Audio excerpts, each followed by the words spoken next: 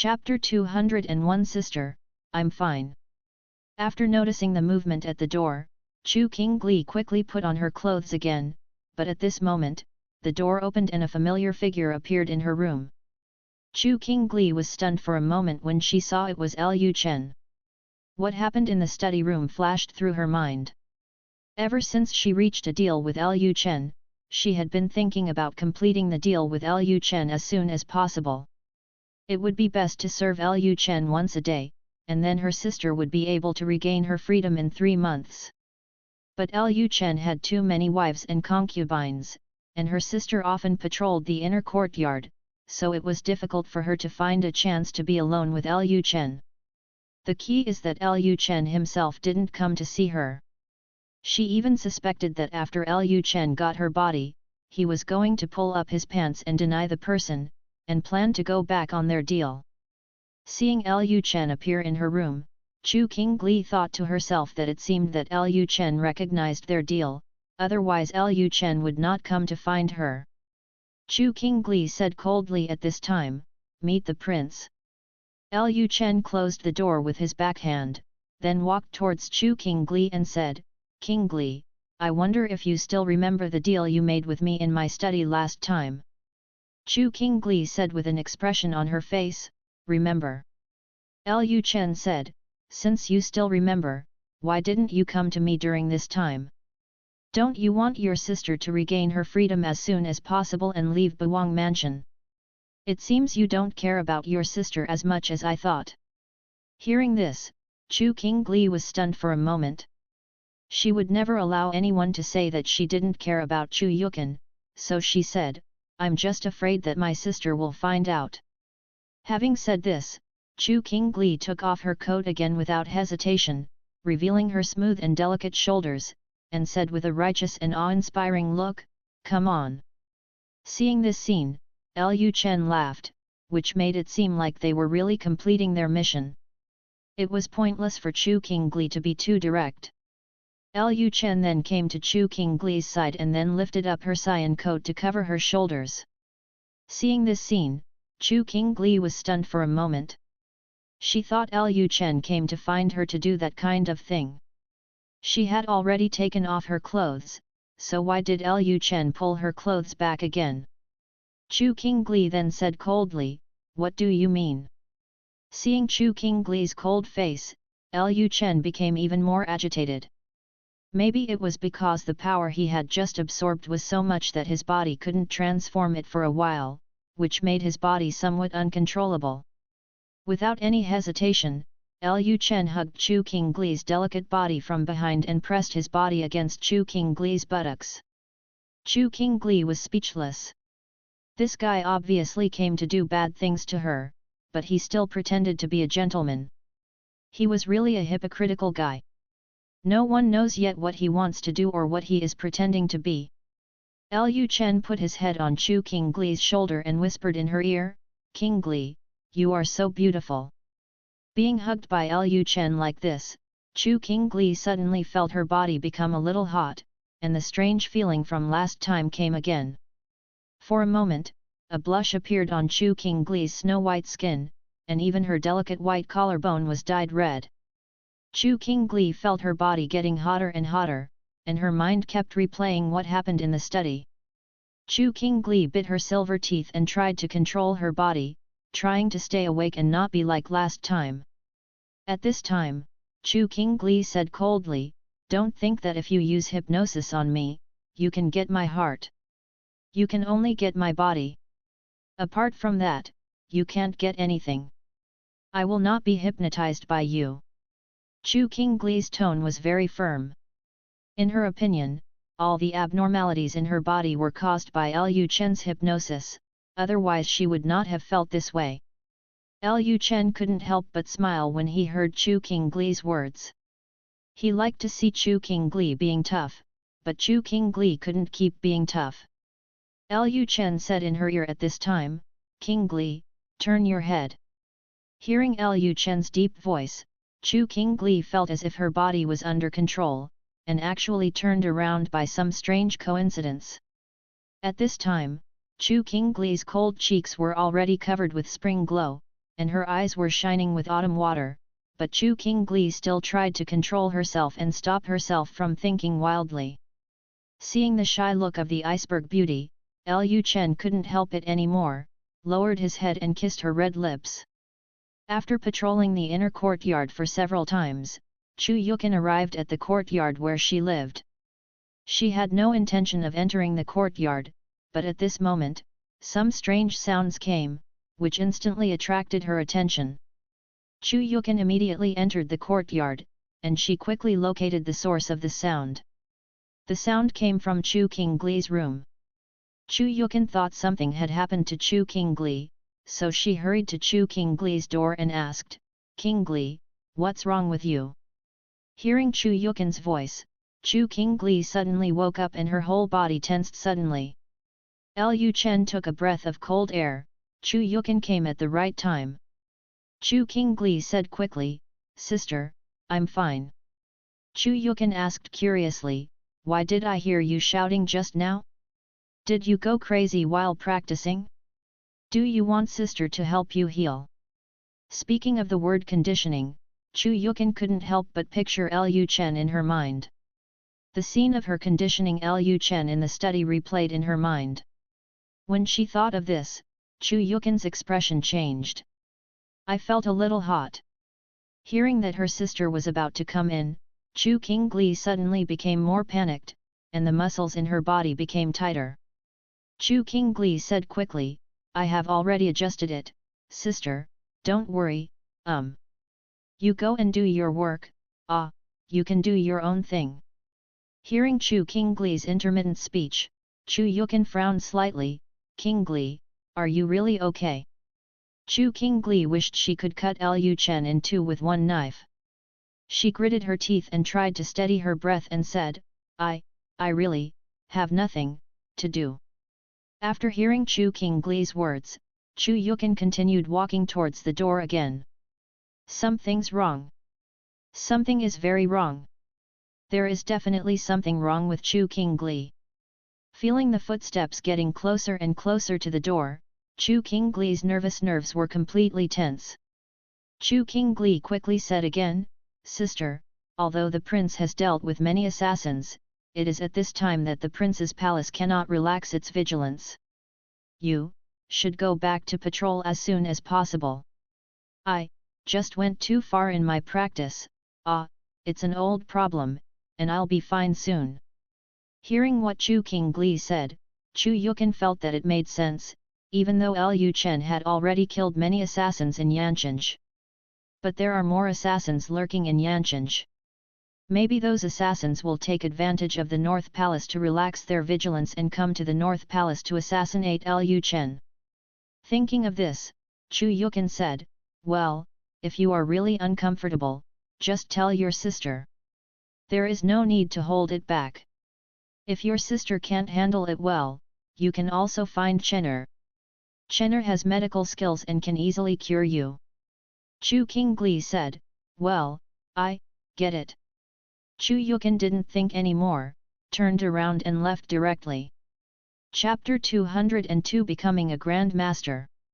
As soon as Chu Yukin turned around and left, Chu Qingli's tense emotions reached a critical point and were released instantly. Suddenly, her mind went blank and her consciousness was completely blurred. If it weren't for a big hand holding her waist, her delicate body would probably have been stabbed and fallen down. The moon is beautiful tonight, the night is very long, spring is here, and the melted ice water slides from the roof, dripping on the stones. The night in Buwang Mansion is not so quiet. In addition to the sound of dripping water, there are also the sounds of some special animals from time to time, like cheerful calls and shrill calls, making it impossible to tell what they are. What sound? Lu Chen discovered that as long as someone is about to be discovered, someone's emotions and body will tense up instantly, and he will fly directly into the sky. There is no need to describe how he flies into the sky. This gave Lu Chen a small idea.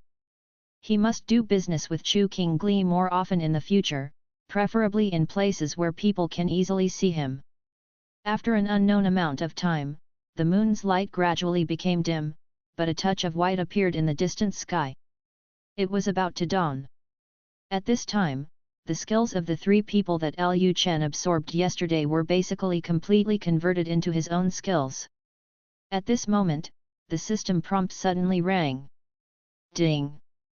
The host cultivates a relationship with Chu Qingli once.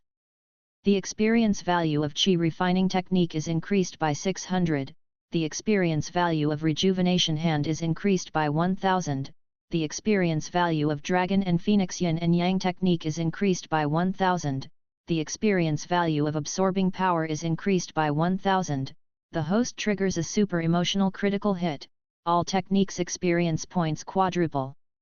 Congratulations to the host for breaking through to the 4th level in the Qi refining technique, the host's level being promoted to Grand Master, the breakthrough to the 3rd level of the rejuvenation hands, the Dragon and Phoenix Yin and Yang techniques to the 2nd level, and the breakthrough to the 1st level in the absorption technique.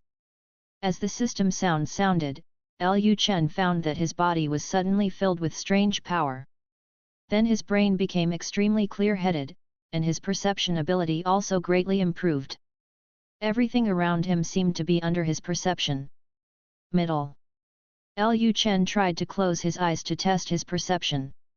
The moment he closed his eyes, he could detect the water droplets on the eaves outside the door, and everything around him appeared in his brain. Even without his eyes, he can see the world clearly just by relying on his own perception. Is this the strength of the Grand Master? Lu Chen was very surprised. At this time, Lu Chen suddenly had a bold guess in his mind. Could it be that the higher the level of martial arts, the more he develops in the direction of cultivating immortals? Could it be that the so-called heavenly realm is actually a monk in the Qi training stage? In this world, martial arts has an end. The strongest person in martial arts that people know is the realm of heaven and humanity, and no one knows what realm it is after that. As Lu Chen's strength broke through to Grand Master, his body was also reshaped, and his body became stronger. At this time, Chu Qingli also clearly felt the changes in Lu Chen. When she noticed the warrior power released from Lu Chen, she was shocked. She has never seen a Grand Master, and she doesn't know what the strength of a Grand Master is, but she has met a master in the extreme realm. Lu Chen was the master in the extreme realm before, so she knows what kind of power a warrior has in a master in the extreme realm. The power of the warrior that Lu Chen is releasing now is obviously not possessed by an extreme master. In other words, Lu Chen is no longer an extreme master at this time. He may have broken through the master and become a great Grand Master. Chu Qingli was a little confused. Great Master? No way. When Lu Chen was still a Grand Master, he was no longer his opponent. If he broke through to the Great Grand Master, Chu Qingli couldn't believe what she would encounter next. Grand Master and Grand Master are not the same concept at all. The Grand Master relies on the body protecting Qi to withstand some attacks, while the Grand Master only relies on the strength of the physical body to resist attacks. He does not even need to use the body protecting Qi, which is enough to see the Grand Master's body. How terrifying the intensity is! Lu Chen has become a Grand Master, which means that his physical strength has been greatly improved again, and his physical strength has been greatly increased. In the past, this guy could fight her for an entire night, but from now on, it may not be a problem to fight her for several days in a row. Thinking of this, Chu Qinglixiang's sweaty jade face turned pale. She didn't expect this guy to break through to the Grand Master so quickly. How on earth does this guy practice martial arts? Why did his strength improve so quickly? At this time, Lu Chen looked down at the iceberg beauty in front of him. Seeing Chu Qingli's pale face, Lu Chen smiled and said, "Qingli, why does your face become so ugly? Are you feeling unwell? Let me treat you." Having said this, Lu Chen put his hands on her body, and then used his rejuvenating hands to treat her. For a moment, Chu Qingli felt a warm current entering her body. This warm current can not only heal some minor injuries on her body, but also quickly calm down his panic. After Chu Qingli calmed down, the expression on her face became cold again, and she stared straight at the road. Chen said, "This is the third time." Hearing this, Lu Chen laughed, and then said, "Are you thinking too beautifully? We have not been separated since last night, how can it be considered the third time?" Chu Qingli was about to speak when Lu Chen leaned down again and kissed Chu Qingli's red lips. Chu Qingli could only make a sound of ahoy. What Chu Qingli thought at first was that Lu Chen had already broken through to the Grand Master realm. If he continued to follow the previous calculation method, wouldn't he suffer a big loss? If Lu Chen only needed a few days at a time, how long would it take for her to rescue her sister from the North Prince's mansion? So she wanted to change the counting rules so that as long as it lasted more than a day, it would count as one time. But obviously, the decision-making power does not lie with her, and she cannot change the counting rules if she wants. At this time, Lu Chen had broken through to the Grand Master realm and just wanted to test his physical abilities, but Chu Qingli suffered a disaster. The light from the window gradually shines into the house. Although the doors and windows are closed, the doors and windows of this era are all made of paper, and the light can easily penetrate the doors and windows. Seeing that it was already dawn outside, Chu Qingli realized that her sister was coming back soon. She quickly raised her jade hand and pushed Lu Chen's chest, trying to push Lu Chen away. It would be troublesome if her sister came back. Her sister had already doubted her last night. If she was still in the room during the day and didn't go out, her sister might just come in later. If she came in and saw this, it would be all over. But it was a pity that Chu Qingli was completely weak at this time, and the power in her body was also blocked. She was unable to push Lu Chen away. She had no choice but to continue to cultivate a relationship with Lu Chen. Early morning. Chu Yukin stood on a roof of Buwang Mansion, scanning the entire Buwang Mansion. She was thinking in her mind that she had been putting it off for so long and could not continue to put it off. If she continued to put it off, Lu Chen would probably be angry with her. So she planned to find a suitable hiding place in Buwang Mansion and then fulfill her promise. After Chu Yukin glanced at the buildings of Buwang Mansion, she didn't find any place suitable for hiding. As long as Chu Qingli patrolled, Chu Qingli would go to almost every place in the inner courtyard of Buwang Mansion. She had previously thought of serving Lu Chen in the study in the future, but as Lu Chen became more involved in political matters, more and more people went to the study, so the study was not a suitable place at all. At this time, Chu Yukin felt that her face was getting hotter and hotter. She was standing on the roof early in the morning, thinking about something.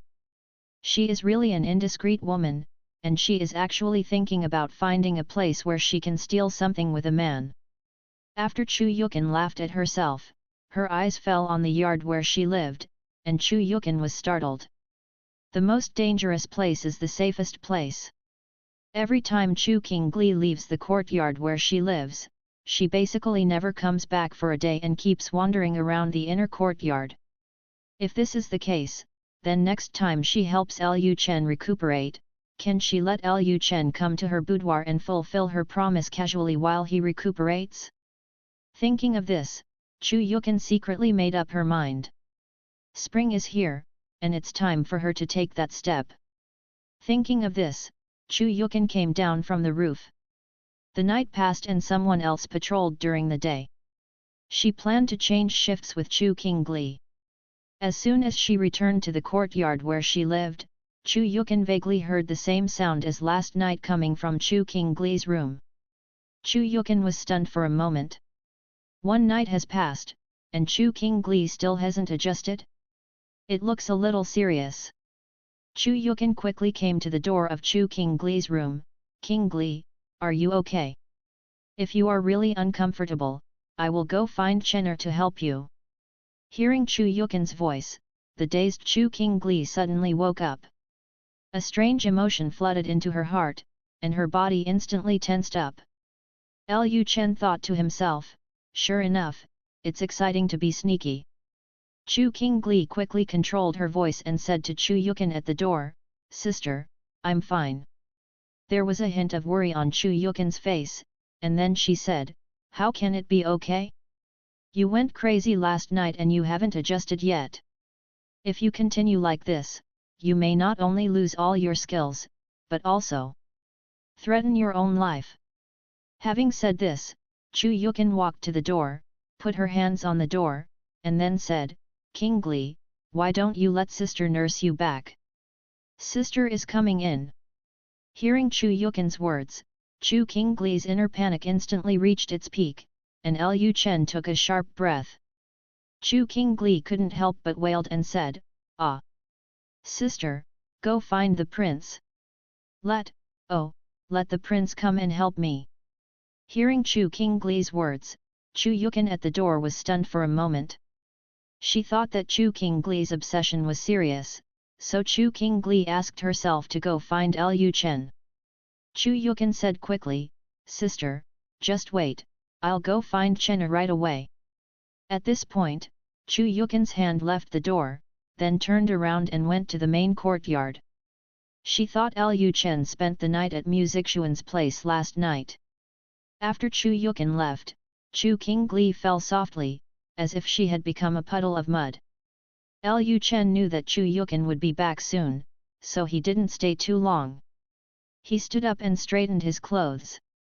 Seeing the gleaming look in Chu King Gli's eyes, Lu Chen smiled and said, "King Gli, if you don't get up quickly, your sister will come in soon." Hearing Lu Chen's words, Chu King Gli suddenly woke up, and she quickly got up and put on her clothes. At the same time, Chu Yukin has arrived at the main courtyard. She happened to bump into Mu Zixuan, who was coming out of the room. Chu Yukin said quickly, "Zixuan, are Chen up? I have something urgent to do with him." Hearing Chu Yukin's question, Mu Zixuan replied, "Aunt Chu, the prince did not spend the night at my place last night." After Mu Zixuan finished speaking, Chu Yukin directly used Qinggong and went to the north courtyard. As a result, Lu Chen was not in the north courtyard either. Chu Yukin hurried to Chunsheng courtyard, and Lu Chen was also not in Chunsheng courtyard. Later, Chu Yukin asked the servants of the palace, and the servants of the palace said that Lu Chen did not go to the study. Chu Yukin was extremely anxious. She planned to help Chu King Gli take care of herself first. Being obsessed with practicing Qigong is a very serious matter and cannot be delayed any longer. Soon Chu Yukin came back to the courtyard where she lived. As soon as she came back, she found Lu Chen opening Chu King Gli's door and coming out. Seeing this scene, Chu Yukin was stunned. She never thought that Lu Chen would come out of Chu King Gli's room, but at this moment, Lu Chen had an idea and said, "Aunt Chu, King Gli went crazy while practicing last night, why didn't you tell me? If I hadn't heard a noise in her room early in the morning and rushed in to help her treat her, her life might have been in danger." Hearing Lu Chen's words, Chu Yukin came back to her senses. She laughed at herself that she really liked to have random thoughts. She actually thought that Lu Chen spent the night in Chu King Gli's room last night. It's really ridiculous. How come she doesn't know who Chu King Gli is? She actually has such thoughts. She really thinks that way because of who she is. Doesn't this mean that Lu Chen heard Chu King Gli's screams and then went in to use magic to help her recuperate? Chu Yukin then asked, "Chener, how is King Gli's situation?" Lu Chen said, "It's okay now, just take a rest." Hearing Lu Chen's words, Chu Yukin breathed a sigh of relief, "That's good." At this point, Chu Yukin felt a little guilty in her heart, and she continued, "Well, I heard King Gli making a painful sound last night. I didn't take it seriously at that time. I should have come to see you then." Lu Chen said with a smile, "Aunt Chu, you don't have to blame yourself, just pay attention next time. I'll leave first if I have something else to do." Chu Yukin said, "Well, okay, you go and do your work." Then Lu Chen left the yard of the Chu Yukin sisters with satisfaction. Subscribe to Chinese Novel Audio Wave. Chapter 203 Simple Chu Yukin. After Lu Chen left, Chu Yukan quickly entered Chu Qinggli's room and closed the door. As soon as she entered the room, she smelled a strong strange smell. She had smelled this smell many times, especially in Lu Chen's study, but she still didn't understand what it was. Chu Yukan didn't think much, her eyes fell on Chu Qingli on the bed. At this time, Chu Qingli was lying on the bed, covered with a quilt, her face was rosy, and she seemed to be fine. Chu Qingli turned to look at Chu Yukan, and then said, "Sister, I'm fine." Chu Yukan immediately came to the bed and sat down. She tidied the messy hair on Chu Qingli's forehead and said while doing it, "Qingli, I know you are a little dissatisfied with Chen'er and don't want him to treat you, but after all, you are now the guard commander of the inner courtyard of the palace. If you are injured, how can you protect the North Palace? When the time comes that all your skills will be lost and you will no longer be able to serve as the guard commander of the palace, then what is the value of your stay in the North Palace? You don't want to be kicked out of the North Palace by the prince." Chu Qingli said weakly, "Sister, I understand. You don't need to say any more.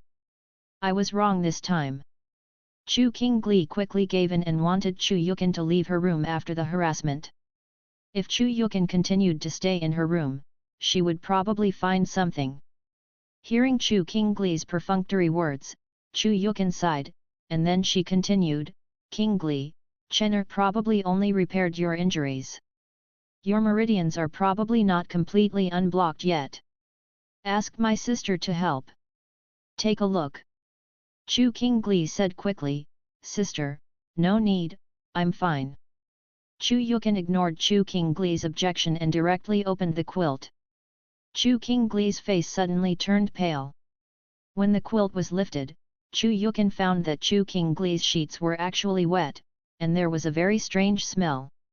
Chu Yukan didn't think much, and continued, "Qingli, you excrete a lot of impurities from your body, so you'd better change the sheets, take a shower and rest." Chu Yukan thought that all the things on Chu Qingli's sheets were body impurities excreted by Chu Qingli when she practiced Kung Fu. Seeing that Chu Yukan didn't seem to understand at all, Chu Qingli breathed a sigh of relief. At the same time, Chu Qingli had an idea in her heart. My sister doesn't even know this. Could it be that her sister and Lu Chen haven't done that kind of thing? Thinking of this, Chu Qingli felt a little happy in her heart. She guessed that Lu Chen had only flirted with her sister and hugged her. She probably hadn't had any sexual intercourse with her sister yet. Otherwise, how could her sister not be able to smell that smell? Chu Qingli said, "I understand, I'll get up and take a shower right now." Just as Chu Qingli was about to stand up, Chu Yukan suddenly said, "Wait a minute." Hearing this, Chu Qingli was startled, and her heart was beating wildly. Has this been discovered? Probably not. Didn't her sister just think that this was the impurities she excreted while practicing? Chu Qingli asked cautiously, "Sister, what's wrong?" Chu Yukan stared at Chu Qingli's snow-white neck, sighed and said, "Your obsession was so serious this time that it left scars on your body." There were many red scars on Chu Qingli's snow-white neck, which made Chu Yukan think that it was caused by Chu Qingli's obsessive practice last night. Hearing this, Chu Qingli was stunned. Chu Yukan said at this time, "Qingli, take off your clothes and let me see how many scars you have on your body. I'll go talk to Chen'er later and see if his medical skills can eliminate you." The scars on the body. Chu Qingli said quickly, "Sister, no need." Chu Qingli felt relieved again. She thought Chu Yukan found nothing, but she didn't expect that Chu Yukan only saw the red mark on her neck. Chu Yukan said, "Qingli, don't think that these scars are nothing. You are not married yet, so these scars are nothing. If you get married in the future, what will your husband think when he sees these scars? These scars it must be eliminated." At this point, Chu Yukan took action herself and directly peeled off Chu Qingli's coat from her shoulders. After hearing Chu Yukan's words, Chu Qingli felt some emotions in her heart. Of course, she was not dissatisfied with Chu Yukan, but resented a certain bad man. These scars were not left by that guy. He left so many scars on his body, but he didn't use magic to treat himself. I really don't know what the evil man's intentions were. Lu Chen could even treat the injuries on her body so that she didn't feel any pain at all. How could he not be able to treat this little scar? He just kept the scar on purpose, purely on purpose. When Chu Yukin took off some of Chu Qinggli's clothes, she found that Chu Qingli had a lot of scars on her body.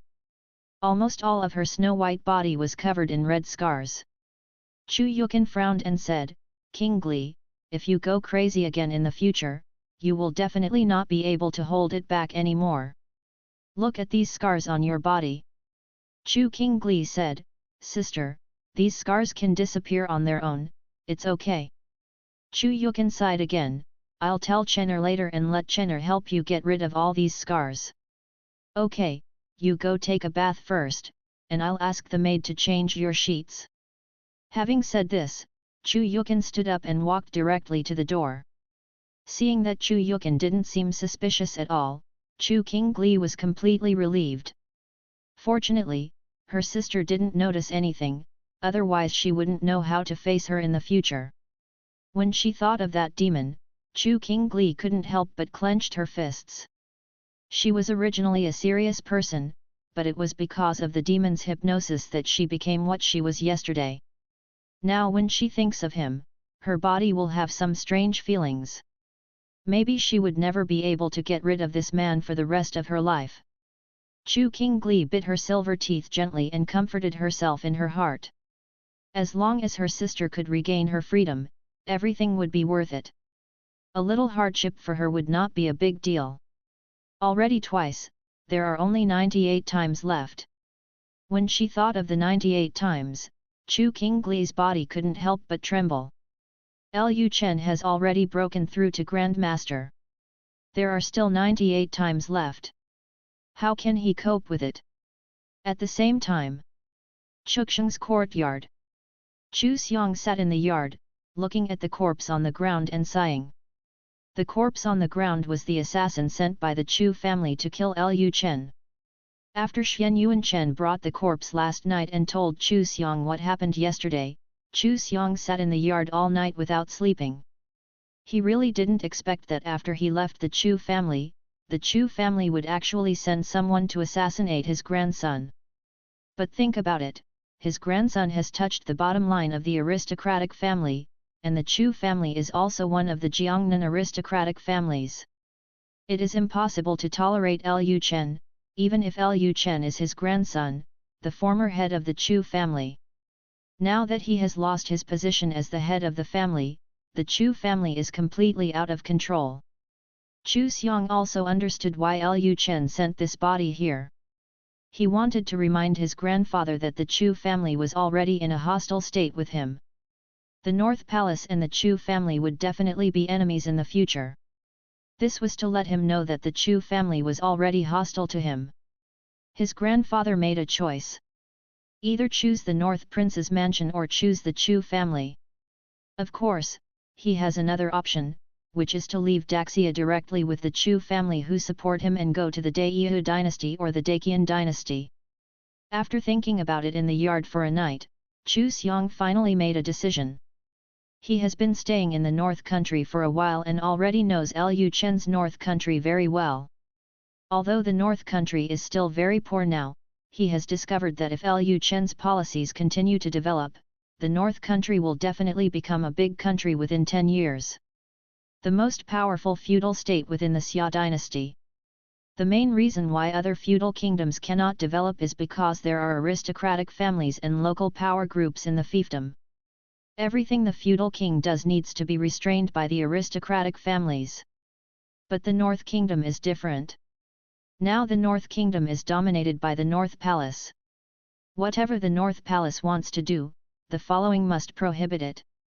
This has disadvantages. If the Northern King's policies are wrong, it may cause problems in the development of the Northern Kingdom. However, this also has a very big advantage, that is, the Northern King's orders can go straight to the people at the bottom. As long as the Northern King can continue to if you continue to be wise, the Northern Kingdom will soon grow up and become a powerful feudal state, and even become the richest feudal state. If the Chu family moves to the north, the Chu family will face a big problem, that is, there is no land in the north. Traditional aristocratic families are based on land. Without land, aristocratic families will become fish without water. But during his time in the north, Chu Xiong saw another development model. If the Chu family wants to take refuge with the Northern King and avoid destruction, they can still take the road of commerce. It is not impossible for them to change from a land family to a business family. Moreover, there are a lot of wastelands in the north. If they come here at this time, they can still contract a lot of land in the Northland. Although the ownership of these lands is not theirs, they have the right to use it. According to the regulations of the Northern King, their family can use these lands during the contract period. The most important thing is that Bei Wangfu took the lead in doing business, which changed the status of merchants. From now on, merchants were no longer at the bottom of the list of scholars, farmers, industry, and commerce. The business environment in the north is now very good, and caravans from various countries are coming in and out of Yancheng in an endless stream. If the Chu family can seize this opportunity, the Chu family will surely become a big family again in less than 50 years. Of course, Chu Xiong also knew that the family would inevitably be suppressed in the Northern Kingdom.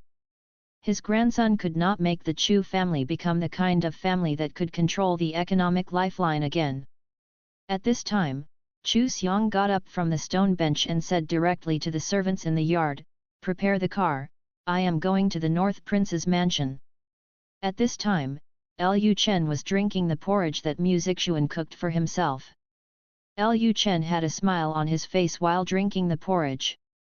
Seeing that Lu Chen was in such a good mood, Mu Zixuan asked with a smile, "Your Majesty, that sister made the prince so happy last night." Lu Chen smiled and said, "My dear, let's take a guess." Mu Zixuan said, "Is it Sister Nanyan?" Lu Chen took a sip of porridge and said, "No." Mu Zixuan continued, "Isn't it from Chunchen Jiayuan?" Lu Chen said, "No, keep guessing." Mu Zixuan thought for a moment. There were only two people in Chunsheng courtyard, one was Yelunanyan and the other was Xiao Wenyao. Since they were not from Chunsheng courtyard, they were from the north courtyard, but both the elder Zhou and Xiao Zhou from the north courtyard were pregnant. Then only Wang Qingkai and Bai Qingqing were left. Mu Zixuan smiled and said, "I guess she is Sister Wang or Xiao Bai." Hearing this, Lu Chen raised his hand, scraped Mu Zixuan's nose, and then said, "How could you guess that? I'm just a few women. But it's a pity that you still didn't guess correctly." Hearing Lu Chen's answer, Mu Zixuan was stunned for a moment. If she wasn't the woman Lu Chen knew, could it be Chu Yukin? However, Chu Yukin only came to the main courtyard to find Lu Chen this morning. Lu Chen was definitely not with Chu Yukin last night, so only Chu Qingli and the two women from Suanya Palace were left. The two people from Suanya Palace should not be so fast. By elimination method, only Chu Qingli was left. But doesn't Chu Qingli have some resentment towards Lu Chen? Seeing that Mu Zixuan was thinking seriously, Lu Chen smiled, and then said, "Okay, dear concubine, stop thinking about it. You will know who it is by then." Mu Zixuan came back to her senses and said with a smile, "My lord didn't say anything, but I have already guessed it. Congratulations to your lord on getting another beauty." At this moment, a maid came into the hall from outside and said, "Your Majesty, there is an old man outside looking for you." Hearing the maid's words, Lu Chen instantly guessed who it was. He had expected that Chu Xiong would come to him last night. Then Lu Chen put down the bowl in his hand and said, "Take him to the study." "Yes, Your Majesty." Some readers have said that I always like to write about trivial matters between men and women. Let me respond. According to background data, chapters about men and women cultivating relationships are 3 times more read than serious chapters. Chapter 204 I have a very important news to tell you. Chapter 204 I have a very important news to tell you. When Lu Chen came to the study, Chu Xiong was standing at the door of the study. After seeing Lu Chen coming, Chu Xiong immediately said, "The common people pay homage to the prince." Lu Chen hurried over and held Chu Xiong's arms and said, "Grandpa, what are you doing? You don't need to salute me when we meet in private." Chu Xiong was about to say something about etiquette that cannot be abolished, but was interrupted by Lu Chen, who continued, "Grandpa, you should have seen the assassin last night, right?" Hearing Lu Chen's question, Chu Xiong sighed, and then said, "I saw it. I didn't expect that after I left the Chu family, they would do such a heinous thing." Lu Chen said with a smile on his face, "What I did in the North Country has touched their bottom line. It is not surprising that they would do such a thing. After all, the Chu family is also one of the aristocratic families, and it is also the largest aristocratic family among the Jiangnan aristocratic families." Chu Xiong said, "Today's Chu family has fallen apart and can no longer be regarded as the top Jiangnan family." Lu Chen said, "Grandpa, how have you considered what I told you before? If the Chu family who follow you are willing to come to the Northern Kingdom, I can give the Chu family a piece of land for free. Of course, according to the laws of the Northern Kingdom, the Chu family only has the right to use it. But Grandpa, you should understand that once the reform of the Northern Kingdom is completed, land will no longer be as important in the Northern Kingdom as before. The Chu family's future development does not necessarily rely on land." Chu Xiong said, "I plan to return to Sifeng City tomorrow, but if I bring the Chu family to the north, I'm afraid there will be great resistance. After all, he is the former head of the Chu family, and there must be many people following him. If he leaves the Chu family, the strength of the Chu family will be greatly weakened in the future. First of all, the new head of the Chu family will definitely not do it. Secondly, now is the critical time for the Jiangnan family to deal with the emperor. If the Chu family leaves so many people at once, it will mean that the strength of the Jiangnan family has been weakened. If it were in the past, those Jiangnan aristocratic families would definitely be very happy to see the Chu family's strength weakened, but today is different from the past. If the Jiangnan aristocratic family's power is weakened, Emperor Xia is likely to be interested in them. So at least the Jiangnan family cannot be weakened now, and other families will certainly not let the Chu family leave Jiangnan and Sifeng City. If Chu Xiong wants to lead his people to leave Sifeng City, there is another possible resistance, and that is Emperor Xia. Emperor Xia may not be happy to see the Chu family come to the north. Although part of the Chu family went to the north to weaken the Jiangnan family, Emperor Xia was more suspicious. He might have been thinking about whether the Chu family had some other purpose in going to the north. In a word, it is not easy for the Chu family to leave Jiangnan.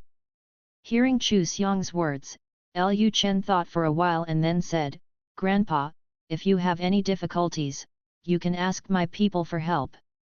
They will assist you in moving to the north. At present, the Jinyue are all over Sifeng City, and the intelligence work in the Jiangnan area is very good. If there is any trouble in other aristocratic families, the Jinyue will soon know, and the Jinyue will be able to cover the Chu family's departure from Sifeng City to a certain extent." Chu Xiong said, "Then I'll trouble you. I will go back today. I will send someone to inform you before we move to the North Country." Lu Chen said, "Okay." Then Chu Xiong left Bawang Mansion.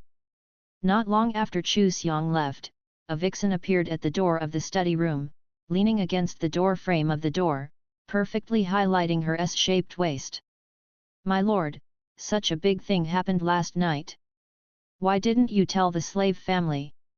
If the slave family hadn't heard from my servants today, they wouldn't have known that such a big thing happened in Yancheng last night." Seeing that Wang Qingkai had returned, Lu Chen smiled and said, "Big deal? What big deal? It's just dealing with a group of petty thieves, it's not a big deal." Having said this, Lu Chen glanced at Wang Qingkai's graceful body and continued, Do you have any information when you come back today? Wang Qingkai said, there is indeed a very important piece of information, and it is information that is likely to affect Daxia. Hearing this, Lu Chen was stunned for a moment. Will it affect Daxia? After Lu Chen came to his senses, he immediately walked towards the study. Just now he and Chu Xiang were standing in the courtyard while talking, without even entering the study door. Since Wang Qingkai said it was a very important matter, it would be better to discuss it in the study. Come in and tell me what's going on in detail. Wang Qingkai then followed Lu Chen into the study. After entering the study, Wang Qingkai took the initiative to close the door, then took out a piece of information from his sleeve and placed it on Lu Chen's desk. Lu Chen picked up the information, opened it and looked at it carefully. The corners of his mouth gradually raised, but soon his expression became serious again. He finally understood why Wang Qingkai said that this information would affect Daxia. Wang Qingkai said at this time, it is normal for Dahu to launch wars with foreign countries every year and provoke civil unrest. If they had not launched a war against Daxia this time, they might not have led to civil unrest so quickly. I am afraid Dahu would not have. I don't want to deal with Daxia anymore. The content of the intelligence was about what happened recently in the Dahu dynasty. Peasant uprisings broke out in 2 counties in the southwest corner of the Dahu dynasty, and they were supported by the regular army of the Dahu dynasty. The regular army and the peasant uprising army united to attack the Qing emperor under the slogan heading to Dahu imperial city. It would be okay if there were only 2 counties, but now many counties in the Dahu dynasty are ready to take action, especially the vassal kings. It won't be long before the civil war in Dahu breaks out. To be precise, the civil war in Dahu broke out at the moment of the peasant uprising.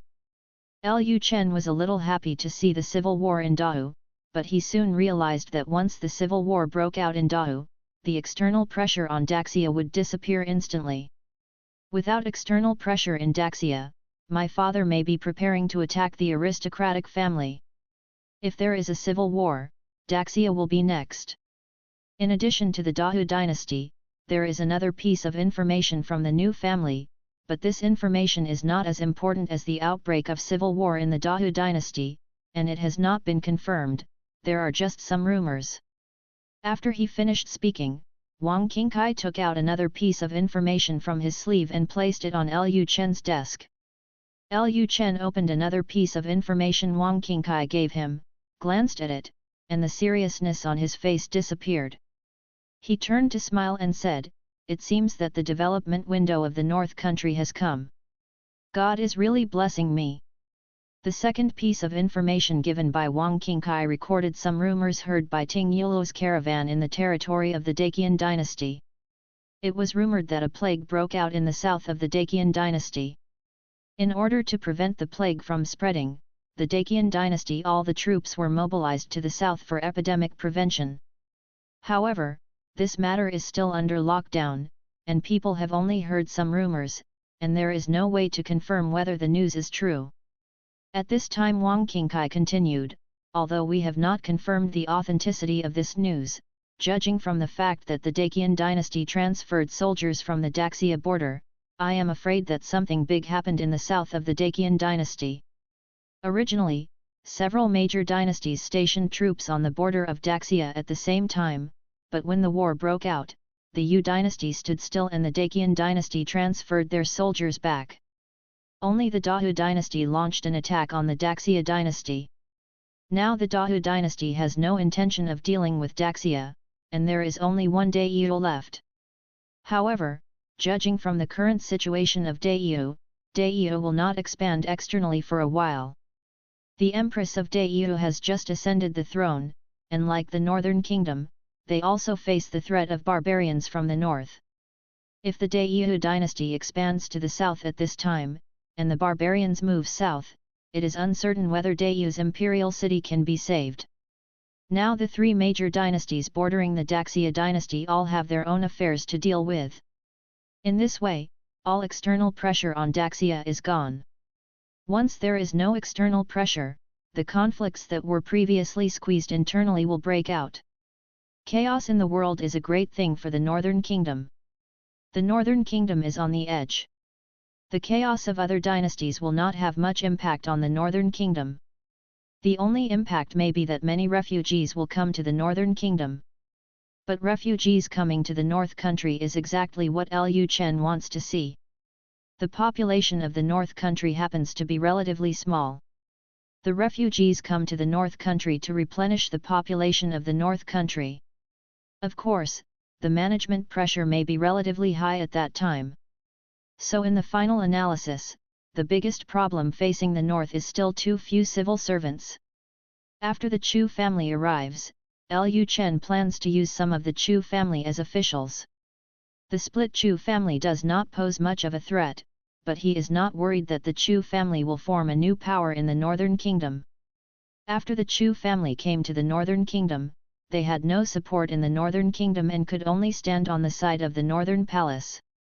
There was no big problem in using the Chu family's people. The key is that the military power and economic lifeline of the Northern Kingdom are now controlled by the Northern Palace, which is why Lu Chen has such confidence. If he is just a prince with nothing now, and he uses people from the Chu family as officials, he may be ignored by the officials of the Chu family. This is the dilemma Xia is facing now. The current imperial court is like this, using officials from aristocratic families, but as a result, Emperor Xia's orders cannot even leave the capital. At this time, Lu Chen looked at the two pieces of information on the table and pondered for a moment, and then said to Wang Qingkai, "Continue to send people to inquire about the situation of the Daqian dynasty. I want to get the exact information to see if the Daqian dynasty is real." Something happened. Wang Qingkai said, "Okay, Your Majesty." Having said this, Wang Qingkai took a serious look at Lu Chen. For some reason, she suddenly felt that Lu Chen seemed to have become more handsome today, and he had also become taller and stronger. Is it her imagination? Wang Qingkai couldn't help but wonder, was it because he hadn't been back for so long that he felt that Lu Chen's body had changed? Just when Wang Qingkai was thinking this, Lu Chen looked up at Wang Qingkai. He found that Wang Qingkai's eyes were staring directly at him. Originally, he had planned to ask the maid outside to inform Jin Yiwei and ask Yanqing to all the officials went to the meeting hall to discuss political affairs. But seeing Wang Qingkai staring at him affectionately, Lu Chen suddenly had some thoughts. Lu Chen smiled and said, "Master Wang, why are you staring at me like this? Is there something on my face?" After hearing Lu Chen's words, Wang Qingkai, who was in a nymphomaniac state, came back to her senses. She quickly said, "No, I was thinking about something just now." Lu Chen smiled and said, "Oh? You are thinking about something, what are you thinking about, and are you so absorbed in your thoughts? You can talk to me about it." Wang Qingkai said quietly, "The slave family is wondering why the prince seems to have grown taller again." Lu Chen said calmly, "I am now growing taller. Isn't it normal for me to grow taller?" Wang Qingkai said, "What the prince said is that if there is nothing wrong with the prince, the slave family will leave first." Wang Qingkai was afraid that Lu Chen would have thoughts about him again later, so he planned to run away quickly. Lu Chen said, "Master Wang, don't leave in a hurry. I have important news to tell you, and this news is more important to you personally." Hearing Lu Chen's words, Wang Qingkai was stunned for a moment. Very important news to her? What's the news? Lu Chen's tone didn't sound like he was talking about something serious. Could it be some important news? Lu Chen would not call her Lord Wang when talking about serious matters in front of her. Although he guessed that it couldn't be anything serious, Wang Qingkai still asked curiously, "I wonder what news the prince is going to say." Lu Chen smiled and said, "Come over to me. Not many people know about this matter yet. I will tell you quietly." Seeing Lu Chen's harmless smile, Wang Qingkai's legs could not help but tremble. Did he really have some important news to tell him? "It's not because I want to." Wang Qingkai then twisted her hips and came to Lu Chen, and said with a resentful look, My lord, if you want to do something bad, just say it. You also made excuses by saying you have some important news to tell the slave family. When Wang Qingkai came to Lu Chen, she was already prepared to be pinned down by Lu Chen on the table. However, Lu Chen did not move his hands or feet, but whispered in her ear, "There is not much news about this yet. People know that Lord Wang, please don't let it out, otherwise you will be severely punished by me." Seeing that Lu Chen didn't move anything, Wang Qingkai suddenly felt very curious. Did Lu Chen really have any news to tell him? She thought Lu Chen was like before, mouthing Lu Zhuwang and then pressing herself on the table to clean up the next moment. Wang Qingkai immediately said, "My lord, please tell me that the slave family will keep it secret for you and will never let a third person know." Lu Chen immediately said, "I have broken through to the Grand Master level, and my body has become stronger than before. Before, I could only stay up for one night at most, but now it is not a problem for me to stay up for several days and nights." At this point, Lu Chen paused for a moment, then leaned close to Wang Qingkai's ear and said into her ear hole, "I wonder if this news is important to you, Mr. Wang." Hearing Lu Chen's last words, Wang Qingkai's face suddenly turned pale, and her delicate body could not help but tremble. Chapter 205 God is really helping me. Great Master. When Wang Qingkai heard what Lu Chen said, he was dumbfounded. Currently, there are only a few known great masters in Daxia, and they are basically all in the capital. It is not that easy to become a great master. For an average warrior, it is already very good to become a master after practicing for a lifetime. There are even fewer who become extreme masters.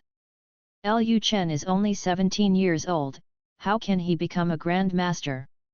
However, Wang Qingkai reacted quickly, and she said that when she saw Lu Chen today, she always felt that Lu Chen had become stronger, and his whole body exuded more power than before.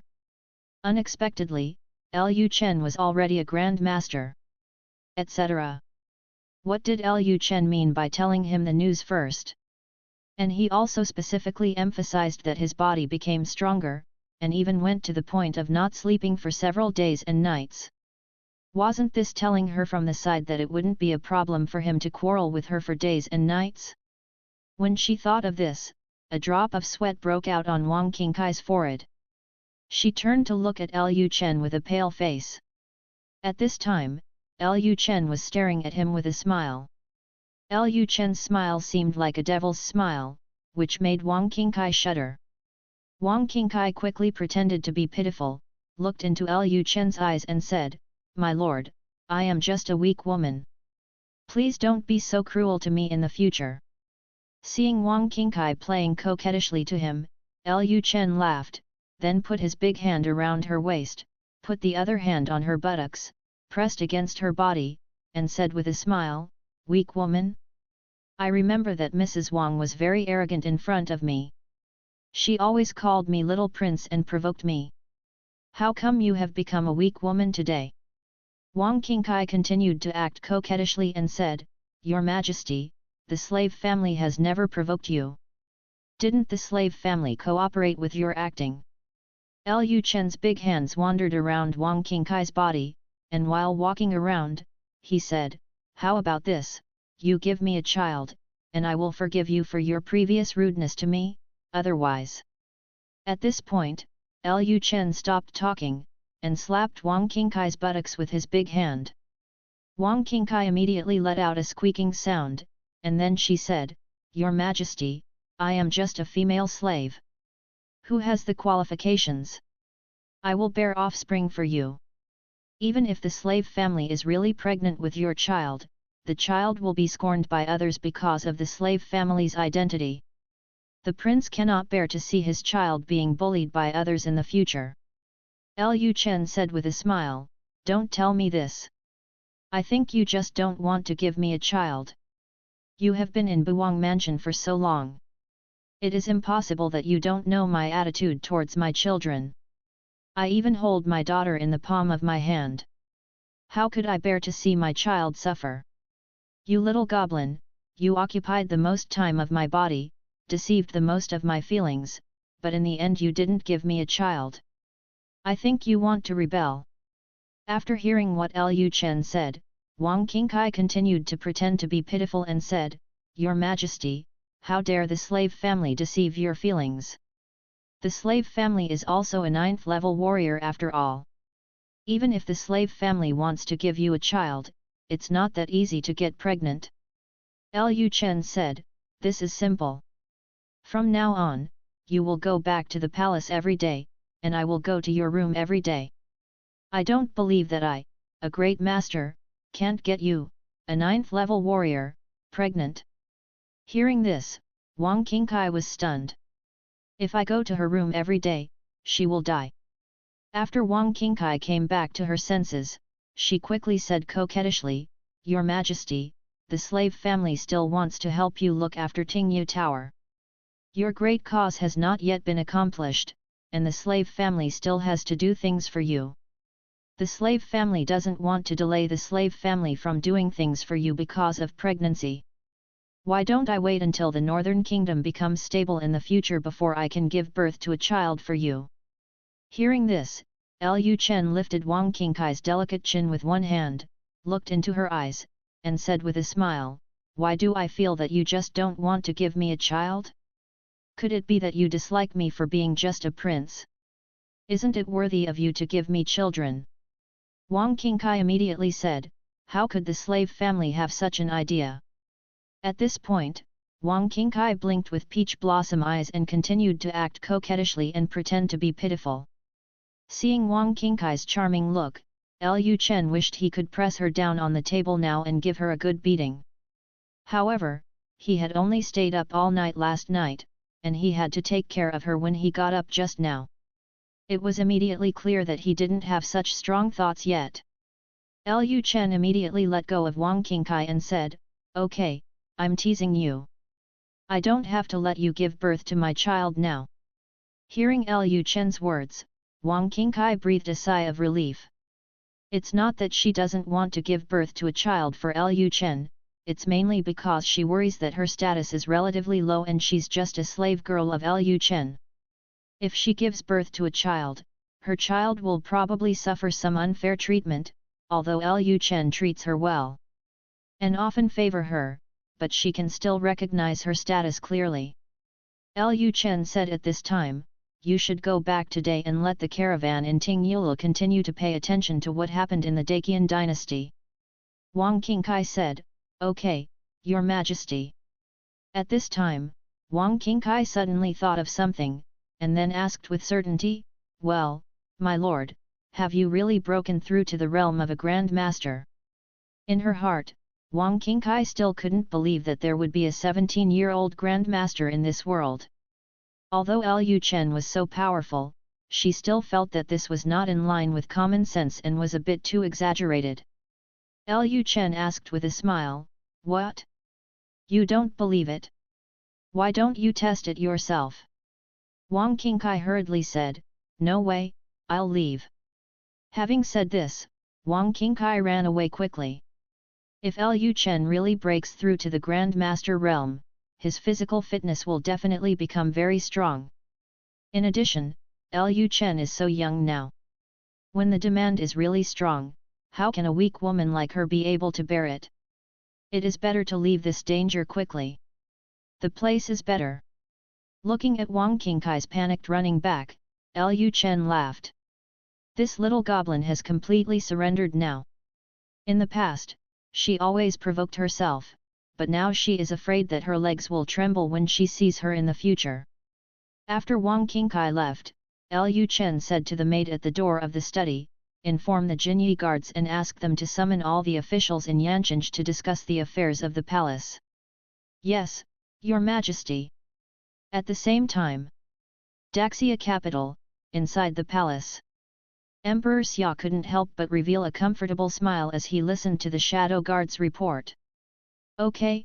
The Dahu dynasty is reaping the consequences. Tingyula collects all public information. Emperor Xia's Shadow Guards can also collect the information that Tingyula can collect. Emperor Xia also knows about the peasant uprising that broke out in the Dahu dynasty. As soon as he heard that a peasant uprising broke out in the Dahu dynasty, Emperor Xia almost smiled crookedly. This was the happiest smile he had had in recent times. At this time, Synopsis asked, "How does your majesty plan to deal with Zibyo County? Now that Dahu is in civil strife, although they had decided to cede Cebu County to Dahu during the peace talks, Dahu may not have the energy to occupy Cebu County, so Daxia can completely regret it at this time." Emperor Xia said at this time, "Since the peace treaty has been signed, Zibyo County will naturally be given to them." Emperor Xia is not a fool. Although Dahu is now in civil strife, Dahu's civil strife has not shaken Dahu's national foundation. He regrets it at this time. Dahu's army hoarded in Cebu County is likely to move eastward again. Since there are already signs of civil strife in Dahu, there is no excuse for Dahu to launch a war at this time. Internal conflicts can usually be transferred through external wars. Emperor Wu cannot be given the opportunity to transfer conflicts at this time. Daxia will sacrifice Cebu County for the time being. When Dahu is completely in chaos, Daxia can take back Cebu County in the future. Moreover, even if Cebu County is given to Dahu, if there is civil strife in Dahu, Dahu's army may not completely occupy Cebu County. At most, they can send troops to Cebu County to plunder, and then return to Dahu. Cebu County was still a small matter, but the civil strife in Dahu gave Emperor Xia an opportunity. There were no more powerful enemies outside, so it was time for him to take action. After so many years of being arrogant, he finally found an opportunity. At this moment, another shadow guard appeared in the royal garden. He knelt in front of Emperor Xia and raised the information in his hands. "Your Majesty, there is great information."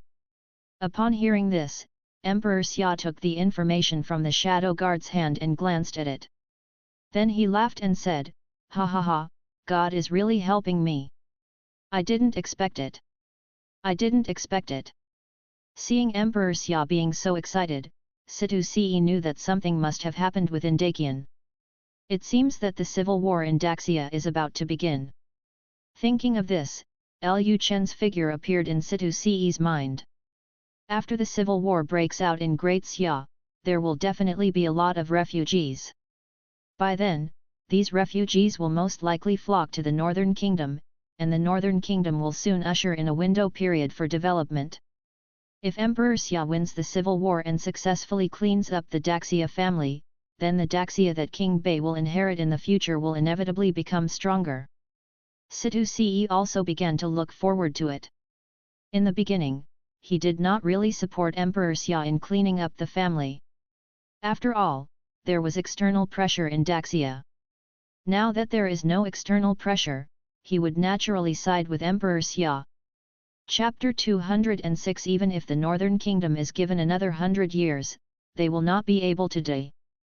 Chapter 206 If the Northern Kingdom is given another 100 years, they will not be able to develop. News of the civil strife in Dahu quickly spread throughout Daxia. As soon as they heard that there was civil strife in Dahu, the aristocratic families in Daxia immediately panicked. If the external pressure from Daxia disappears, then Emperor Xia is likely to take action on the family next. For a time, all the major families in Daxia began to prepare. Some families colluded with the vassal king, and some families chose to join forces with the prince. As long as Emperor Xia dared to attack the family, they planned to overthrow Emperor Xia and replace him directly. Emperor. However, in the following period, Daxia suddenly became calm, and Emperor Xia didn't seem to have any intention of taking action against the family. Not only did they not mobilize the army on a large scale, but they also appointed the 8th Prince Lu Chen as the crown prince. This made the Jiangnan family extremely happy. They thought that Emperor Xia was planning to compromise completely. 1 month later. North Palace. Lu Chen was reading the news from the capital in his study, and felt a little confused. His father should also know that Dahu and Dakian had internal problems, so why didn't he do it at this time?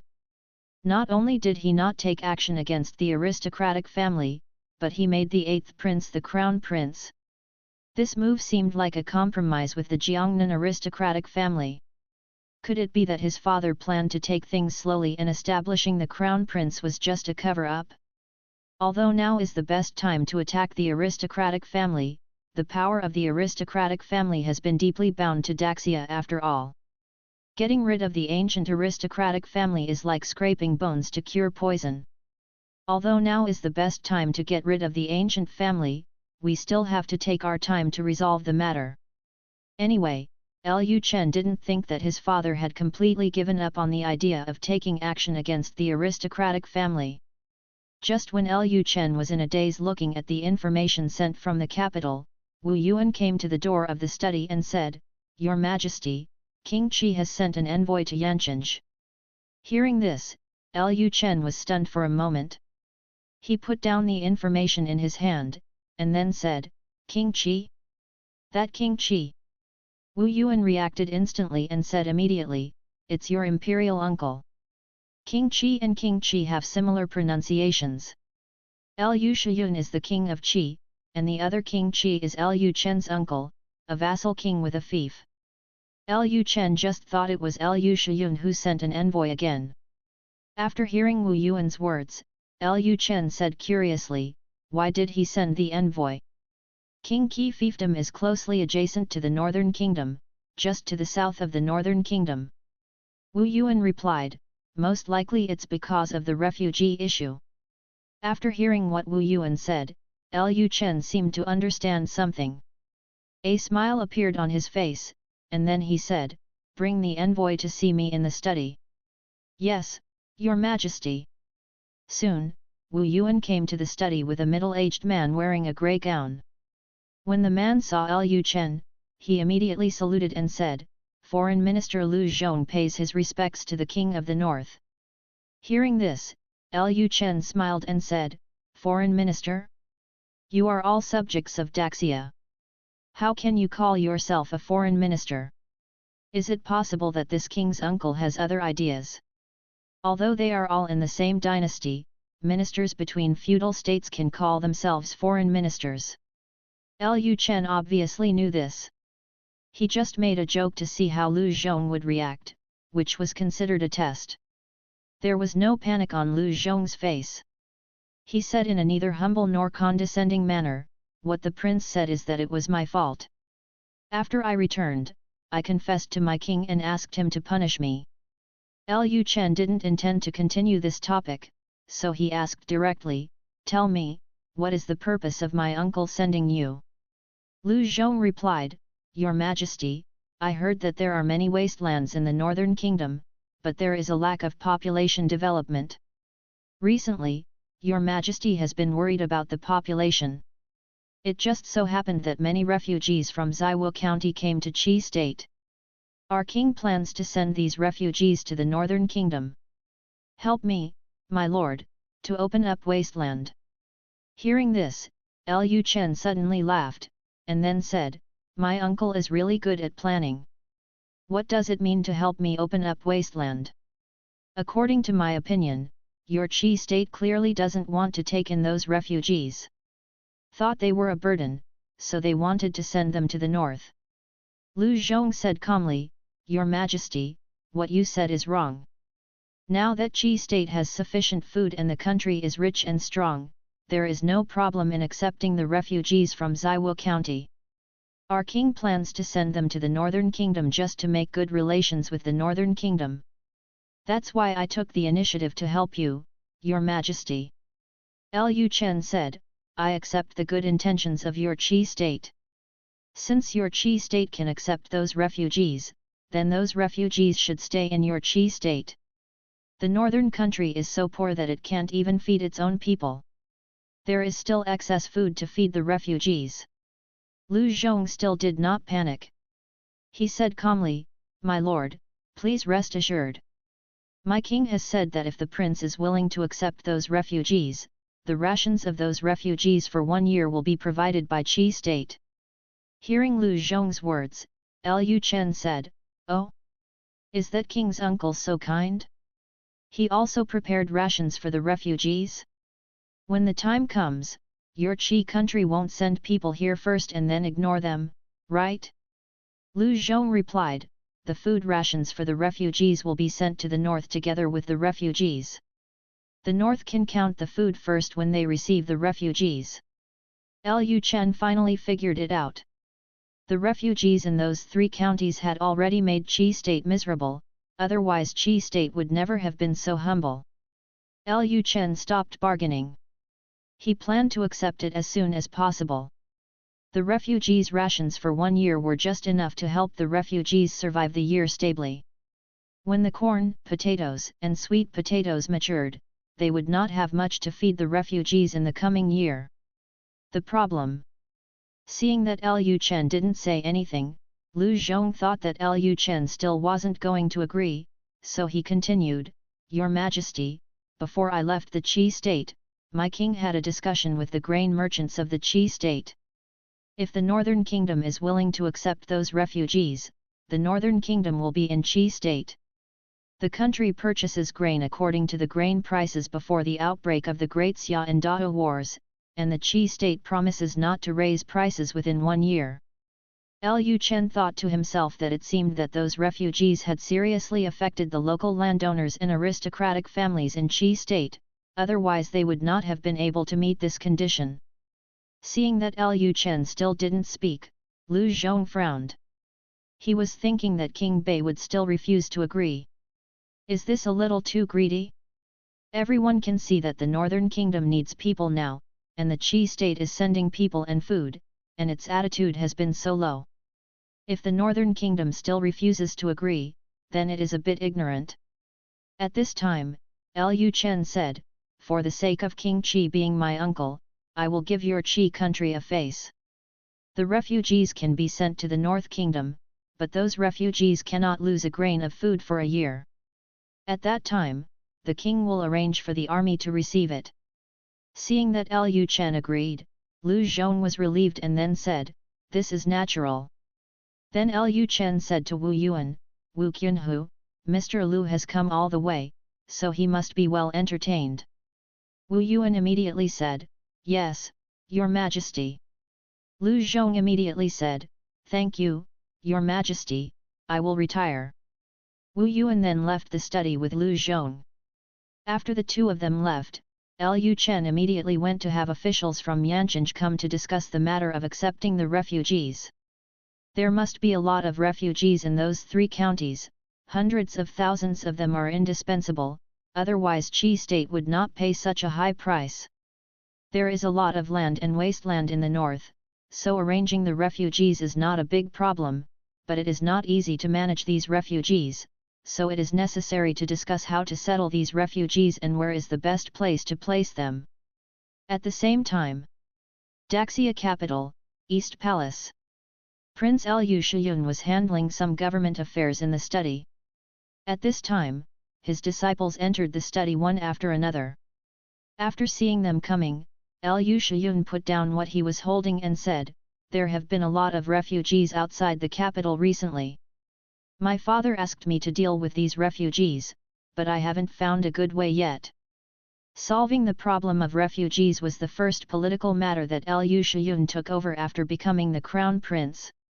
This matter must be done beautifully, otherwise he will inevitably be impeached by other princes in the court. For this reason, Lu Shiyun called all his retainers. At this time, some officials from aristocratic families in the imperial court also appeared in Lu Shiyun's study. At this time, the Minister of Household Affairs said, Your Highness, the land in Daxia has been divided up for a long time. It is difficult to find other land to accommodate so many refugees. Therefore, I suggest that all these refugees be moved to the north to avoid causing trouble.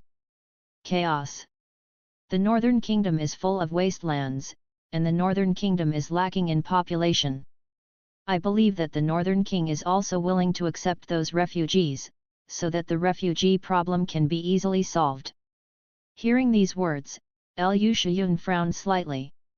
When he mentioned King Bei, he thought of what Wang Yang told him not long ago. The Wang family had sent assassins from Lingwu Pavilion to assassinate King Bei. It had been so long, but there was still no news at all. At this time, Lu Shiyun turned to look at Wang Yang and asked, "Wang Yang, is there any news about that matter?" Wang Yang said, "Back to your highness, there is still no news, and I went to Lingwu Pavilion to inquire, and their people did not receive any news from the North Kingdom." Su Teng and the others disappeared after they went to Yanchange. Lu Shiyun pondered for a moment. Su Teng was a master at the extreme level, but he went to the Northern Kingdom and disappeared? And during this period of time, many aristocratic families have sent assassins to the Northern Kingdom. As a result, the Northern King is still alive, but there is no news about those assassins. How many masters are there around King Bei? At this time, a guest in the study said, "I do not recommend that His Highness send refugees to the North Country. If the North Country develops, it will definitely be a big threat to His Highness. Although the refugees in those 3 counties are indeed a big trouble, if these refugees are sent to the North Country, the North Country may become an even bigger trouble in the future. There are so many aristocratic families in Daxia, and they have sent so many assassins, but they have not killed the Northern King. This proves that the current Northern King has established a firm foothold in the Northern Kingdom. If it accepts so many more people, the Northern Kingdom will surely usher in a new era. Further development and growth." After hearing the words of the retainer, the Minister of Household Affairs said, "Master Li's concerns are not unreasonable, but now that the North Country is short of food and clothing, there is no way to feed such a large population. These refugees moving to the North Country will only create more trouble for the North Country. There is so much chaos, and the official thinks it is impossible for King Bei to manage these refugees well. Furthermore, this is the first political matter that His Highness has dealt with since he became the Crown Prince. The top priority is to resolve the refugee rebellion first. I believe that the issue of the Northern Kingdom is not what we should consider now. Furthermore, the Northern Kingdom has taken back all the land ownership to the Northern Palace. These refugees will not be able to get land if they go to the Northern Kingdom. Sooner or later, these refugees will rebel. This will actually help the court deal with the Northern Kingdom's problems in the future." After listening to the words of the Minister of Household Affairs, Lu Shiyun felt that there was some truth. Although there were a lot of refugees in the 3 counties this time, which could supplement a large number of people in the North Kingdom, it was precisely because the population was too large that the North Country could not manage it. The Northern Kingdom left a legacy of trouble. Such a poor feudal country will definitely not be able to support such a large population. In addition, the Imperial Court has now decided to ignore the Northern Kingdom. If the Northern Kingdom encounters any difficulties, the Imperial Court will not intervene again. As long as these refugees move to the Northern Kingdom, civil strife in the Northern Kingdom will it's a matter of time. Thinking of this, Lu Shiyun said, "Master Qin is right. If Gu cannot quickly solve the refugee rebellion in Daxia, Gu will definitely be impeached by the ministers. This is the first thing Gu will deal with after becoming the Crown Prince. A political matter must be resolved as soon as possible. As for the North Country is not only poor, but also has relatively long winters. If the problem of food and clothing cannot be solved, the North Country will not be able to develop even if it is given another 100 years. Seeing that Lu Shiyun had already made a decision, everyone in the study said nothing more. Everyone also understood that for their faction, now was indeed not the time to consider how to deal with the Northern Kingdom. Now that Lu Shiyun had just become the prince, he had to make some achievements, otherwise he would not be able to silence the ministers. If he can't quickly resolve a refugee rebellion, then why should he be a prince? Time flies so fast, and half a month has passed in the blink of an eye. Northland, Government Hall. Today's small court meeting mainly discussed the matter of accepting refugees in the North Kingdom in the past half-month. King Qi actually kept his word. Not only did he send the refugees to the North Kingdom, he also really sent a lot of food, and Lu Chen spent the past half-month. It also asked Bei Wangfu to seize the time to purchase grain in Qi state. Lu Chen had a premonition that a civil war was about to break out in Great Xia, and the price of food would rise at that time. Finally, there was a place where he could buy food at the price before the war broke out. The Northern Palace could not miss this opportunity. Now Yancheng has built many granaries specifically for storing grain. When the small court meeting was coming to an end, a guard in royal robes entered the main hall and said, "Your Majesty, there is an urgent report from the capital." After hearing this, the people in the hall fell silent instantly. Lu Chen above the main hall said, "Send it up." Immediately, the Jin Yiwei placed the information in front of Lu Chen. Lu Chen picked up the just sent information, opened it and looked at it carefully. After a while, he put down the information in his hand and said to the officials in the hall, "The imperial court has decided to move all the refugees in the 3 counties to the north. The imperial decree will arrive in Yancheng in a few days." Hearing this, there was a lot of discussion in the hall. At this time Li Rui asked, "Your Majesty, does the court want to give food to the north?" Lu Chen laughed, and then said, "Food? Mr. Li is really good at joking. Last time the court transferred Lin Xiaoming's 20,000 troops back, he said that the court would no longer assist the Northern Kingdom with anything, including food. In the previous chapter, I was reported for driving, and I was speechless." Chapter 207 The piano is beautiful, the scenery is beautiful, and the people are even more beautiful. After hearing Lu Chen's words, the hall suddenly became like a vegetable market. "Your Majesty, if the court does not provide food, we must not accept those refugees. The imperial court has gone too far. There are at least close to 1 million refugees in the 3 counties. If they don't provide food, how can the North Kingdom feed them?" "That's right, the Northern Kingdom is already so poor, and they send so many refugees here. By then, the Northern Kingdom will be even poorer, and the imperial court just wants to use the refugees to bring down the Northern Kingdom." Seeing the indignant expressions of the officials above the main hall, Lu Chen showed a faint smile. The officials of the Northern Kingdom had basically completed the transformation. In the past, they looked at the problem from the perspective of Daxia, but now they all viewed the matter from the perspective of the Northern Kingdom. Thinking about the problem from a different perspective, all the interests of the North are also taken into consideration. After the officials in the main hall discussed for a while, Li Rui spoke again, "Your Majesty, do the Northern Kingdoms have to accept these refugees?"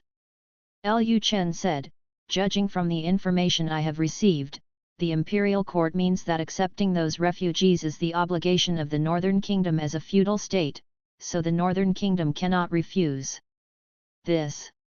The officials in the main hall were immediately dumbfounded and could not refuse. This was because they regarded Baiguo as being taken advantage of.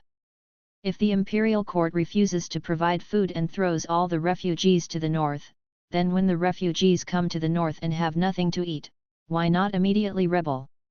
Lu Chen said at this time, "I will write a memorial later and send it to the capital. If the court does not provide food, and these refugees come to the North Kingdom and are unwilling to stay in the North Country, then it is none of the North Country's business. After all, these refugees are the subjects of Daxia, and I cannot restrict their freedom. If the court insists on doing this, if a peasant uprising like Dao breaks out, the court will find a way to solve it by itself. The Northern Kingdom is very poor. This is something that all the people in Daxia know. If the refugees are sent to the Northern Kingdom without giving them food, it is just to starve the refugees to death. When the common people hear about this, they will definitely very disappointed with the court." At this time, Lu Chen got up from the throne, waved his sleeves and said, "That's the end of today's meeting. Commander Qin, please come to my study." "Yes, Your Majesty." Then Lu Chen came to his study room, followed by Qin Yushan. "My lord, do you have any mission for your subordinates?" Lu Chen said, you will write to Commander Liang later and ask him to mobilize all the imperial guards in Daxia to spread the news that the imperial court will not provide food to the north, especially to let the refugees know about it." Upon hearing this, Qin Yushan immediately understood what Lu Chen meant. "Okay, Your Majesty, I will send a message to Commander Liang right now." After Qin Yushan finished speaking, he was about to leave the study. Lu Chen said at this time, "Wait a minute, I have one more thing." Qin Yushan stopped and said, "Your Majesty, please speak." Lu Chen said, "How is the matter at Lingwu Pavilion handled?" Qin Yushan said, "Lingwu Pavilion has recently sent many spies to Yancheng to find their pavilion master, but most of those spies have been arrested by us. We are trying to find ways to attract the craftsmen of Lingwu Pavilion to the north. But their vigilance is too strong, and no one wants to come over." Lu Chen said, "Find a way to control people, then put that Grand Master back and train him to become a member of the Imperial Guard." Qin Yushan said, "Your Majesty, it's not that easy to make a Grand Master obey. I guess you have to go and see the Grand Master in person. Although they can indeed use some drugs to control the Master, warriors at the Master level are generally not so easy to surrender. They are likely to surrender on the surface and find ways to get rid of control after they are out of danger. If you want a Grand Master to surrender, you must be convinced. Otherwise, once the Grand Master knows how to dissolve the medicine that controls him, he will definitely rebel.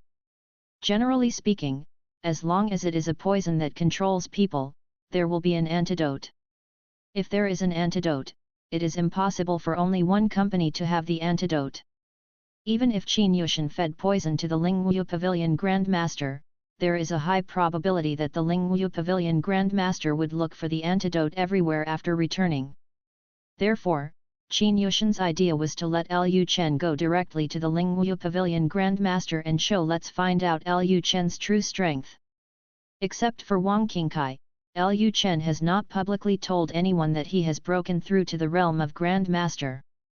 However, the subordinates summoned by Lu Chen through the system can easily feel the changes in pressure on Lu Chen. They know very well that Lu Chen is already a master. A great master. At this time, Qin Yushan knew that Lu Chen was already a Grand Master. What Qin Yushan thought was that a 17-year-old Grand Master was enough to intimidate the Grand Master of Lingwu Pavilion and make the Grand Master of Lingwu Pavilion willingly follow Lu Chen. Of course, this may also reveal Lu Chen's strength. It depends on Lu Chen's decision. Lu Chen thought for a moment and then said, "Okay, I will go see the Grand Master later. You go and do your business first." Qin Yushan immediately saluted and said, "I'm retiring." Immediately afterwards, Qin Yushan left the study. After Qin Yushan left, Lu Chen came to sit down at the desk and began to deal with government affairs. Recently, there were more and more things going on in the north, and many things needed to go through Lu Chen's hands, which made Lu Chen very busy. Lu Chen also wanted to delegate power, but when he thought that the officials in the North Country were all natives of this world, they might not understand some of his policies, which would eventually backfire, so he had to do everything himself. Of course, although he was busy at work, Lu Chen would not forget to relax. During this period of time, Lu Chen often went to Chu Qinggli's room to relax with Chu Qingli. Every time he went to Chu Qinggli's room, Lu Chen would feel particularly stimulated. At this time, Lu Chen suddenly heard a faint sound of the piano. Although it was relatively far away, Lu Chen was now a Grand Master. His hearing was more developed than ordinary people, and he could hear very clearly. Lu Chen put down the pen in his hand and listened carefully. The melodious sound of the piano made people feel very relaxed and comfortable. Lu Chen was a little curious about who was playing the piano, so he simply stood up and walked in the direction of the sound. After a while, Lu Chen stopped at the door of the courtyard where Chen Wanrong and Lin Wanyun lived. As soon as Lu Chen arrived at the entrance of the courtyard, he was moved by the scene in front of him. Chen Wanrong was sitting in the pavilion in a long white dress. She placed her slender jade hands on top of the xylophone and gently plucked the strings. As her delicate fingers danced on the strings, the melodious music of the piano also spread to the road. Inside Chen's ears. At this moment, Chen Wanrong seemed to be integrated with the whole world. Her body seemed to be exuding a holy light, like a fairy from heaven, making people feel extremely warm. The piano is beautiful, the scenery is beautiful, and the people are even more beautiful. It's not that Lu Chen has never seen beautiful women. His inner courtyard is full of beautiful women, and they are all kinds of beauties. But there are few women like Chen Wanrong who make him feel beautiful, but there is no evil thought in his heart. If these two women, Wang Qingkai and Chu Qingli, played the piano like this in front of him, Lu Chen might just pin them down. But Chen Wanrong was different. Hearing the music and admiring Chen Wanrong's beauty, Lu Chen felt extremely peaceful. The scene in front of me is like a beautiful picture. Lu Chen stood at the door of the courtyard and listened for a long time. It was not until the sound of the piano subsided that Lu Chen came back to his senses. Just at this time, Lin Wanyun came in from the outside. She saw Lu Chen standing at the entrance of the courtyard, his eyes always looking at Chen Wanrong inside the pavilion. She felt happy and immediately said, "Chener, you like to listen to the music played by the palace master." Lu Chen was stunned for a moment when he heard Lin Wanyun's voice coming from behind him. Then he turned to look at Lin Wanyun and said with a smile, "I like it. The sound of the piano can calm my heart. I didn't expect Miss Chen's piano sound to have such an effect." At this time, Chen Wanrong in the pavilion also noticed Lu Chen at the entrance of the courtyard. She stood up and saluted and said, "I have met the prince." Chen Wanrong took the initiative and said at this time, "If the prince likes the music played by the folk girls, he can come and listen to it often in the future." Hearing this, Lin Wanyun was startled. Their palace master finally got the idea and actually took the initiative to invite King Bei. Chapter 208 Our child will become the next Chen Qiahuang. Chapter 208 Our child will become the next Emperor Chen. Although Chen Wanrong had already made up her mind to take the initiative and make Lu Chen fall in love with her, so that she could use the love goo on Lu Chen. But she just couldn't find a chance to get close to Lu Chen. Lu Chen was busy dealing with government affairs during the day and busy taking care of his woman at night. He was a really busy man and didn't leave any free time for her. Today Lu Chen took the initiative to come to her hospital entrance. This finally allowed Chen Wanrong to seize the opportunity. She must not miss the opportunity. After hearing what Chen Wanrong said, Lu Chen said with a smile, "This is not good. After all, I am a man. If I often enter the yard where Miss Chen lives, I am afraid it will damage Miss Chen's reputation." At this time, Lin Wanyun said from the side, "Chener, we are staying in Buwang Mansion. We have received such good care from Buwang Mansion, so we should have done something for you." The sound of the palace master's piano does have the ability to relax people. You have been busy with political affairs recently, and you must feel very tired every day. If you can listen to the palace master's piano every day, it will be of great benefit to your body and mind. And you were just listening to the palace master play the piano in the courtyard, and you didn't enter the palace master's boudoir, so there won't be any gossip. After hearing Lin Wanyun's words, Lu Chen looked into Chen Wanrong's eyes, as if waiting for Chen Wanrong's answer. Chen Wanrong said expressionlessly at this time, "If the prince is willing to listen to me playing, I can play the music that the prince likes for him every day." Seeing that Chen Wanrong had said this, Lu Chen said with a smile, "Since Miss Chen has agreed, if I refuse again, it will seem a little ignorant. Well, in the future, if I am too tired to deal with government affairs, I will come to this courtyard to listen to Miss Chen's performance." Hearing Lu Chen's words, Lin Wanyun and Chen Wanrong were slightly moved. After staying in Buwang Mansion for so long, they finally found an opportunity to put the love poison on Lu Chen. As long as Lu Chen is willing to come to the courtyard where they live frequently, maybe they will be able to plant a love gu for Lu Chen in a short time. Once the love gu is planted, the entire North Palace will be under the control of Xuanyu Palace, and it will become easier for Chen Wanrong to restore her country. At this time, Chen Wanrong looked at Lu Chen. For some reason, she suddenly discovered that Lu Chen seemed to have become more handsome during this time, and his temperament had also changed a lot. She didn't know if it was her imagination. At this time, Lu Chen said, "Aunt Lin, Miss Chen, I have something else to do, so I won't disturb you anymore. I'll come back another day." As soon as he finished speaking, Lu Chen turned around and left. Chen Wanrong immediately said, "My lord, please go slowly." Soon Lu Chen returned to the study again and continued to deal with government affairs. After Lu Chen left, Lin Wanyun said to Chen Wanrong, "Palace Master, it seems that you will be able to use the love gu soon." Hearing this, Chen Wanrong showed no expression on her face. She just looked at the entrance of the courtyard, seeming to be thinking about something. Lin Wanyun continued, "Palace Master, if possible, I hope you will not hurt him in the end. After all, he is your senior sister's child, and he can also be regarded as the divine son of Xuanyu Palace."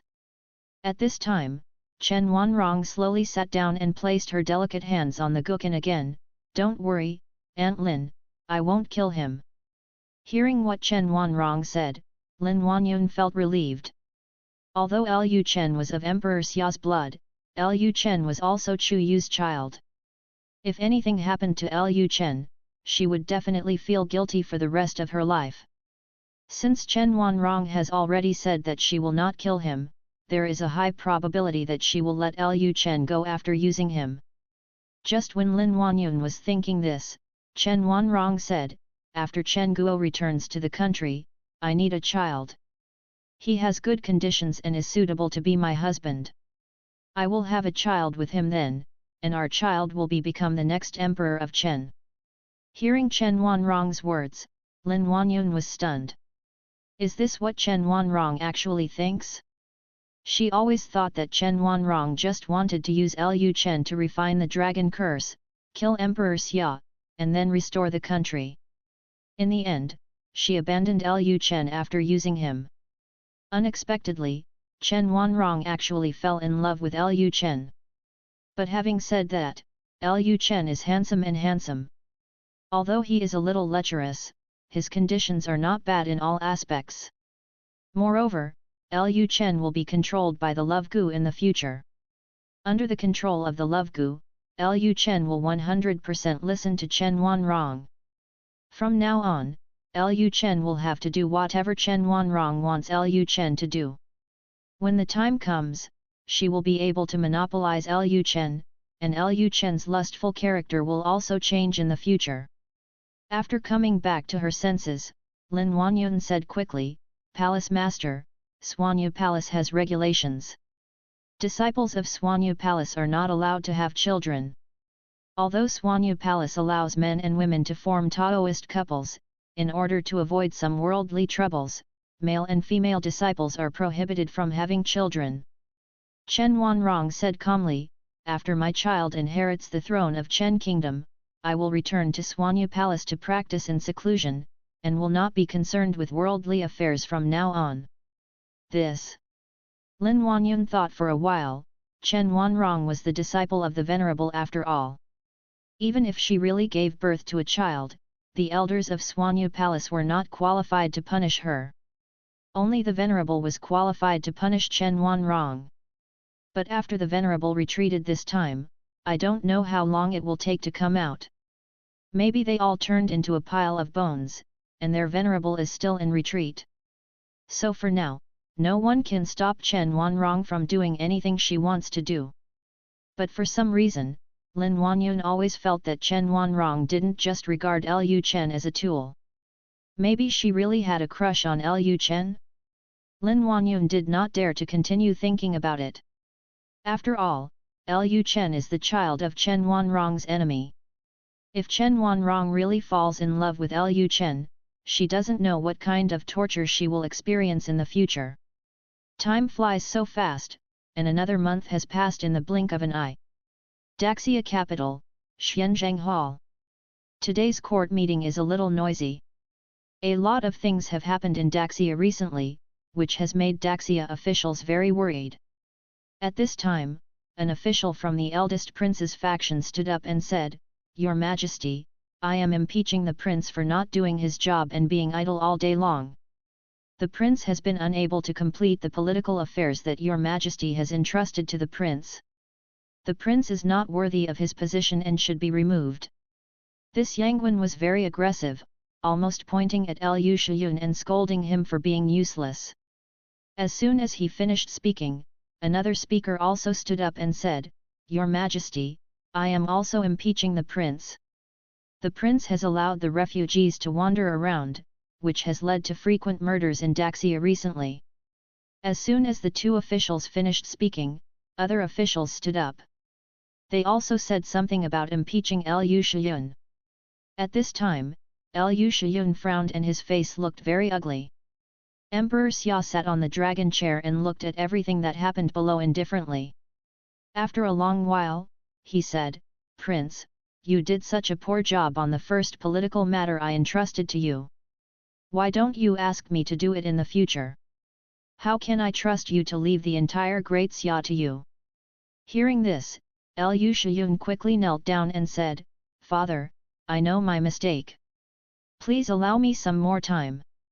At this time, Right Minister Zhao Venhan stood up and said, "Your Majesty, the Crown Prince's delay in handling the refugee issue has nothing to do with the Crown Prince. Recently, some people often spread rumors among the refugees, saying that the imperial court does not provide food to the North Country, and drives the refugees to the North Country just to let them die there. This makes the refugees not cooperate with the government's work at all, and they are unwilling to go to the North Country. I believe that these rumor mongers have ulterior motives and are the culprits of the Crown Prince's delay in dealing with the refugee problem. They have nothing to do with His Highness the Crown Prince's personal abilities." Hearing Zhao Venhan's words, Emperor Xia was about to speak. Lin Jiyuan stood up and said, "Rumor? I'm afraid it's not a rumor that the imperial court will not provide food to the north. His Majesty has long said that he will not provide any supplies to the north. How can Prime Minister Zhao? It's just a rumor. There is no food in the north. If we rush so many refugees to the north, we are leaving them to fend for themselves. People are not fools." Having said this, Lin Jiyuan looked at Emperor Xia and continued, "I think it is a mistake to drive all the refugees to the north. It is even more wrong to only send the refugees to the north without providing food aid to the north. His Highness the Crown Prince's decision, it was wrong from the beginning. If these refugees arrive in the north and find that there is no food, civil unrest will inevitably break out when the refugees gather together. By then, what is happening in Dao may also happen in our Daxia. His Royal Highness the Crown Prince didn't even think about this, so he rashly decided to drive all the refugees to the north. He was ignoring the country and just wanted to save trouble." Seeing Lin Jiyuan standing up to criticize himself, Lu Shiyun's face darkened instantly. Lin Jiyuan, the leftist prime minister, has always been a neutral party and has never sided with any prince. How come he has become the prince, but Lin Jiyuan came out to target him? Could it be that Lin Jiyuan, an old fox, was attracted by the eldest prince? At this time, Zhao Venhan said, "Xiang Lin's words are a bit alarmist. They are just some unarmed refugees, how can they cause a civil uprising? And now in Daxia, only the Northern Kingdom has a lot of land. If these refugees don't go to the Northern Kingdom, where else can they go? Is it possible that Prime Minister Lin wants to give his own land to these refugees?"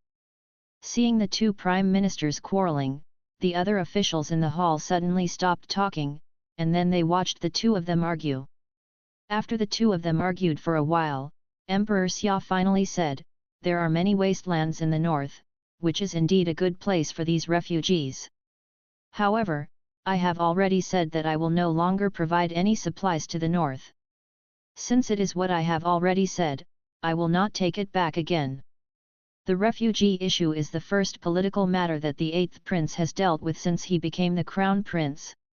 It is just a trivial matter, so I will not give any help.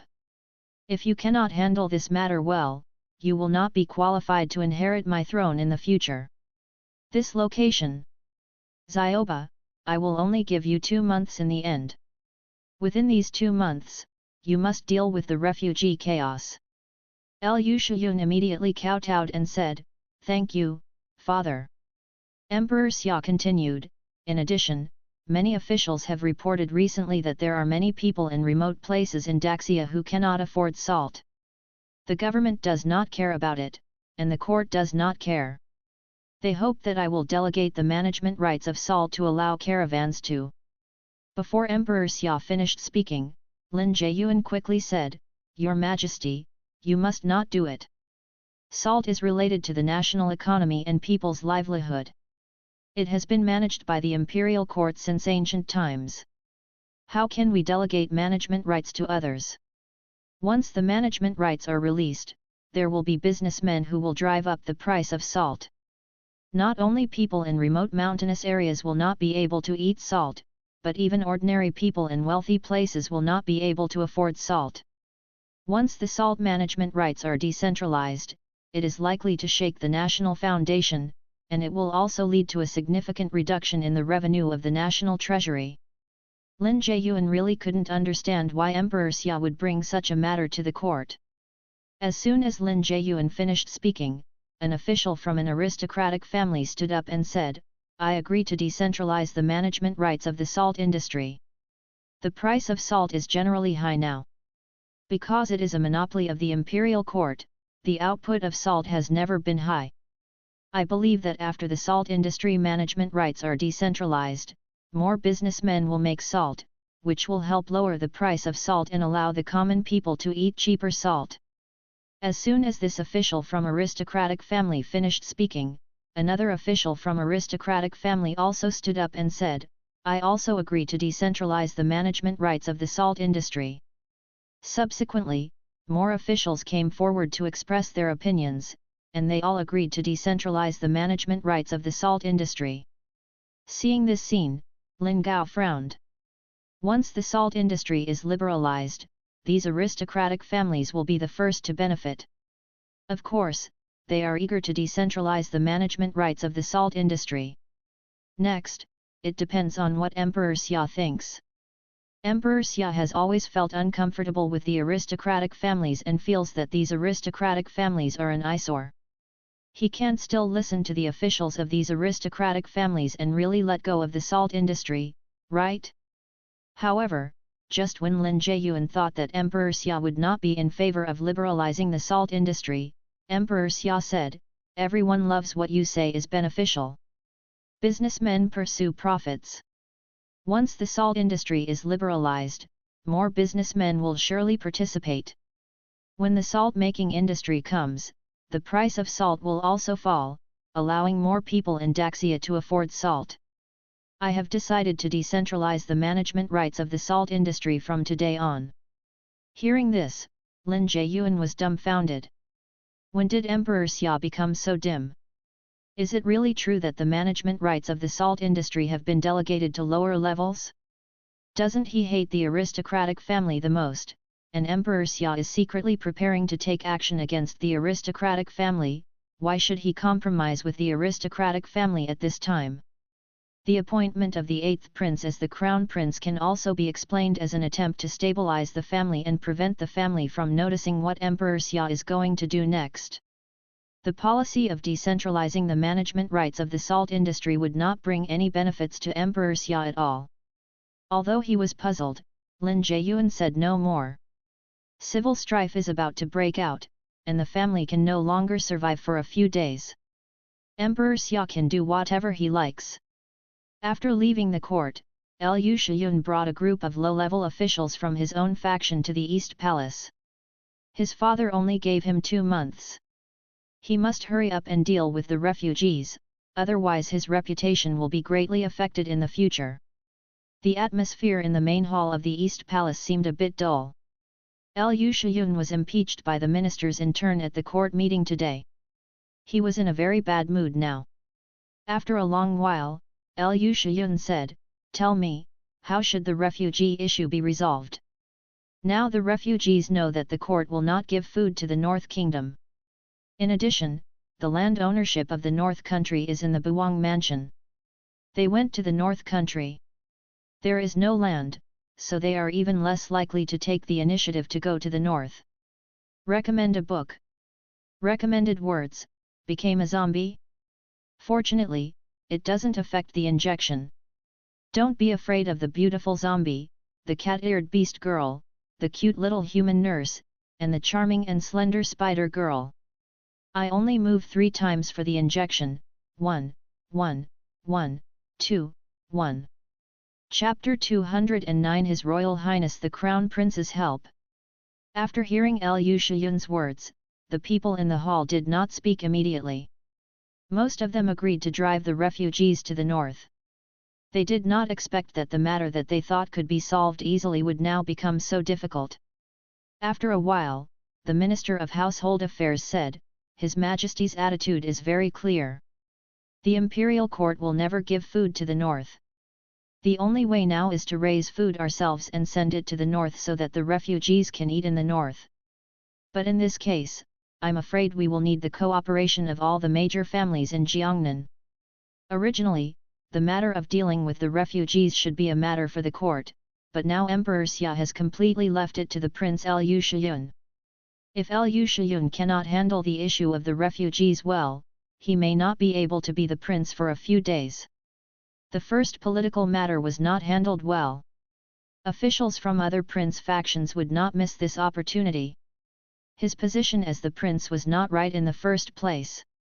If Emperor Xia had not compromised with the Jiangnan family, he might not have been able to become the prince.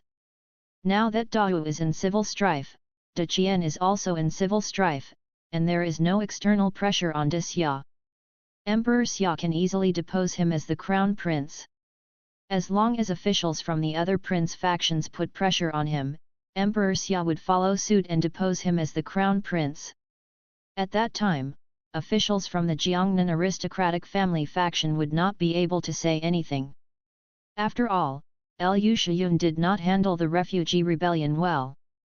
After hearing the words of the Minister of Household Affairs, Wang Yang, who was the spokesperson of the Wang family, said, "Your Highness, please rest assured that the Jiangnan family absolutely supports His Highness the Prince. We are willing to donate food to the refugees and help the court solve the refugee crisis." Seeing that Wang Yang, the spokesperson of the Wang family, had said this, the Minister of Hebu immediately said, "If the Jiangnan family is willing to donate food to the refugees, then we will tell the refugees that as long as they are willing to go to the north, we will give them a year's rations." Lu Shiyun thought for a moment and said, "This is indeed a solution. If the Jiangnan family is willing to donate food to the refugees, then the Jiangnan family will gain a good reputation, and Lu Shiyun will also solve the refugee chaos, which will be a good thing for everyone." However, Lu Shiyun thought of something at this time and continued, "The food donated by the Jiangnan family may not be enough. It is best to find a way to lure the refugees to other feudal countries and let the vassal kings help solve the chaos of the refugees." After hearing this, the Minister of Household Affairs said, "Your Highness, this method is good. I heard that King Qi tried his best to send the refugees to the north in order to solve the refugee chaos in the feudal country. He not only lowered the price of food to the north, but also sent it cost those refugees a year's worth of food. Since these refugees are unwilling to go to the northern kingdom, then send them to other feudal kingdoms. When they go to other feudal kingdoms, the vassal kings of those feudal kingdoms will naturally find ways to send those refugees to the northern kingdom. In this way, the pressure on His Royal Highness will be much less." After hearing the words of the Minister of Household Affairs, the sadness on Lu Shiyun's face gradually dissipated. Now that the method is there, just do it next. In the next half-month, Lu Shiyun followed the method they discussed. On the one hand, he promoted the Jiangnan family's donation of food to the refugees in a high-profile manner. On the other hand, he sent some refugees to other feudal states on the grounds that the vassal king had to fulfill his obligations. After those feudal countries accepted the refugees, the first thing they did was to send envoys to the Northern Kingdom to negotiate with the Northern Kingdom about accepting the refugees. Lu Chen originally just wanted some food rations for the refugees, but later he found that many vassal kings came to him, so he put forward more conditions, especially regarding the circulation conditions of goods from the north. Lu Shiyun's move really helped Beiguo a big favor. For a long time, whenever Lu Chen thought about Lu Shiyun's sexy moves, he would laugh from ear to ear. If the North country can develop, Lu Shiyun will definitely have a share of the credit, and it will be a big contribution. Spring is gradually passing and summer is coming. The population of the North country is increasing. Almost the entire spring, Lu Chen has been dealing with the issues of refugees. North Palace. Study. Lu Chen was processing the documents for the resettlement of the refugees. At this time, a guard in golden clothes said at the door, "Your Majesty, there is information from Suifeng Cheng." Lu Chen said calmly, "Bring it in." Then Jin Yiwei entered the study and placed the newly arrived information in front of Lu Chen. Lu Chen opened the information and glanced at it. The next moment, a smile appeared on Lu Chen's face. He did not expect that the Chu family would let Chu Xiang and the rest of the Chu family leave so easily. Originally, he thought that the Chu family was afraid of weakening their strength, so they would do everything possible to prevent them from leaving. As a result, the Chu family not only did not stop it, but also let Chu Xiang go north with the food donated by the Chu family to the refugees. But having said that, it is also beneficial for the Chu family to do this. On the one hand, the opposition forces within the Chu family have disappeared. From now on, the Chu family will have only one voice. This is not very satisfying for the new head of the Chu family. On the other hand, by letting Chu Xiang go north with the food donated by the Chu family to the refugees, the Chu family can also take the opportunity to publicize that Chu Xiang is the former head of the Chu family after all. The Chu family is such a big family, and the previous head of the family personally brought so much food north to donate to the needy refugees. This move of the Chu family instantly gained the people's favorability. At this moment, a voice sounded outside the study again. "My lord, are you in the study? There is a piece of information here that may be of great interest to you." After hearing what the vixen said, Lu Chen immediately said to the Jin Yiwei next to him, "You go down first." "Yes, Your Majesty." After the words fell, the Jin Yiwei soldiers turned around and left the study. Seeing the Jin Yiwei open the door and come out of the study, Wang Qingkai immediately entered the study and closed the door. Lu Chen sat at the desk, stamping the official document and asked, "Tell me, what information am I interested in?" Wang Qingkai said with a smile, "My lord, I wonder if you are interested in the information about the eldest princess of the Dahu dynasty." Hearing this, Lu Chen was stunned for a moment, and the hand holding the seal stopped in mid-air. He looked up at Wang Qingkai. Today, Wang Qingkai is wearing a long red dress. The long skirt wraps her curvy body. The silky long skirt is looming, attracting endless reveries. Lu Chen asked curiously, "The eldest princess of the Dahu dynasty? What has she done recently? I remember you said not long ago that she went to the Daehu dynasty, right?" Wang Qingkai replied, "She was indeed in Daehu dynasty a month ago, but..." At this point, Wang Qing stopped talking. Seeing Wang Qingkai mid-sentence, Lu Chen said calmly, "But what? Just finish what you said. I think you haven't been taken care of by me for too long, and your skin is itchy again." Since Lu Chen became the Grand Master, Wang Qingkai has almost never returned to the Northern Palace except for reporting intelligence. In addition, during this period of time, Lu Chen's focus was on Chu Qingli and Yellow Nanyan, which made Wang Qingkai never feel how fierce Lu Chen was when he became the Grand Master.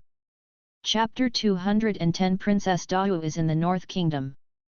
After hearing what Lu Chen said, Wang Qingkai pretended to be cute and said, "My lord, you have changed and become so fierce. You were not like this before." Lu Chen laughed. It had indeed been too long since he had dealt with this vixen. Wang Qingkai continued, "At this time, the eldest princess of the Dahou dynasty has probably come to Yancheng." Hearing this, Lu Chen was stunned. What? The eldest princess of the Dahou dynasty came to her own kingdom? A princess from a dynasty, and a powerful figure at that, went directly to the enemy's territory without any notice. Is the eldest princess of the Dahou dynasty too courageous? After Lu Chen came to his senses, he frowned. This eldest princess is a hot potato. She is a powerful figure in the Dahou dynasty. If something happens in the northern kingdom, Dahou will definitely send troops to attack Daxia. The key is that the eldest princess has a relatively good relationship with Empress Dayu. If something happens to her, Empress Dayu might help her. Now Dayu still has 200,000 troops stationed in the border area between Northern Kingdom and Dayu. Lu Chen then asked, "Is this news true?" Wang Qingkai said, "I'm not 100% sure yet. The other party came to the north as the eldest daughter of the Qian family. She also plans to meet the master behind Tingyu Tower and wants to cooperate with Tingyu Tower." After hearing Wang Qingkai's words, Lu Chen fell into deep thought. Go to the north country to find Tingyu for cooperation? Is it possible that the eldest princess of the Dahou dynasty has discovered the relationship between the Buwang mansion and Tingyu Tower? It shouldn't be. There are many people in Tingyu Tower who don't know what relationship they have with Buwang mansion. Moreover, when Wang Qingkai appears in Tingyu Tower, he always uses a pseudonym and disguises himself. How could it be that the eldest princess found out so quickly? If she really finds out that Bei Wangfu is the master behind Tingyu Tower, then it will be even more impossible for her to want to meet the master behind Tingyu Tower. After all, the master behind Tingyu Tower is him, the eldest princess of Dahou, the king of Bei. It was definitely inappropriate to come and see him, the vassal king, in private. Lu Chen pondered for a moment and then asked, "How many masters did she bring with her when she came to the north country this time? How is her strength?" Wang Qingkai said, "She came with Jian Has caravan. I don't know exactly how many experts she brought with her. However, there were 2 old men beside her, which made me feel a little frightened. In front of them, I felt like I was seeing someone. You will be the same as the prince." Hearing what Wang Qingkai said, Lu Chen frowned again. Being able to make Wang Qingkai feel as if he had met himself meant that the strength of the 2 old men was probably similar to his own. In other words, they are very likely to be great masters.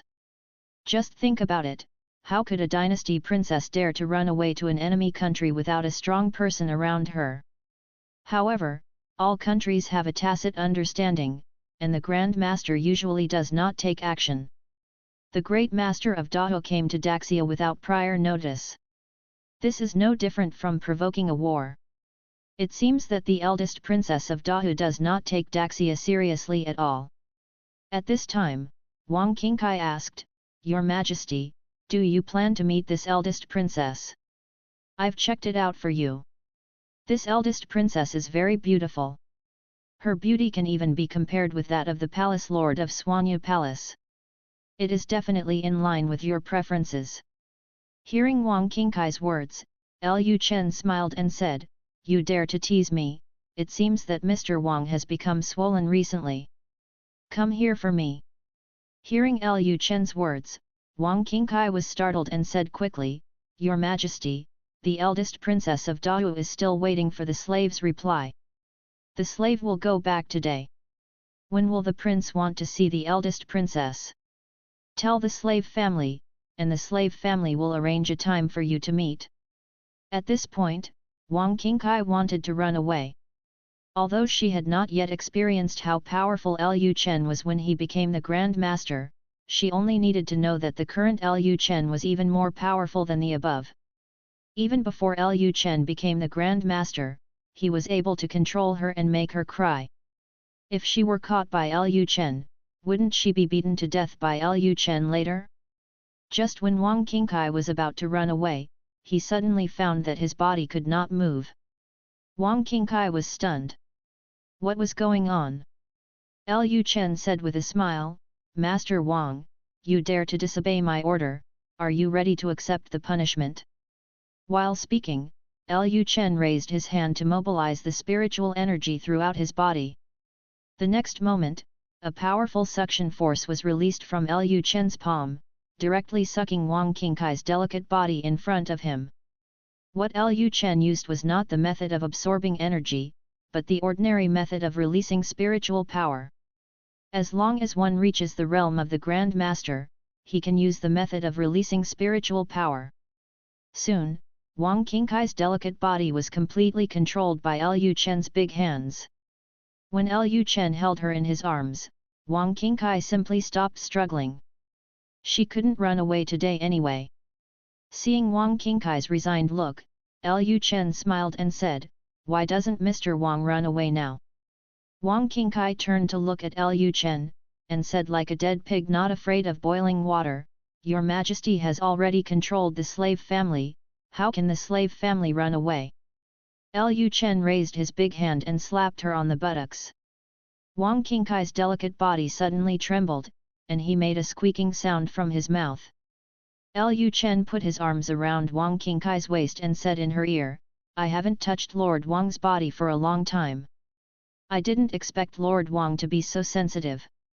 At this time, Wang Qingkai had a blush on his face and a look of autumn in his eyes, and then said, My lord, you just like to bully the slave family. Seeing Wang Qingkai's pitiful look, Lu Chen couldn't bear it anymore and directly pressed her on the desk. At the same time, a restaurant opened by Ting Yulu. In the private room, a stunningly beautiful woman was quietly sipping tea. The woman was wearing a red dress, the edges of which were embroidered with gold thread. She had a bun on her head and a head full of gold hairpins. She looked noble and elegant. At this time, an old woman in the private room said to the woman, Your Highness, do you think the woman we met earlier is not the master behind Tingyu Tower? Wu Yunhuan smiled slightly, then put down the teacup in her hand and said, She is just a half-step master. It is impossible for a half-step master to run such a large force. You must know that Ting Yulu's business has spread across several dynasties. Even the Daqian dynasty has traces of Tingyu Tower. The old woman asked curiously, Then why does your highness think that the master behind Tingyu Tower must be in the north? Wu Yunhuan stretched out her slender jade hands, gently picked up the teapot, and poured a cup of tea into the cup in front of her. While pouring the tea, she said, Although Ting Yulu does all kinds of business, they originally came from the North Country. According to my guess, the master behind Tingyu Tower is probably related to the superpower that supports the North Palace. Having said this, Wu Yunhuan picked up the teacup on the table and took another sip of tea. What Wu Yunhuan was thinking was that the superpower must be planning something famous, so she wanted to contact this power in advance to test their purpose. As the powerful person in charge of intelligence work in the Dahu dynasty, she must know about potential enemies. Not only must she know, but she must also understand their details and their weaknesses. Only in this way, when the Dahu dynasty faces this enemy in the future, will they be able to think of ways to deal with it more quickly. At this time, another white-haired old man in the room asked, How can your highness be sure that the master behind Tingyu Tower will meet you?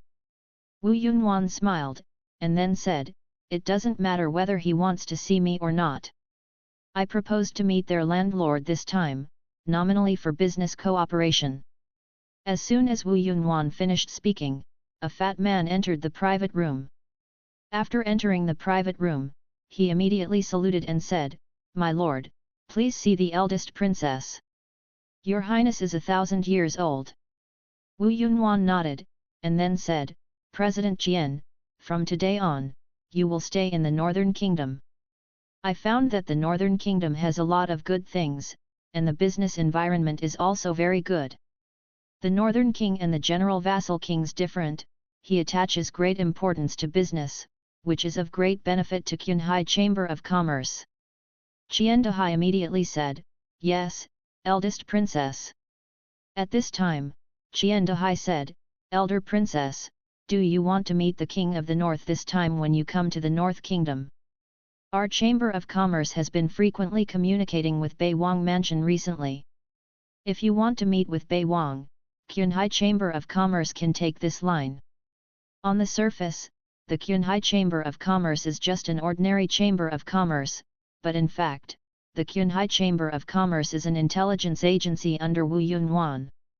Like Tingyu Tower, the Qinhai Chamber of Commerce is spread across several dynasties, doing business everywhere, and at the same time collecting money everywhere. Intelligence. After hearing Qian Dahai's words, Wu Yunhuan thought for a moment, and then said, "No need, getting too close to King Bei too deliberately will easily reveal my identity. My main purpose in coming to the North Country this time is to see what the reform in the North Country is all about." Wu Yunhuan actually wanted to meet Bei Wang, but Bei Wang is now an important chess piece of that superpower. That superpower must have sent people to protect Bei Wang. If she rashly approaches Bei King, there is a high probability that others will discover her identity. At this time, Wu Yunhuan still didn't know that her identity had been discovered.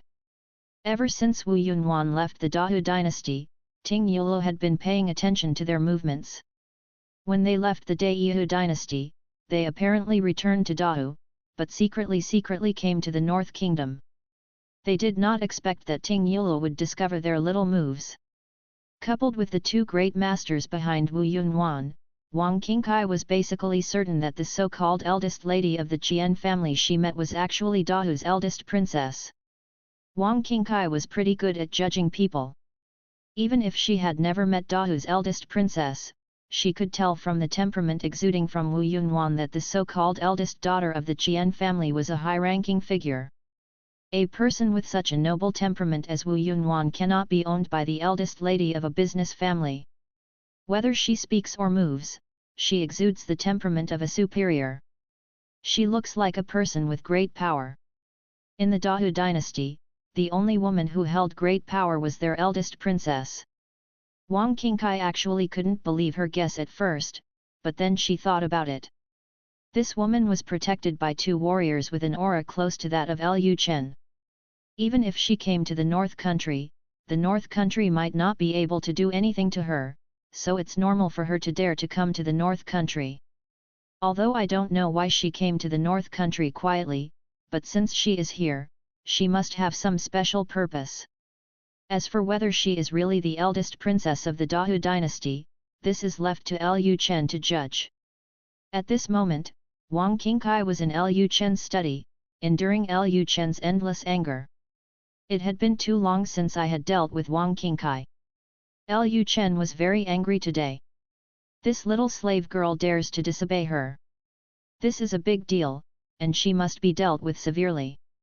The little maid at the door of the study listened to the sound coming from inside the study, her whole face turned red, and her ears turned red. At this time, a beautiful woman appeared outside the study. As soon as the beautiful woman entered the courtyard, she heard the sound coming from the study. When she saw the maid's face turned red, she immediately understood what had happened. Chu Yukin suddenly felt a sense of sour jealousy in her heart. She snorted and said to herself, "Fox! You come here in broad daylight to disturb Chen'er from handling government affairs. What a beauty!" Although she felt a little uncomfortable listening to Wang Qingkai's voice, Chu Yukin did not leave the courtyard. She waited quietly outside. After an unknown amount of time, the sounds in the study stopped. After a while, Wang Qingkai limped out of the study. She didn't even look at Chu Yukin, and ran away using Qinggong, as if she was running for her life. After seeing Wang Qingkai leave, Chu Yukin walked directly towards the study. At this time, the study door was still open. Seeing Chu Yukin at the door, Lu Chen quickly arranged his clothes and said with a smile, "Aunt Chu, when did you come?" Chu Yukin glanced at Lu Chen faintly, and then said, "Chen'er, you have so many government affairs to deal with every day. Why do you do that kind of thing with that vixen in broad daylight? Chu Yukin entered the study as she spoke. She did not close the door. After entering the study, she stood at the door, as if she was guarding against Lu Chen. Lu Chen sighed at this time and said, "Hey, Aunt Chu, you may not know that I have recently." Lu Chen hesitated to speak. He glanced at the open study door and continued, "Aunt Chu, please close the door first. I have a secret to tell you." Seeing Lu Chen's mysterious look, Chu Yukin suddenly became curious. "Secret? What secret? Is it about immortals?" Thinking of this, Chu Yukin turned around and closed the door. As soon as she closed the study door, a pair of restless hands hugged her waist. Chu Yukin's mind was stunned for a moment, and she was about to say something when she heard Lu Chen whisper in her ear, "Aunt Chu, you may not know yet, but I have already broken through to the realm of the Grand Master." Hearing Lu Chen's words, Chu Yukin was stunned. Great Master? How can it be? Lu Chen is only 17 years old this year? A 17-year-old Grand Master? For others to break through to become a Great Master, even if they are martial arts geniuses, they have to be at least 40 or 50 years old. He was already a Grand Master at the age of 17. Chu Yukin quickly realized that Lu Chen was a person with immortality after all, and it seemed not surprising that he could become a Grand Master so quickly. Chapter 211 Little Prince, wait for your sister. After Chu Yukin came back to her senses, she turned her waist slightly, turned to look at Lu Chen and said, "Chener, you are a person with immortal fate, it is not surprising that you can break through to the Grand Master so quickly. According to your current cultivation speed, I'm afraid you will be able to break through to the heavenly realm in a few years. Sister Yu, if you know what I am doing, I will definitely be happy for you." Hearing Chu Yukin's words, Lu Chen smiled slightly, looked into Chu Yukin's eyes and said, "Is it only my mother who is happy for me? Aunt Chu, aren't you happy for me?"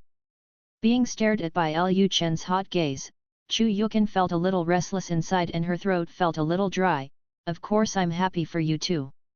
Lu Chen said at this time, "Although a breakthrough is a good thing, since I broke through to the Grand Master, I found that my energy has become more and more intense, and I can't calm down to deal with government affairs.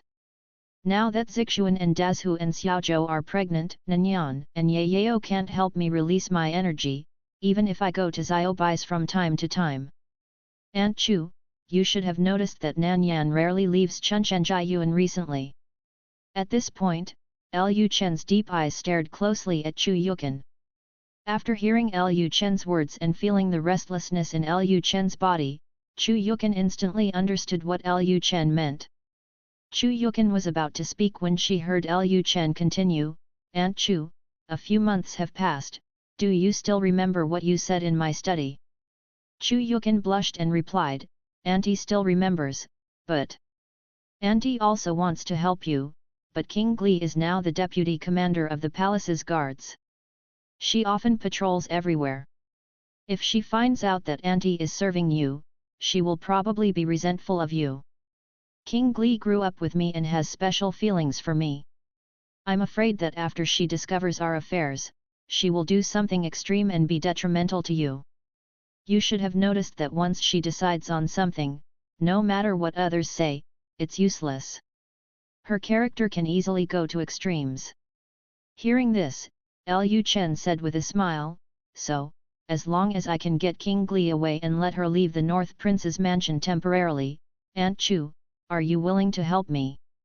Hearing this, Chu Yukin's jade cheeks became extremely hot and her body became hot. Being stared at by Lu Chen's eyes, her heart was in chaos. Chu Yukin quickly turned her eyes to the other side, not daring to look at Lu Chen anymore. Chen's eyes. At this time, Chu Yukin quickly changed the subject and said, "Chener, I'm looking for you today because of King Gli's affairs. King Gli has recently had a problem with her practice. She has many scars on her body every day that can't be removed. You know the magic of immortality. Can you help her get rid of those scars? Lu Chen said with a smile, although my magic can repair wounds on people's bodies, it is not easy to remove those scars. I also tried to help King Gli remove those scars, but I found that it would take a lot of time to remove them. It can be eliminated, but even if it is eliminated, there will be more scars on King Gli's body the next day, and there is nothing I can do about it. Unless King Gli can temporarily stop practicing martial arts for a while, it will be useless even if I use fairy magic every day to help her remove scars. Hearing Lu Chen's words, Chu Yukin sighed slightly, and then she said, how about this, I will temporarily relieve her from the position of deputy commander and let her rest for a while, and you transfer Xiao Bai back to the inner courtyard. Let Xiao Bai take her place. Lu Chen asked in Chu Yukin's ear, Aunt Chu, will you come to my room at night after King Gli is relieved of her duties? Chu Yukin replied in a low voice, that's not possible. Although she has been relieved of her duties, she is still in the inner courtyard, and she may be discovered. It is better to let King Gli leave the northern palace for a while. Lu Chen smiled and said, I understand. I will find something new for King Gli to do so that she can leave Buwang Mansion temporarily. At this time, Chu Yukin's whole body was already weak, and she was vaguely unsteady on her feet. If her body was not hugged by Lu Chen's strong arms, she might have gone limp. Chu Yukin remembered that Chu King Gli was on duty during the day, and she quickly said, Chener, King Gli is on duty today. She will be here later. If nothing happens, I will leave first. Having said this, Chu Yukin struggled slightly and wanted to leave Lu Chen's arms, but Lu Chen's arms held her tightly and Chu Yukin could not leave at all. At this time, Lu Chen said with a smile, Aunt Chu, since I was promoted to Grand Master, my danchan has been aching. Why don't you help me adjust it? Upon hearing this, Chu Yukin's face became even more rosy, as if a ripe red apple was about to drip with water. Chu Yukin was about to say something when she saw Lu Chen lowered his head and kissed Chu Yukin's seductive red lips. Then Lu Chen put his claws into Chu Yukin's clothes and walked boldly on her body. Unlike before, this time Chu Yukin did not struggle, but actively cooperated with Lu Chen. She had already been mentally prepared to serve Lu Chen. The only thing she was worried about now was whether Chu King Gli would discover them doing this quietly in the study. After Lu Chen kissed for a while, he separated from Chu Yukin's mouth. He had no intention of continuing. He had other things to do later. At this time, Chu Yukin's eyes were filled with mist, her beautiful eyes were full of spring, and she was leaning on Lu Chen's arms. Chu Yukin's body was very soft and warm. Holding her was like holding a ball of fluffy cotton. It was very similar to Yelunanyan's body. Mature beautiful women are basically like this. Their body fat is evenly distributed throughout the body, they don't look fat or thin, and they feel very good. Chu Yukin calmed down for a while before she woke up. When she thought about how she had actually cooperated with Lu Chen just now, Chu Yukin felt extremely ashamed. She was really an unruly woman. She was already married, yet she was secretly doing this kind of thing in the study with a young man who was so many years younger than herself. At this moment, Lu Chen said with a smile, Aunt Chu, thank you for helping me take care of myself. I'm much better now. Chu Yukin said in a mosquito-like voice, if nothing happens, I will leave first. Lu Chen immediately let go of Chu Yukin and said, okay. Chu Yukin immediately turned around and got out of Lu Chen's arms, opened the door to get some air, and the strange smell in the study made her feel a little breathless. At this time, Chu King Gli's figure appeared at the entrance of the courtyard. Chu Yukin hurriedly left Lu Chen's study like a thief, for fear that her sister would notice something. But at this time, Chu King Gli had noticed Chu Yukin at the door of the study. Seeing Chu Yukin coming out of the study with a red face, Chu King Gli suddenly had some suspicions. She looked at the study coldly, thinking that this lecher was still thinking about her sister. When she thought of what this lustful man had done to her recently, Chu King Gli's delicate body couldn't help but tremble, and her legs became a little weak. In the recent period, they have made 20 transactions, and there are still 80 transactions left. She originally wanted to work hard and complete the transaction within 3 months, but Chu Yukin has been in the inner courtyard, making it difficult for her to find chance to be alone with Lu Chen. The most important thing is that Lu Chen's strength has risen to the level of a Grand Master. She really can't bear it. After trading with Lu Chen once, she won't be able to recover without taking a few days of rest. And this hateful man always likes to leave some marks on her white body, which makes her very distressed. Fortunately, her sister didn't understand how these marks were formed, otherwise her relationship with Lu Chen might have been exposed. At this moment, Lu Chen appeared at the door of the study. Lu Chen and Chu Qingli at the door of the courtyard happened to face each other. After seeing Lu Chen, Chu Qingli gave Lu Chen a cold look. Lu Chen smiled and didn't care at all. Last night, he called himself daddy, but now he was making fun of him. Women are indeed fickle, and they don't recognize people when they are wearing clothes. However, he is a more generous person, and he is not angry at all. Anyway, Chu Qingli will look the same tonight as last night. At the same time, after Wang Qingkai returned to her residence, she asked the maids to prepare hot water. She took off her torn clothes and went directly into the tub. While wiping her body, she used her internal power to force the impurities out of her body. Wang Qingkai still felt lingering fear at this time. She didn't expect that little bad guy would become so powerful after breaking through to the Grand Master level. Fortunately, he was in the study just now, and it was during the day. He had to deal with government affairs. If he had to be in his room, and it was still night, he didn't know what he would be like. At this time, Wang Qingkai gently touched her belly and found that her belly was already bulging. She couldn't help but snorted softly and said, "Little prince, you wait for my sister, and wait for my sister to make a breakthrough one day. When it comes to the Grand Master." At this point, Wang Qing stopped talking. By the time she breaks through to the Grand Master realm, Lu Chen may have already broken through to the heavenly realm, and may even be above the heavenly realm. At that time, she will be even less likely to be his opponent. When she thought of this, Wang Qingkai felt angry in her heart. She was angry that she was not Lu Chen's opponent and made Lu Chen so arrogant. Although she is a slave girl, she is also an ideal slave girl. She also wants to be Lu Chen's master and hold Lu Chen under her body. Wang Qingkai sighed at this time, "Forget it. It's better to do your kung fu quickly to force the impurities out of your body, otherwise problems will arise later." Then Wang Qingkai continued to practice his skills. After taking a shower, Wang Qingkai changed into a purple dress. As evening approached, she took Lu Chen to the place where Wu Yunwan stayed. Subscribe to Chinese Novel Audio Wave. Chapter 212 Cooperation. In the evening, the sun sets in the west, a fiery red sun hangs in the west, and the sky is filled with large expanses of red sunset. At this time, the rays of sunlight shone on people's faces, and their snow-white skin was dyed brown. After Lu Chen entered the private room of the restaurant where Wu Yunwan was, he was slightly stunned when he saw Wu Yunwan by the window. Wu Yunwan wore a red dress wrapped around her curvy body, exuding the cool and charming temperament of a royal sister. Her appearance is absolutely beautiful, as noble and elegant as a goddess descending from heaven.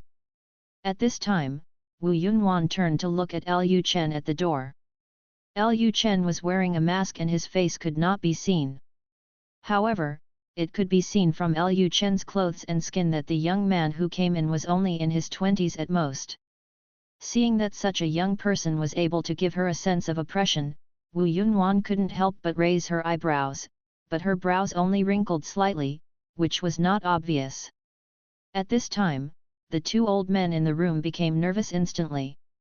They did not expect that there was a Grand Master in the North Kingdom, and he was such a young Grand Master. After Lu Chen came to his senses, he used the system to identify Wu Yunwan's personal information. Wang Qingkai said that the woman in front of him was the eldest princess of Daiyu. At best, it was just a guess. It would be necessary to check the system to know whether it was true. The next moment, Wu Yunwan's personal information appeared in front of Lu Chen. Name, Wu Yunwan. Identity, Princess Dao, the daughter of Emperor Wu and a friend of Emperor Yu. She is 30 years old this year. She has extremely high martial arts talent and has reached the ultimate level of master. She is very interested in King Bei, so she deliberately took advantage of the opportunity to go on a mission. Taking advantage of the Daiyu dynasty, she quietly came to the North Kingdom to see what the North King was doing in the North Kingdom. At the same time, she planned to test Tingyu Tower to see if the master behind Tingyu Tower was the superpower who supported the North Palace. Rating, 98. Favorability, 10. Seeing the personal information in front of him, Lu Chen laughed inwardly. Good guy, she is really the eldest princess of Dao. Wang Qingkai, a vixen, has really accurate intuition. If it were an ordinary person, I'm afraid he might not necessarily guess that this woman is Dao's eldest princess. When the time comes, he, the prince, may not even know that Dao's eldest princess has come and left Yanqing. From the fact that the Jin Yiwei did not report any information about Wu Yunwan, it can be seen that Wu Yunwan and the others are very good at hiding their presence. Even the Jin Yiwei in the city did not notice that the three people in the room were very powerful. Under normal circumstances, once the Jin Yiwei discovers that a powerful person with the master level enters Yanqing, they will report it to the North Palace immediately, whether they recognize him or not. This is Lu Chending's rule. Thinking about it this way, Jin Yiwei also has limitations. Some warriors who are good at hiding their auras cannot be discovered by Jin Yiwei in Yanqing. This gave Lu Chen a sense of crisis.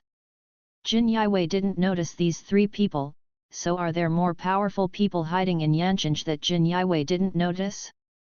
These strong men will not have much impact on the army, but if they carry out assassinations, sneak attacks, sneak into important places quietly, and explore the secrets of the north, it is possible. We need to be more vigilant. Thinking of this, Lu Chen glanced at the two old men behind Wu Yunwan. Name, Pei Hong. Identity, Wu Yunwan's protector, 105 years old this year. Strength, Grandmaster. Loyalty, 0. Name, Hushu. Identity, the warrior sent by Empress Daiyu to protect Wu Yunwan. He is 120 years old this year. Strength, Grandmaster. Loyalty, 0. Lu Chen frowned slightly. Wang Qingkai felt right, there were really two great masters. What Lu Chen didn't know at this time was that compared to him being afraid of Wu Yunwan and the others, Wu Yunwan and the others were more afraid of him. A Grand Master has appeared in a feudal country, and he is still such a young Grand Master. What does this prove? It proves that the power behind this person is very huge. The Grand Master is nothing to the superpower behind the scenes. Otherwise the other party will not. This great master will be sent to the Northern Kingdom. And such a young Grand Master is simply unheard of. If he is already a Grand Master at this age, he will be able to break through to the realm of heavenly beings in his middle age at most. Nowadays, the Grand Masters of several major dynasties, except for a certain woman, are basically close to hundreds of years old before they break through to the realm of Grand Masters. After Wu Yunwan was stunned for a moment, she quickly came to her senses. She smiled and said gracefully, "Let me introduce myself. I am the daughter of the president of Qinhai Chamber of Commerce. My name is Qian Wanyun. I am visiting Tingyu this time. Lu, I mainly want to discuss business cooperation with Tingyu Lu, I wonder if that's okay." Lu Chen smiled and said, "Of course." Then Lu Chen walked towards the window. Seeing Lu Chen getting closer and closer, Pei Hong and Hu Shu immediately became nervous. Both of them are Grand Masters. Although some people often say that Zhang is still hotter when he is older, this young man has already broken through to the realm of Grand Master at such a young age. This proves that his martial arts talent is very high. No one can predict his strength. How terrifying! There is a gap between Grandmaster and Grandmaster, and similarly there is a gap between Grandmaster and Grandmaster. Pei Hong and Hu Shu were afraid that this young man would suddenly attack Wu Yunwan when he got close to her. However, Lu Chen obviously had no such idea.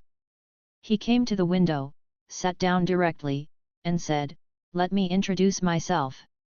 My name is Chen Lu, and I am the real owner of Tingyu Tower."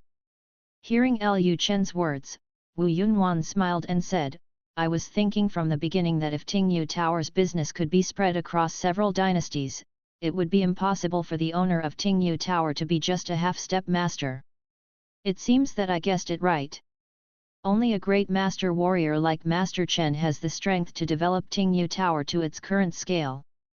Seeing Wu Yunwan directly point out his own strength, Lu Chen was not surprised at all. Although he had been trying hard to control his aura, the power of the Grand Master was still there, and it was still easy for others to notice his true strength. Unless he can practice a technique that completely hides his realm, no matter how hard he hides his aura, it will always be noticed. Especially in front of a Grand Master and a Grand Master. Needless to say, a Grand Master. As a Grand Master, he can naturally sense the realm of another Grand Master easily. In front of some more sensitive masters, as long as the master has a sense of crisis or feels uncomfortable, it is easy to judge that the person in front of him is a great master. Just as Wu Yunwan finished speaking, Pei Hong said, "Master Chen is really young and promising. I have never heard of such a young Grand Master before. I believe that Master Chen must have a very high talent in martial arts. And with massive martial arts resources, it seems Tingyu Tower is richer than we imagined." Pei Hong's words were obviously a test of Lu Chen. It was really incredible for such a young Grand Master. If this person did not have a huge amount of martial arts resources behind him, no matter how talented he was in martial arts, Pei Hong would not believe that he could do it at a young age. At this stage, he breaks through to the realm of Grand Master. In his opinion, there might really be a superpower behind Tingyu Lu, as Wu Yunwan guessed. As for whether this superpower is the power that supports Bei Wangfu, they don't know for the time being. However, they came here with the purpose of gathering information this time, so naturally they wanted to test each other more.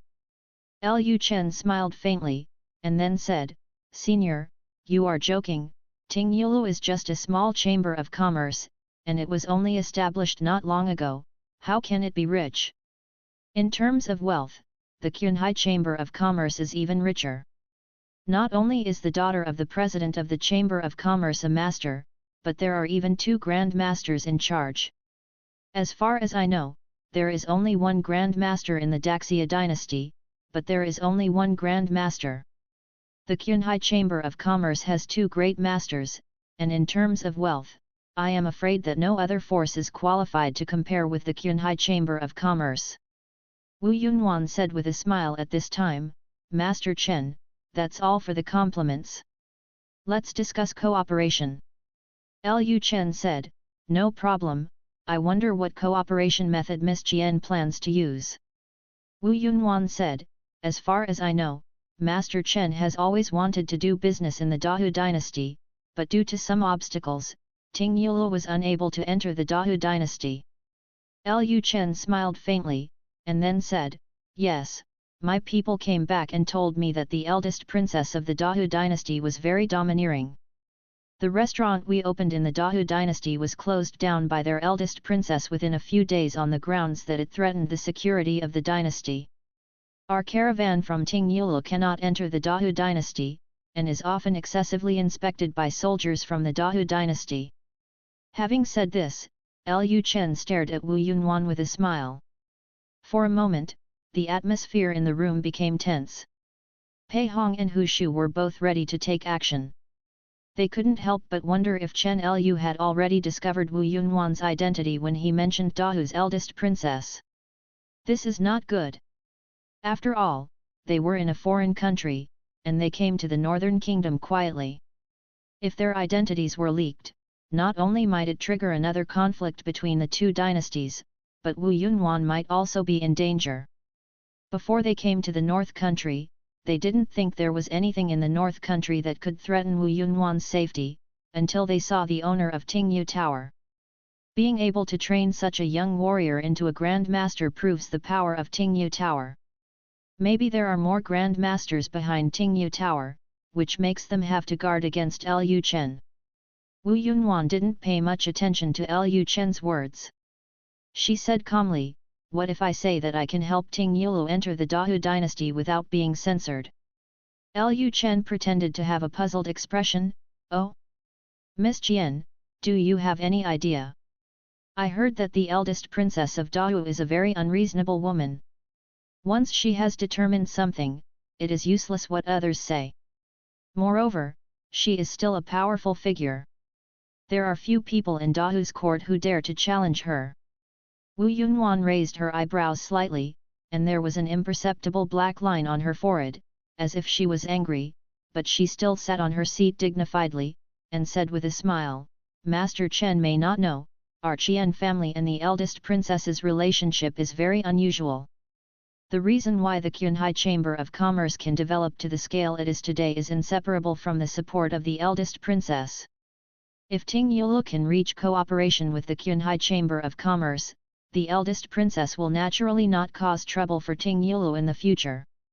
Lu Chen looked at Wu Yunwan's mature and beautiful face with suspicion. "Really? But I heard that your eldest princess of Dahu is a key figure in charge of national intelligence. She is second only to Emperor Wu in the Dahu dynasty. Even though she believes that Ting Yulu will threaten the Dahu dynasty due to her status, she will allow us, Ting Yulu, to cooperate with the Qunhai Chamber of Commerce." Wu Yunwan said, "Because our eldest princess has a high status in Dahu, whether Ting Yulu will threaten the Dahu dynasty is just a matter of her words. If Ting Yulu can bring enough benefits, I believe our eldest princess will let Ting Yulu enter Dahu to do business." Wu Yunwan continued, "And with the guarantee from the Qian Maritime Chamber of Commerce, Master Chen can be completely assured." Hearing Wu Yunwan's words, Lu Chen looked like he was thinking about it.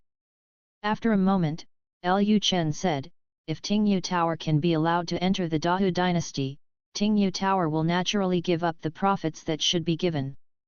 I just don't know how Miss Jian plans to cooperate with us, Ting Yulu." Seeing that Lu Chen agreed, Wu Yunwan smiled and said, "Our cooperation is very simple. From now on, Ting Yulu and Qunhai Chamber of Commerce will establish a new Chamber of Commerce.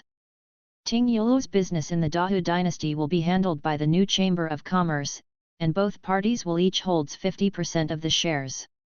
Don't get me wrong, Mr. Chen. 40% of the 50% shares held by the Qunhai Chamber of Commerce will be given to the eldest princess. Only in this way can we make it possible for her to agree to let Ting Yulu enter the Dahu dynasty." Hearing Wu Yunwan's words, Lu Chen laughed. "Good guy, Wu Yunwan wants to engage in reverse osmosis, right? If the two chambers of commerce cooperate to establish a new chamber of commerce, no matter what Ting Yulu does in the Dahu dynasty, it will be under surveillance, and people from the Dahu dynasty may in turn inquire about some things inside Ting Yulu. The eldest princess of Dahu is really good at planning." But having said that, although this seemed to be very beneficial to Wu Yunwan, Lu Chen decided to agree. Because he really wanted to establish a relationship with Dahu's royal family, and they would be able to use this relationship sooner or later. Then Lu Chen said, "Okay, no problem. Then Princess Wu will trouble your Qian family." Seeing Lu Chen agreeing so simply, Wu Yunwan was slightly stunned. She thought Lu Chen would ask them some questions, such as why they wanted to cooperate, or put forward more conditions, but in the end, this person didn't ask anything. Wu Yunwan asked at this time, "Master Chen, aren't you curious why our Qunhai Chamber of Commerce wants to cooperate with Ting Yulu?" Lu Chen said with a smile, "Isn't your reason obvious? The Qunhai Chamber of Commerce is the Chamber of Commerce of the Dahu dynasty, and it has a very good relationship with Dahu's eldest princess. The Qunhai Chamber of Commerce wants to enter Daxia and enter the Northern Kingdom to do business. We need to find a partner to cooperate with, otherwise Qunhai Chamber of Commerce is likely to face the same obstacles that Ting Yulu encountered in Dahu. And your Qunhai Chamber of Commerce should have discovered that Baiguo has great commercial potential, and the products manufactured by Buwangfu have high commercial value, so you also want to get a share of the pie. Am I right, Miss Jian? Speaking of this, Lu Chen stared at Wu Yunwan's beautiful eyes. The bestseller on the internet was criticized for being autistic. I didn't care to write anything today. I only updated it one day. Tomorrow I will resume daily updates of 8,000. Chapter 213. Wu Yunwan left the North Kingdom in a hurry. After hearing Lu Chen's words, the corners of Wu Yunwan's mouth raised slightly, and a smile appeared on her face. Lu Chen really got it right. She did plan to use what Lu Chen said just now as an excuse. Wu Yunwan then said, Master Chen is right. Our Qunhai Chamber of Commerce is indeed very optimistic about the commercial potential of Baiguo and the commercial value of the products manufactured by Buwang Mansion. Of course, these are not the most important. The most important thing is the products made by Buwangfu. Our eldest princess also uses them, and she likes them very much. Because of this, we want to cooperate with Ting Yulu to sell products from the north to the Dahu dynasty. Lu Chen said, in that case, I wish us a happy cooperation. As for the details of the cooperation, please let Miss Jian discuss it with the deputy landlord of our Tingyu Tower. I have something else to do, so I will leave first. When Miss Jian is in Baiguo, if you need anything, you can contact us at Ting Yulu. We will try our best to meet Miss Jian's needs. Wu Yunwan smiled slightly and said gently, Thank you, Mr. Chen. Lu Chen said with a smile, You're welcome. After all, we will be partners from now on. When Miss Jian comes to Daxia, we Ting Yulu will naturally treat her well. Having said this, Lu Chen stood up and prepared to leave. Miss Jian, let's do this for today. Wu Yunwan also stood up immediately, Master Chen, please go slowly. Lu Chen nodded slightly, turned around and left the private room without saying anything more. Although Lu Chen left, Wang Qingkai did not leave. Lu Chen just came to show his face. As the master behind Tingyu Tower, he naturally did not need to participate in the specific negotiations of business cooperation. After all, Qianhai Chamber of Commerce was here. Not their president. Wu Yunwan is nominally only the daughter of the president of the Qunhai Chamber of Commerce. She is not the president of the Qunhai Chamber of Commerce. Her rank is lower than that of the landlord of Tingyu Tower, so the reception of Wu Yunwan is left to Wang Qingkai's name. Just do it as the deputy poster above. Lu Chen just needs to show his attitude.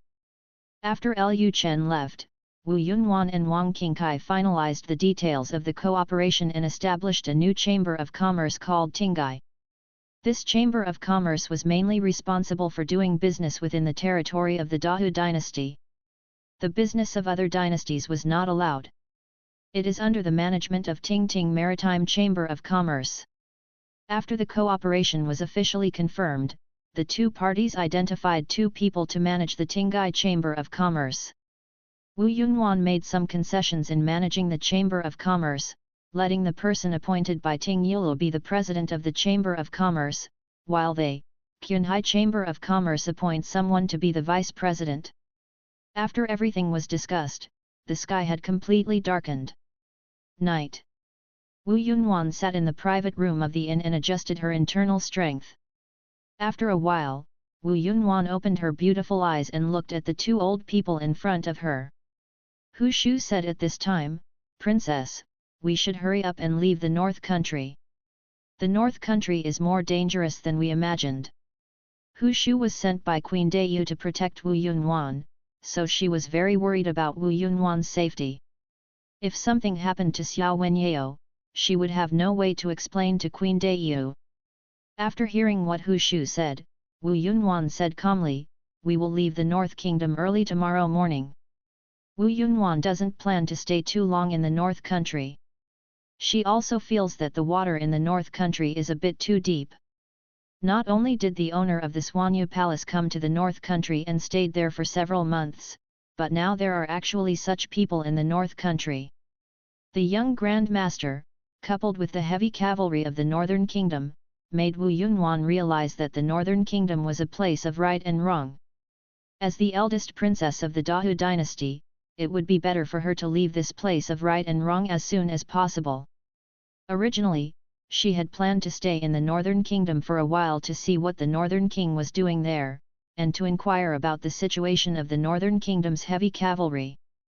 Now it seemed that leaving the Northern Kingdom as soon as possible was the most correct choice. After hearing Wu Yunwan's words, the two great masters Hu Shu and Pei Hong breathed a sigh of relief. Wu Yunwan was willing to leave, but she was afraid that she was too confident and unwilling to leave the North Kingdom so soon.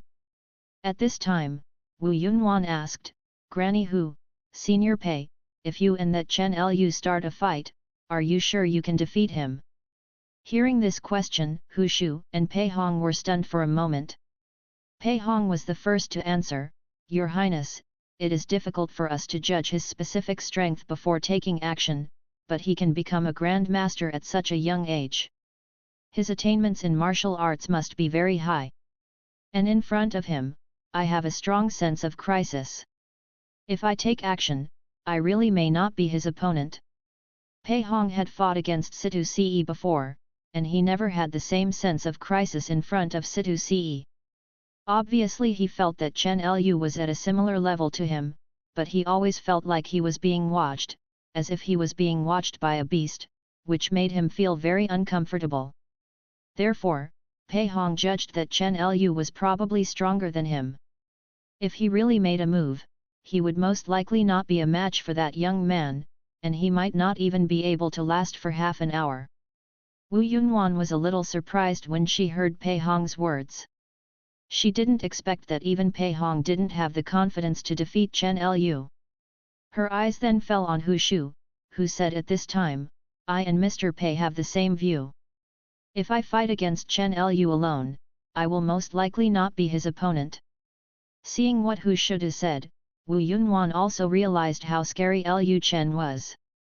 She was just an extreme master. Although she could feel the power of Lu Chen, she couldn't judge how strong Lu Chen was. "All I know is that he is a great master." But the words of Pei Hong and Hu Shu made her understand that Chen Lu was more terrifying than she had imagined. It seemed that his origin was not simple. Thinking about it this way, Tingyu Tower is most likely related to the force behind Bei Wang's mansion. I don't know what they want to do in Bei Kingdom or what they want to get from Bei Wang. As a result, Wu Yunwan became even more interested in Lu Chen, the Northern King. What kind of value did the Northern King have, and was he worthy of the support of so many forces? However, she will definitely not get the answers to these questions in the short term. She can only leave the Qunhai Chamber of Commerce in the North Country, and then let the Qunhai Chamber of Commerce slowly find ways to dig out some useful information. Wu Yunwan continued to ask at this time, "Senior Pei, Granny Hu, do you think Chen Lu is aware of my identity?" Pei Hong replied, "There is a high probability that he is aware of it. No matter how rich the Qunhai Chamber of Commerce is, it is impossible for him to have two great masters. However, he may not necessarily know that you are the eldest princess of Dahu. He probably thinks that you are the eldest princess of the section. People who come." After all, Wu Yunwan is the eldest princess of Dahu and a powerful figure. Under normal circumstances, it is impossible for her to sneak away to other dynasties without saying hello to other dynasties in advance. This is obviously detrimental to her identity. In addition, there are relatively few people who can see Wu Yunwan.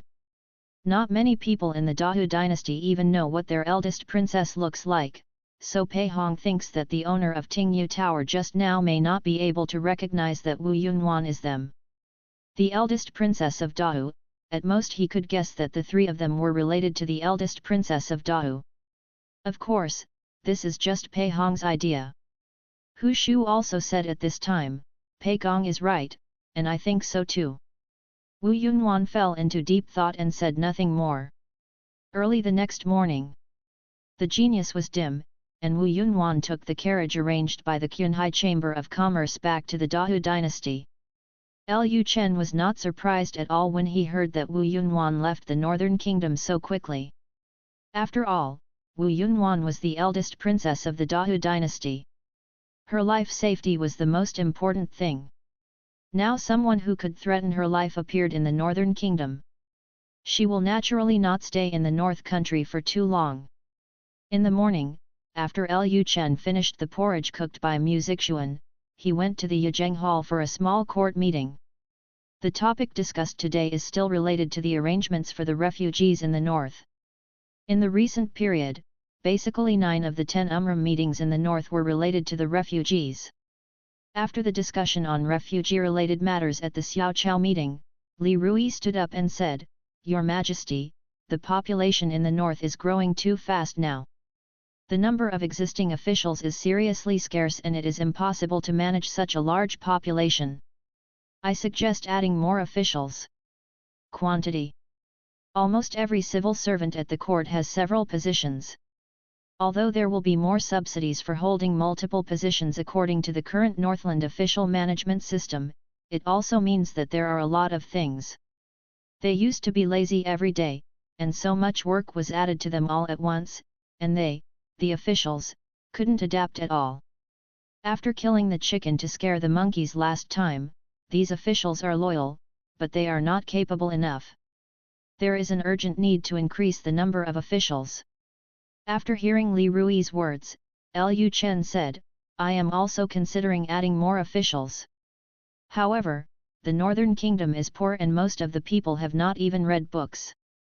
Scholars from other places in Daxia are not willing to come to the northern kingdom to work. Officers, it may not be easy to increase the number of officers now. Li Rui said, I heard that a branch of the Chu family has moved to the northern kingdom. The Chu family is a 1,000-year-old family with many scholars. I suggest that the Chu family be allowed to enter the northern palace and hold important positions. Li Rui naturally knew about the relationship between Lu Chen and the Chu family. He also knew that Lu Chen had a suppressive attitude towards the aristocratic family. However, there were not many talented people in the northern kingdom, so he could only use the Chu family for the time being. If there is a constant shortage of officials, Lu Chen's reform progress will definitely be affected. After hearing Li Rui's words, Lu Chen thought for a moment, and then said, Yes, but anyone who wants to be an official in the future must take an assessment.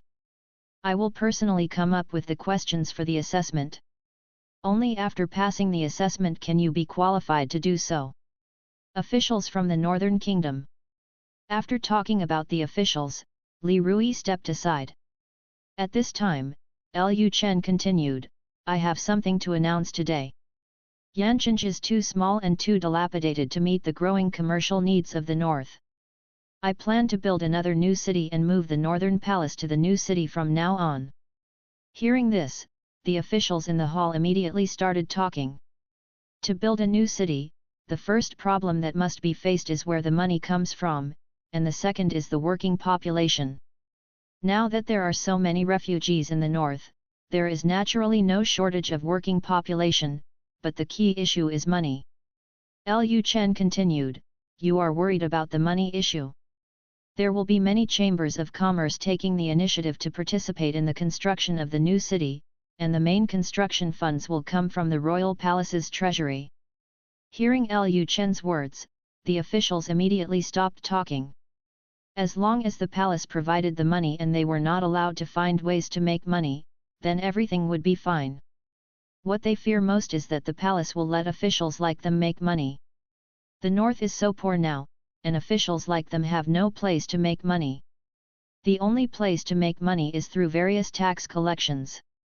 But Lu Chen exempted most of the agricultural tax, and the tax items in the north are now determined by the Buwang Mansion, and they don't have the qualifications to collect taxes under clever names. Lu Chen continued at this time, the location of the new city has not been decided yet. Let's discuss where the new city should be built. Hearing this, the discussion of officials sounded again in the hall. At the same time, the inner courtyard of Buwang Mansion. After Chu Yukin finished patrolling, she returned to her yard. She planned to have a good chat with Chu Qingli. At this time, Chu Qingli was regulating her internal strength in the room. During this period, she was often pulled by Lu Chen to practice. Her strength had also been greatly improved, but her skill had grown too fast, making it difficult for her to adapt. Chu Yukin knocked on the door and said, "Qingli, are you in the room? My sister has come in." Hearing Chu Yukin's voice, Chu Qingli quickly pulled up her clothes. When she was practicing just now, she only had a belly band left on her body, exposing a lot of skin. There are red marks all over her body. If Chu Yukin sees it, Chu Yukin will talk about herself again later. After quickly putting on her coat, Chu Qingli said coldly, "I'm inside, sister, come in." After hearing Chu Qingli's response, Chu Yukin pushed the door open and walked in. Seeing that Chu Qingli was meditating, as if she was recuperating her internal strength, Chu Yukin sighed slightly. In Chu Yukin's opinion, Chu Qingli's recent hard training was probably to improve her strength as soon as possible so that she could surpass Lu Chen as soon as possible and then forcibly take herself out of the North Prince's mansion. Chu Qingli looked at Chu Yukin and asked, "Sister, what do you want from me?" Chu Yukin replied, "Qingli, you have often gone crazy in your practice recently. It shows that your mind is in chaos. If you continue to practice like this, something will happen sooner or later. Sister has already told Chenner that the security work of the palace will be handed over to Xiaobai in the next few months. You should take a good rest first." Hearing this, Chu Qingli was stunned for a moment, and then she immediately said, "Sister, I'm fine." Chu Yukin said, "It's okay. Look at those red scars on your body." Chenner said that these red scars on your body are very difficult to remove. If one day these scars deepen further, even Chenner can't remove them. How can you get married? Besides, these scars are only minor matters. If you go crazy and lose all your power, will you still be able to stay in Buwang Mansion in the future? Chu Qingli hesitated to speak.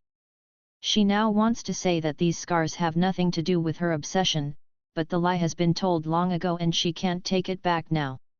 If she wants to say that these scars have nothing to do with obsession, then where did these scars come from? How will I explain to Chu Yukin then? Recommendation: A friend's book, Different Doluo 2 fans. If you like to read Doluo fans, you can read it. Chapter 214 Liquor from Buwangfu. At this time, Chu Qingli was filled with resentment towards a certain bad person. If that bad person hadn't left so many scars on her body, how could she have lied that these scars were caused by a maniac? The key is that the bad guy obviously has a way to remove these scars, but he just doesn't help himself to remove them. He insists on leaving these scars, as if he is his property and he stamps his stamp on himself. There was no way, Chu Qingli had no choice but to say at this time, "Okay, then I will rest for a while." Seeing that Chu Qingli agreed, Chu Yukin immediately said, "Qingli, sister told you last time that you are an assassin and you used to travel around a lot, so you are not suitable for staying in one place all the time. You have been practicing martial arts frequently and have gone crazy during this period. I'm afraid it has something to do with your staying in Buwang Mansion. Why don't you take advantage of your rest time to leave Buwang Mansion, go out for a walk, and relax your mind? Maybe when you come back, you won't go crazy when practicing." Upon hearing this, Chu Qingli immediately said, "No need." She also planned to complete the deal with Lu Chen quickly, and then save her sister and leave the North Prince's mansion. How could she leave the North Prince's mansion at this time? How could she deal with Lu Chen if she left the North Prince's mansion? At this time, Chu Qingli suddenly thought of something. She stared at Chu Yukin's flawless face, and then asked suspiciously, "Sister, are you planning to get rid of me and then do something with that lustful person? What's the matter?" Chu Qingli herself often made excuses to get away from Chu Yukin and then trade with Lu Chen, so she was very sensitive to this kind of thing. Chu Yukin said with a guilty conscience at this time, "Qingli, do you think my sister is the kind of shameless person?"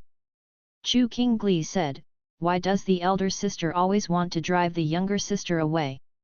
Chu Yukin said in an angry tone, "What do you mean by driving you away? Sister, this is for your own good.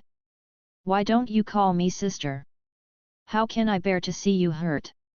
Hearing this, Chu Qingli thought in her heart, "I'm sorry sister, for you, I can't leave Buwang Mansion now no matter what." Thinking of this, Chu Qingli said, "Sister, I will not leave Buwang Mansion unless sister leaves Buwang Mansion with me. I don't feel comfortable leaving my sister alone in Buwang Mansion." Seeing how stubborn Chu Qingli was, Chu Yukin felt helpless. Just as she thought, Chu Qingli would never leave the North Palace.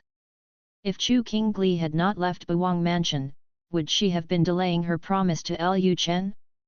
What will Lu Chen think of himself then? Would he think that he was just using Chu Qingli as an excuse to not serve him?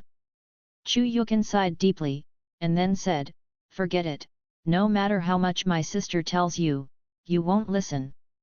Chu Yukin didn't plan to continue persuading her. She didn't know how many times she had persuaded Chu Qingli.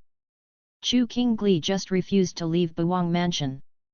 She even doubted whether Chu Qingli's stay in Buwang Mansion had another purpose. To get Chu Qingli to leave the North Palace, Lu Chen still had to find a way. Lu Chen could use the prince's power to directly transfer Chu Qingli away from the North Palace. In this way, she would have the opportunity to serve Lu Chen. She had already told Lu Chen about this matter. It would depend on what Lu Chen would do next. It would be best to transfer Chu Qingli to a place where she would not be able to return to the palace for a few hours. In this way, she would have enough energy. Time helped Lu Chen relax. Thinking of this, Chu Yukin's pretty face became extremely hot. She was indeed a shameless woman. In order to steal something from a man, she also tried every means to drive her sister out of the North Prince's mansion. At this moment, Umrah has ended. Lu Chen came out of the council hall and was about to go back to the study. A maid from the inner courtyard came to Lu Chen and said, "My lord, the princess asked you to go to the inner courtyard when you are free. The sorghum wine has been brewed." Hearing this, Lu Chen felt happy and immediately said, "I will go over right now." Then Lu Chen hurried to the inner courtyard of the palace. In the main hall, Lu Chen's wives and concubines were discussing something around a half-meter-high wine jar. Soon Lu Chen entered the hall.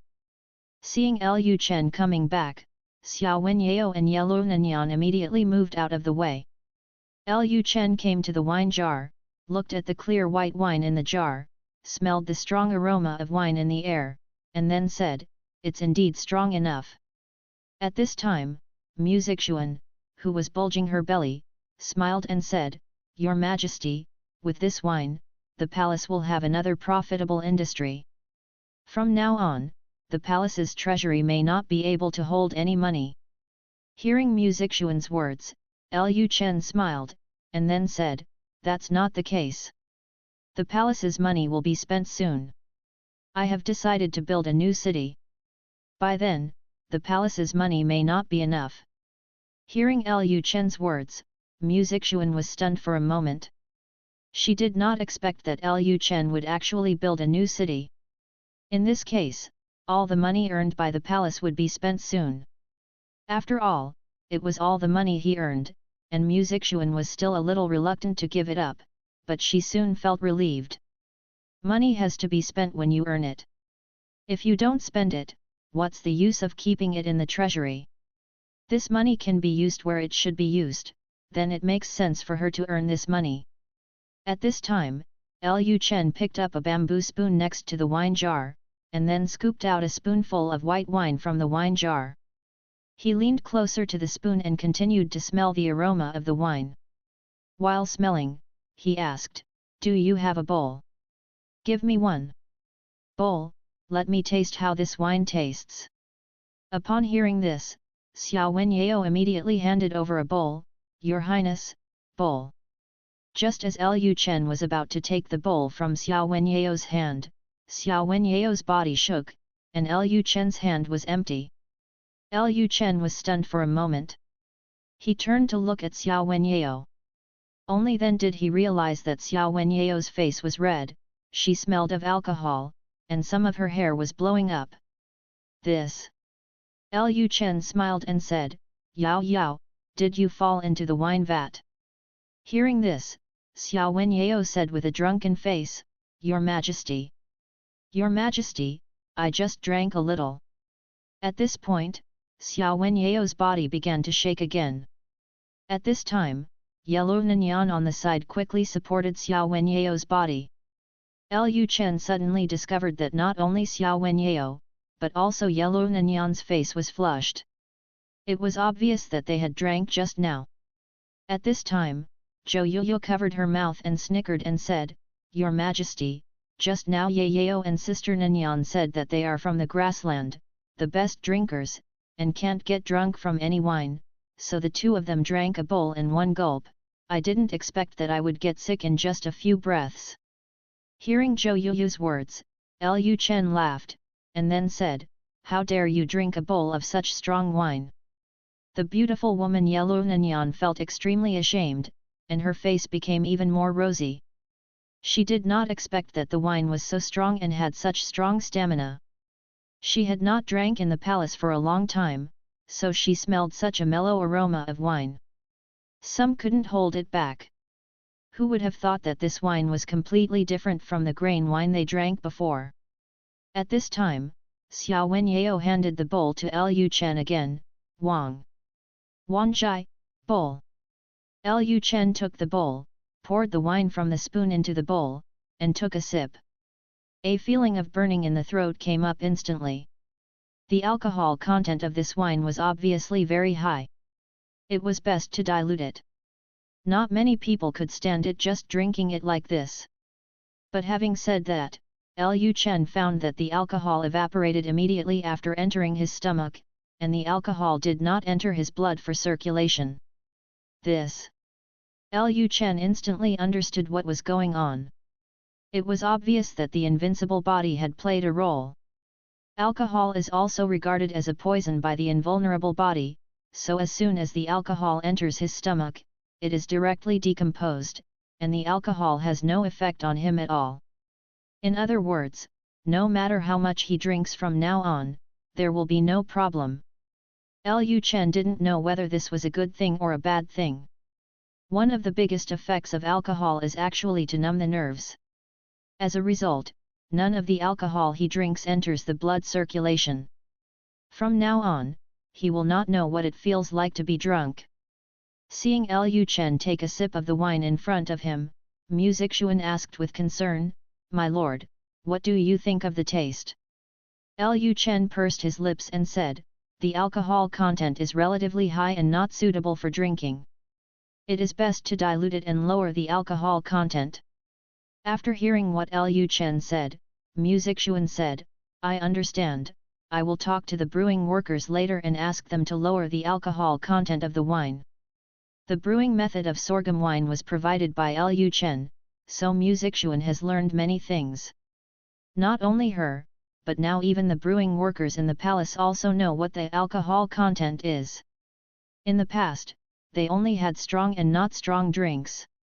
There is no statement about the alcohol content. With the alcohol content, in the future they can more accurately describe whether a wine is strong or not, and how strong it can be. After trying the sorghum wine, Lu Chen returned to his study and began to formulate the contents of the official examination. A few days later, the sorghum wine launched by the prince's mansion was sold out instantly. Many caravans came to the North Prince's mansion to place orders, and the scheduled production orders were already scheduled for 3 or 4 months. In fact, most people in this era are not used to drinking high alcohol sorghum wine, but people have a special mentality, that is, I am better than others.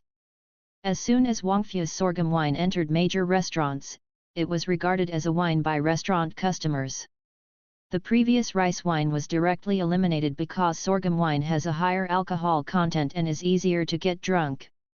Nowadays, there is a popular saying in restaurants that only women drink rice wine, while men should drink white wine brewed by Wangfu. In the next half-month, Wangfu didn't even have time to name the liquor. The reputation of Wangfu's liquor quickly spread throughout Daxia and surrounding dynasties. When Chu Yukan discovered that the liquor in Wangfu was so strong and intoxicating, she had an idea. The liquor in Wangfu might be able to create enough time for her to serve Lu Chen.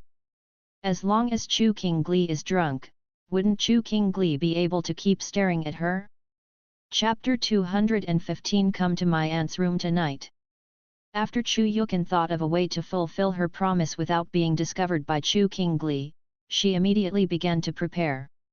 She knew that Chu Qingli was a relatively sensitive person, so if she wanted to get Chu Qingli drunk, she couldn't be too direct.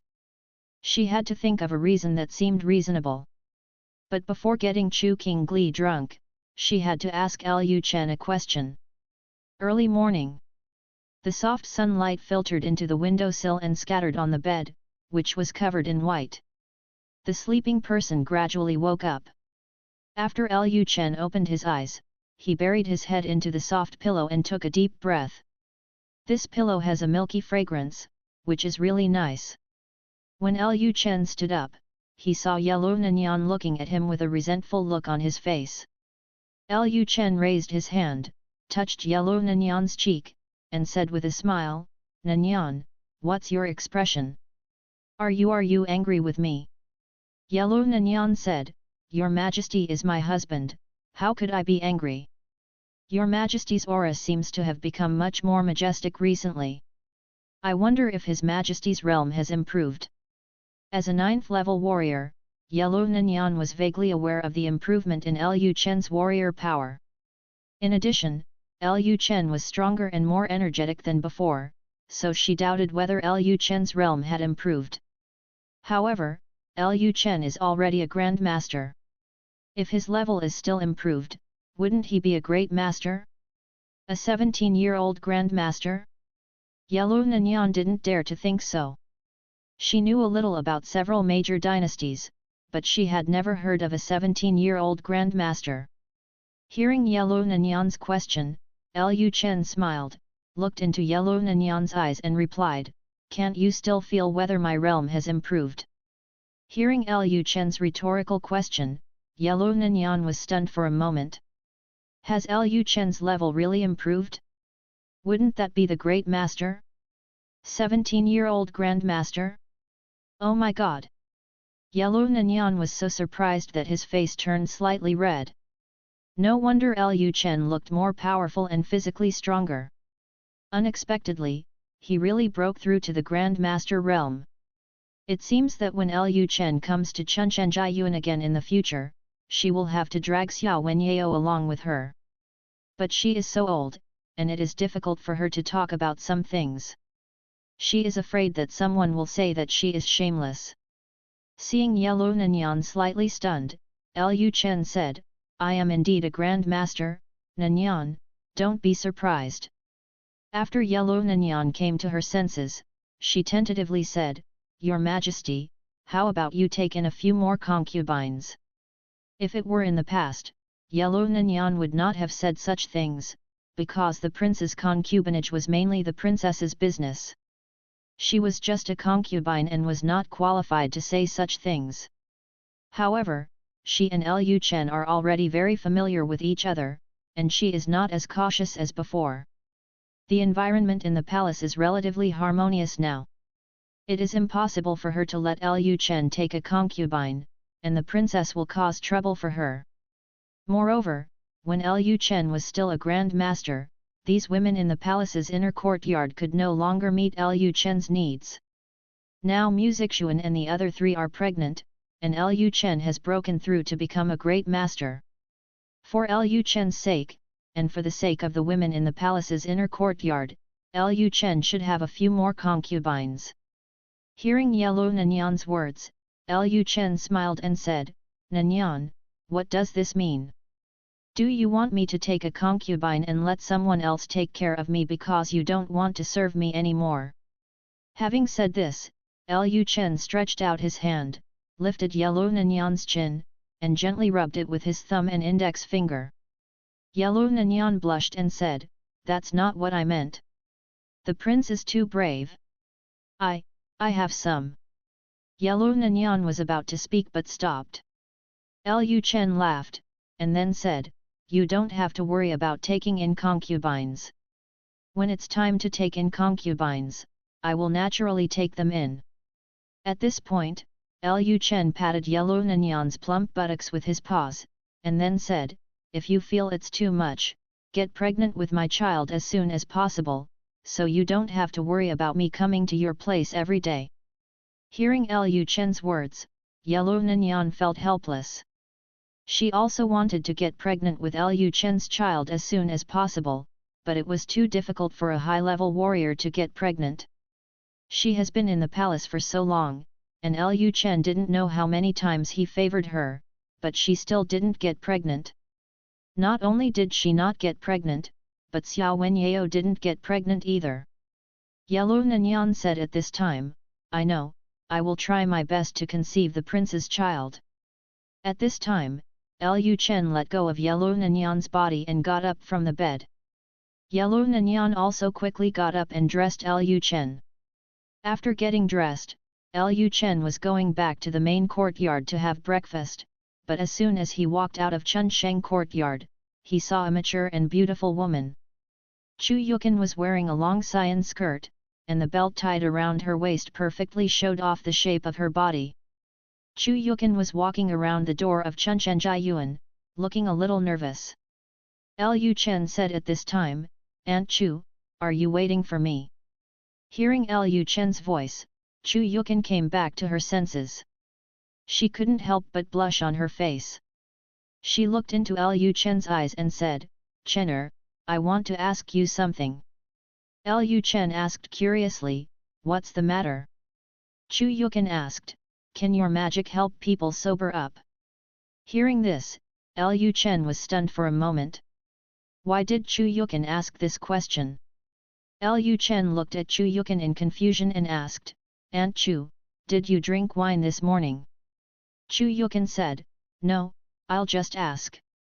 Lu Chen said, My magic can naturally sober up the drunk. I wonder, Aunt Chu, why are you asking this question? Chu Yukin then approached Lu Chen and whispered in Lu Chen's ear, Chener, come to my aunt's room tonight. Auntie wants to see you if she has something to do. After Chu Yukin suddenly approached him, Lu Chen's nostrils instantly smelled a delicate fragrance. This fragrance made Lu Chen restless. It was the scent of a woman's passion. Lu Chen seemed to understand what Chu Yukin was going to do. It seemed that Chu Yukin had finally made up her mind. However, Lu Chen still didn't understand her question about whether she could relieve her hangover. Does their doing that kind of thing have anything to do with alcohol? There seems to be no necessary connection, right? After Chu Yukin finished speaking, she was extremely ashamed. The blush on her face had spread to her white swan neck, and even the roots of her ears were red. Seeing this shy beautiful woman, Lu Chen just disappeared last night.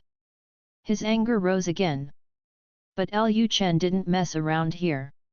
He controlled his restless heart and said, I understand. Chu Yukin immediately turned around and left. To be more precise, she should have escaped from this place. She now wanted to find a crack in the ground and crawl into it. She, a married widow, actually invited Lu Chen to her room. If someone found out, she didn't know what others would say about her.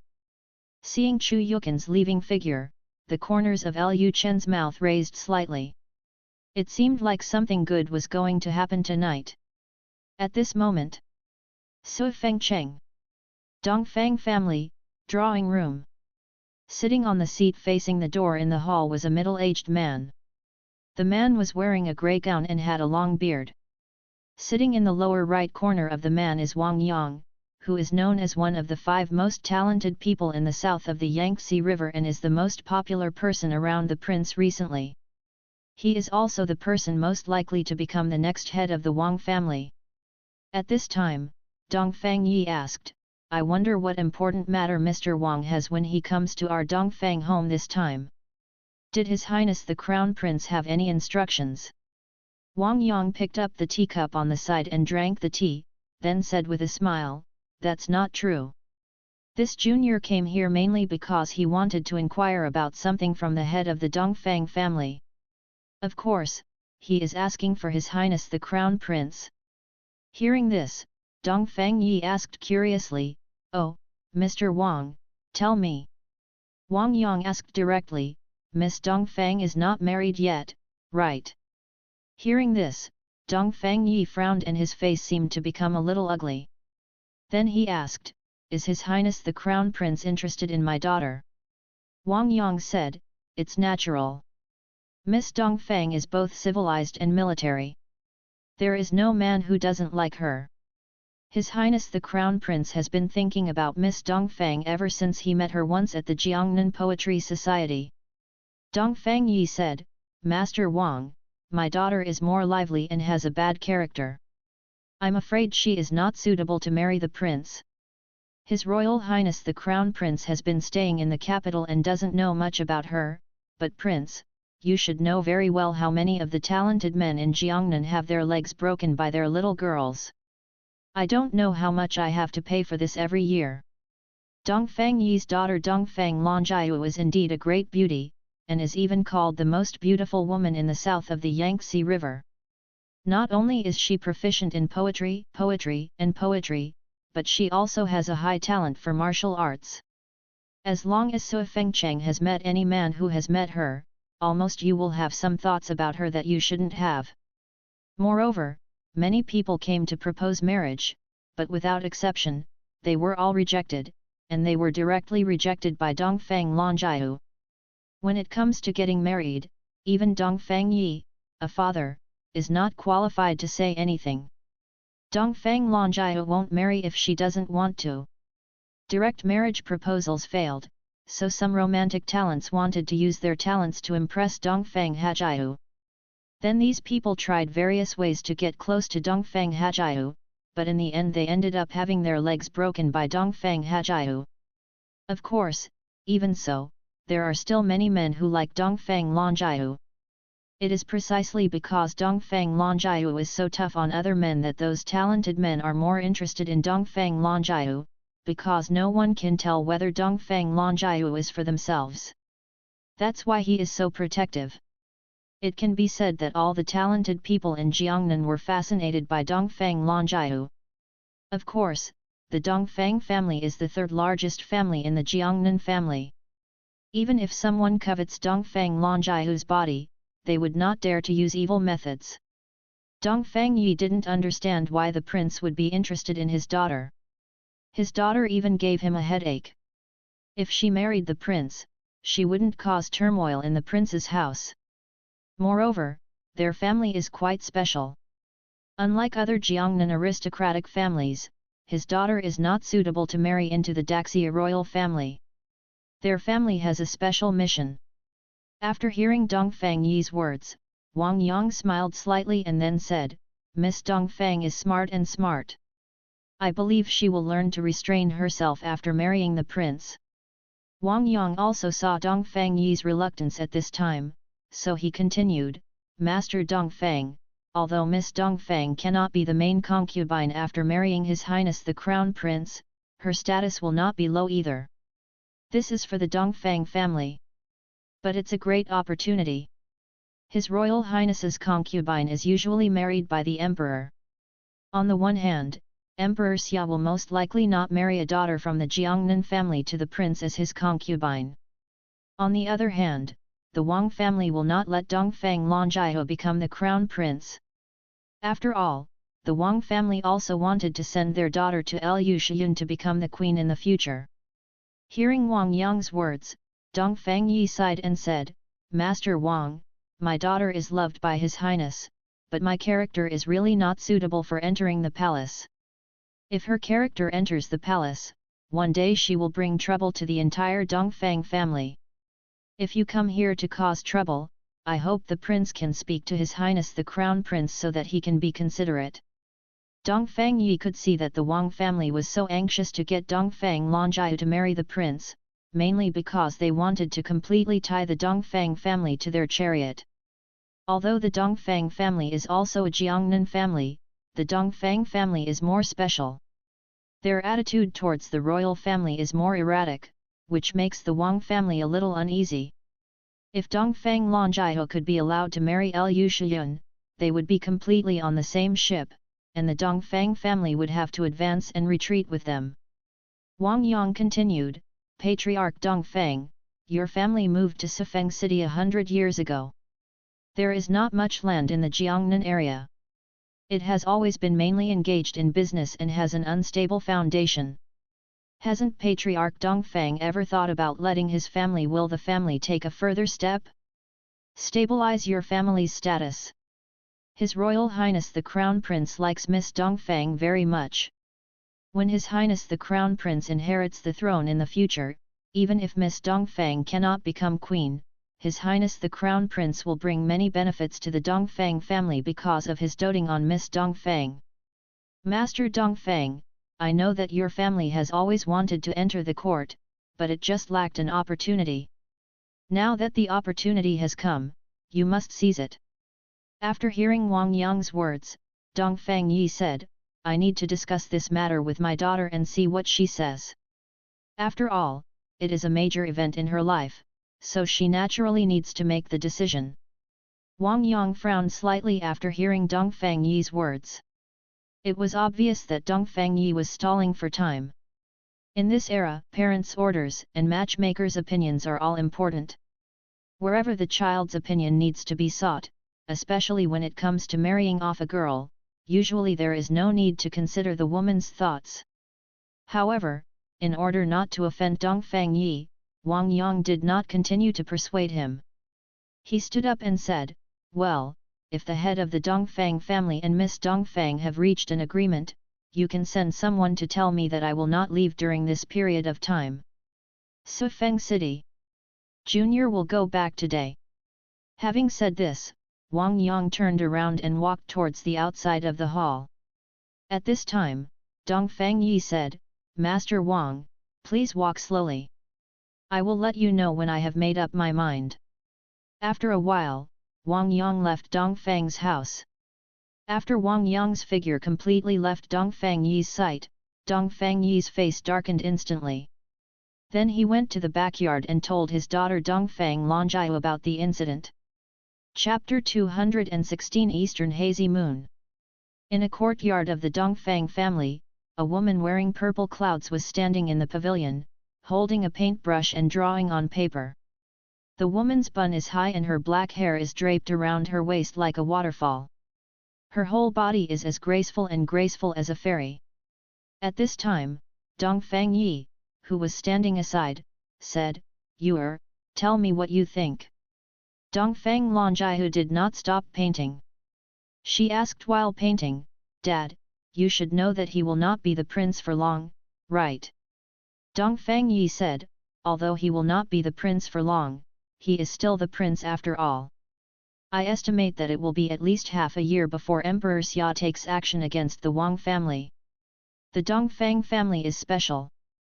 They know some inside information, so they are not optimistic about Lu Chen and think that Lu Chen is just a temporary success. After the Wang family is destroyed, the Prince Lu Chen will definitely be deposed. Dongfang Longjiu said, the Wang family probably doesn't want to see other aristocratic families marrying their daughters to the prince, but Wang Yang took the initiative to be the prince's lobbyist. This shows that they have vaguely noticed something and want to completely reconcile our family. The Jiangnan family is bound together. Our family has been doing business for generations and controls almost all the economic lifelines of the Great Xia Dynasty. Once our family is completely tied to the Jiangnan family, Emperor Xia will definitely be more afraid of the Jiangnan family. Dongfang Yi sighed and said, I also think that the prince's statement that he likes you is just an excuse, but even if it is an excuse, it is difficult for us to refuse. If we refuse directly, it will be easy for them to detect something, which will not be conducive to our transactions with others. Moreover, our family still has its own mission, so we cannot let anything go wrong at this time. Dongfang Longjia put down the brush in her hand at this time, raised her head and said to Dongfang Yi, "Dad, let's do this. You pretend to agree to the prince first, but find an excuse to delay for a while. My daughter will find a way to leave Sufeng city." Although the Dongfang family is one of the Jiangnan aristocratic families, they have businesses in all major dynasties. Dongfang Longjia wants to leave Sufeng city and go to other dynasties to hide. He was good at making decisions and didn't want to marry, so he quietly fled to other dynasties. Seeing what Dongfang Longjia said, Dongfang Yi sighed, and then said, "It seems that this is the only method that can be used at the moment. I've wronged you." Dongfang Longjia said calmly, "This is what a daughter should do." Dongfang Yi then said, "Dad, I won't bother you anymore." Having said this, Dongfang Yi turned around and left the yard, preparing to find someone to bring a message to Wang Yang. Night falls. North Palace. The moonlight tonight is cold and charming. The moonlight spreads on the ground like water, and the shadows on the ground sway with the breeze, like ripples on the water. At this moment, in Chu Yukin's room, Chu Yukin was kneeling on the mat. In front of her was a jar of wine and some food. Chu Qingli and Chu Yukin sat face to face. Chu Yukin poured herself a glass of wine and drank it in one gulp. Then she said to Chu Qingli, "Qingli, this is the wine newly brewed by the palace. It tastes very good. It is said that the order from the palace has been queued for several months. Later, sister, I finally found Zixuan to get a jar, you can have a taste. It is said that this wine can help detoxify and is of great help in practicing Qingli. Qingli, you have been obsessed with it recently and have left so many scars on your body. Those scars are most likely caused by toxins in your body. Why don't you try some? Try it." Hearing this, Chu Qingli did not become suspicious of Chu Yukin. After all, Chu Yukin also drank just now. And she did hear that the white wine recently released by Buwangfu was very popular. Now there are many guards in the palace who want to try the white wine from Buwangfu. Chu Yukin then poured a small cup for Chu Qingli. Chu Qingli then picked up the wine glass and took a gentle sip. After taking a sip, Chu Qingli found that the wine was very strong. If it weren't for her strong martial arts skills, strong internal strength, and certain resistance to strong alcohol, she might not be able to control the wine. At this time, Chu Yukin poured herself another glass. She moved her buttocks slightly, then changed from sitting on her knees to sitting on her buttocks on the ground. After her plump buttocks touched the mat, the flesh on her buttocks spread out. They were all squeezed together. Chu Yukin asked at this time, "Qingli, what do you think of this wine?" Qingli replied expressionlessly, "It's a bit strong, but the aroma of wine is quite strong." After hearing Chu Qingli's answer, Chu Yukin poured another drink for Chu Qingli, and then said, "If you like it, just drink more. Maybe you will still smell of alcohol later. Helps remove impurities from your body." Chu Yukin's idea was very simple, that is, to get Chu Qingli drunk. In order to avoid Chu Qingli doubting whether she wanted to get her drunk, Chu Yukin also drank. She thought that Lu Chen would come to her room later anyway, and Lu Chen's magic could cure hangover.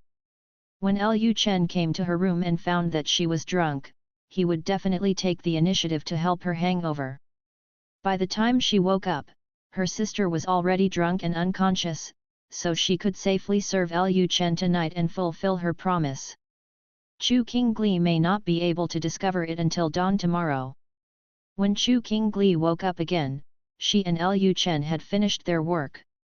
Seeing Chu Yukin pick up the wine glass and take another sip, something suddenly occurred to Chu Qingli's mind. During this period of time, her sister has become suspicious of her. After all, Lu Chen always appears in her room, and she is obsessed with it every day. This cannot be explained. In the past few days, she had not traded with Lu Chen, mainly because she was worried about being discovered by Chu Yukin. Now that such a strong drink suddenly appeared in Buwang Mansion, wouldn't her chance come? If she could get her sister drunk, her sister would be unconscious by then. If she went to trade with Lu Chen, her sister would not. You will find that she no longer has to be as cautious as she used to be, for fear of being passed by her sister. However, in order to prevent his sister from finding out that he was trying to get her drunk, it was better to drink with her. Thinking of this, Chu Qingli picked up the wine glass in front of her and took a slow sip. At this time, the two sisters had a tacit understanding and wanted to get each other drunk. Then the two of them chatted about some things and drank while drinking. At this moment, Lu Chen's study was still brightly lit. After an unknown amount of time, a group of dark clouds floated in front of the moon, blocking the moonlight. Lu Chen got up from his seat, stretched and twisted his neck. He suddenly remembered that Chu Yukin asked him to go to her room tonight. When he thought of this, the corners of Lu Chen's mouth could not help but raise slightly. But he soon thought of another trouble. Chu Qingli lives next door to Chu Yukin, and Chu Qingli has no longer served as the deputy guard commander of the palace recently. She is currently on vacation. If he went to Chu Yukin's room now, there would be a high probability that Chu Qingli would see or notice her. Chapter 217 An assassin entered Chu Yukin's room. Lu Chen felt confused at the thought that he would be seen by Chu Qingli. Chu Yukin must also know this. When Chu Qingli did not leave the palace, Chu Qingli would keep an eye on Chu Yukin all the time. Then why did Chu Yukin ask her to go to her room? With Chu Qingli watching, Chu Yukin wouldn't allow him to mess around, so they couldn't do business. Could it be that they went to her room and just sat there? After thinking about it, Lu Chen didn't understand why Chu Yukin asked him to go to her room tonight, but since Chu Yukin personally invited him there, no matter what it was definitely worth checking out. Then Lu Chen got up and went to the courtyard where Chu Yukin was. Before entering the courtyard, Lu Chen noticed candlelight flickering in Chu Yukin's room and voices coming from the room. Is there anyone else in Chu Yukin's room? This made Lu Chen even more confused as to why Chu Yukin asked her to come to her room. Isn't there someone else in her room? Lu Chen then came to the door and knocked on the door. Aunt Chu, am I coming in? At this time, two women were lying on the ground in the room. Perhaps because they drank too much wine and their bodies were a little hot, their clothes collapsed, revealing their white necks, delicate collarbones and a large expanse of snow white. After Lu Chen's voice sounded, the room suddenly became quiet, and there was no sound for a while. Lu Chen stood at the door and was stunned for a moment. He clearly heard someone talking in the room just now, but why was there suddenly no sound? Could it be that something happened inside? Are there assassins? Thinking of this, Lu Chen frowned and immediately opened the door. As a result, as soon as the door opened, what came into view was the erotic scene of two beauties hugging each other. Seeing this scene, Lu Chen was stunned for a moment. The next moment, a strong smell of alcohol floated into Lu Chen's nostrils. Lu Chen instantly understood what was going on. It turned out that they, Chu Yukin and Chu Qingli, had been drinking in the room just now, and what they drank was sorghum wine brewed by the palace. At this time, Lu Chen glanced at the two people on the ground. Chu Yukin was lying on the ground, and Chu Qingli was lying next to her. Chu Yukin was completely drunk, while Chu Qingli was still a little dazed. The corners of Lu Chen's mouth raised slightly. What kind of assassin was there? The assassin was himself. Could it be that when Chu Yukin asked her to come to her room at night during the day today, she planned to drag her away and reveal the affairs between them to Chu Qingli? It's just that I arrived a little late, and as a result, these two beauties were drunk and fell to the ground. At this time, Lu Chen thought that Chu Yukin had already thought about it and no longer wanted to hide their relationship. It was obvious that Lu Chen had not guessed Chu Yukin's true intention. Lu Chen entered the room at this time and closed the door. After hearing the sound of the door closing, Chu Qingli, who was in a daze, looked up at the door to see who had come in. As a result, she found out that the big bad guy had come in, and her brain suddenly sobered up a lot. However, because she drank too much wine, it would take some time to force the alcohol out. She was still in a drunken state, and her whole body weakness. Seeing Lu Chen walking directly in front of Chu Yukin, Chu Qingli became nervous instantly. At this time, Chu Yukin's clothes had completely collapsed, revealing her snow-white shoulders.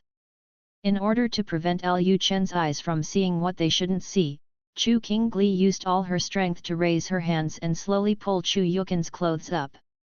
While pulling them, she said to Lu Chen, "No. No, look." Seeing this scene, Lu Chen laughed. Unexpectedly, Chu Qingli was still so sober. Even when she was drunk, she would not let herself get close to Chu Yukin. Lu Chen then said with a smile on his face, "Qingli, it's cold when you sleep on the ground. If you catch a cold later, I'd better help you go to bed." Chu Qingli quickly put her hands on Chu Yukin's body, stared at Lu Chen drunkenly and said, "You, get out." It wasn't like she didn't know who this devil was. Now that two drunk beauties were in front of him, with no resistance at all, she couldn't believe that this bad guy didn't have other intentions. This guy must be driven out, otherwise no one will know what he will do later. When Lu Chen saw that he was preventing himself from touching Chu Yukin's body, Lu Chen said, "Qingli, you have gone too far. You just sleep on the ground by yourself. How can you let Aunt Chu sleep on the ground with you? The ground is so cold, what if Aunt Chu catches a cold?" Having said this, Lu Chen grabbed Chu Qingli's jade hand and took her arm away from Chu Yukin's body. Although Lu Chen said so, Chu Qingli trusted Lu Chen at all. She immediately grabbed Lu Chen's arm and wanted to continue to stop Lu Chen. However, she was drunk, and after she came into contact with Lu Chen, the skill in her body was temporarily blocked. Without the blockage of the skill, her body became even weaker and her mind became dizzy due to the drunkenness. Then she could only watch as Lu Chen picked up Chu Yukin's plump body, and then walked straight to Chu Yukin's big bed. Seeing this scene, Chu Qingli thought that Lu Chen was going to do that to Chu Yukin. Such a thing, she tried her best to say, if you dare to touch my sister, I will definitely cut you." Hearing Chu Qingli's words, Lu Chen smiled, then he put Chu Yukin on the bed and covered her with a quilt. Seeing that Lu Chen didn't mess with Chu Yukin, Chu Qingli felt relieved, but soon she was frightened to the point of sweating again. After Lu Chen put down Chu Yukin, he walked towards her again. After Lu Chen came to Chu Qingli, he squatted down and planned to give her a princess hug. Chu Qingli thought that Lu Chen was going to do something to her here, so she immediately started struggling, not wanting Lu Chen to touch her body. But as soon as Lu Chen touched her body, she lost strength again. Although she kept struggling, Lu Chen still picked up Chu Qingli in a princess hug, and then Lu Chen also carried Chu Qingli towards him. Bedside. After Chu Qingli struggled for a while, Lu Chen came to the bed and laid her down on the bed. Seeing Lu Chen carrying herself to the bed, Chu Qingli was stunned for a moment. Could it be that I misunderstood this lecherous man? She just thought this guy was going to do something to her, but she didn't expect that he just carried her to bed to sleep. Thinking about it, after all, his sister is by his side. No matter how messy he is, he doesn't dare to do that kind of thing to himself at this time. Thinking of this, Chu Qingli breathed a sigh of relief. At this time, Lu Chen stood beside the bed and glanced at Chu Qingli who was lying on the bed. Chu Qingli was wearing a purple gauze dress. The dress covered her body, as if it was integrated with her body. Her buttocks were highlighted perfectly. Although the smell of alcohol exuding from Chu Qingli was a bit disturbing, Lu Chen couldn't help but feel a little moved when he saw this scene. And this is in Chu Yukin's room. They used to do bad things secretly, but just hearing Chu Yukin's voice would make Chu Qingli's body completely tense. What if they were next to Chu Yukin? Lu Chen did not continue to think about it. Anyway, he doesn't plan to leave today. Chu Qingli, a woman who dared to stop herself and Chu Yukin from doing those things, must be punished.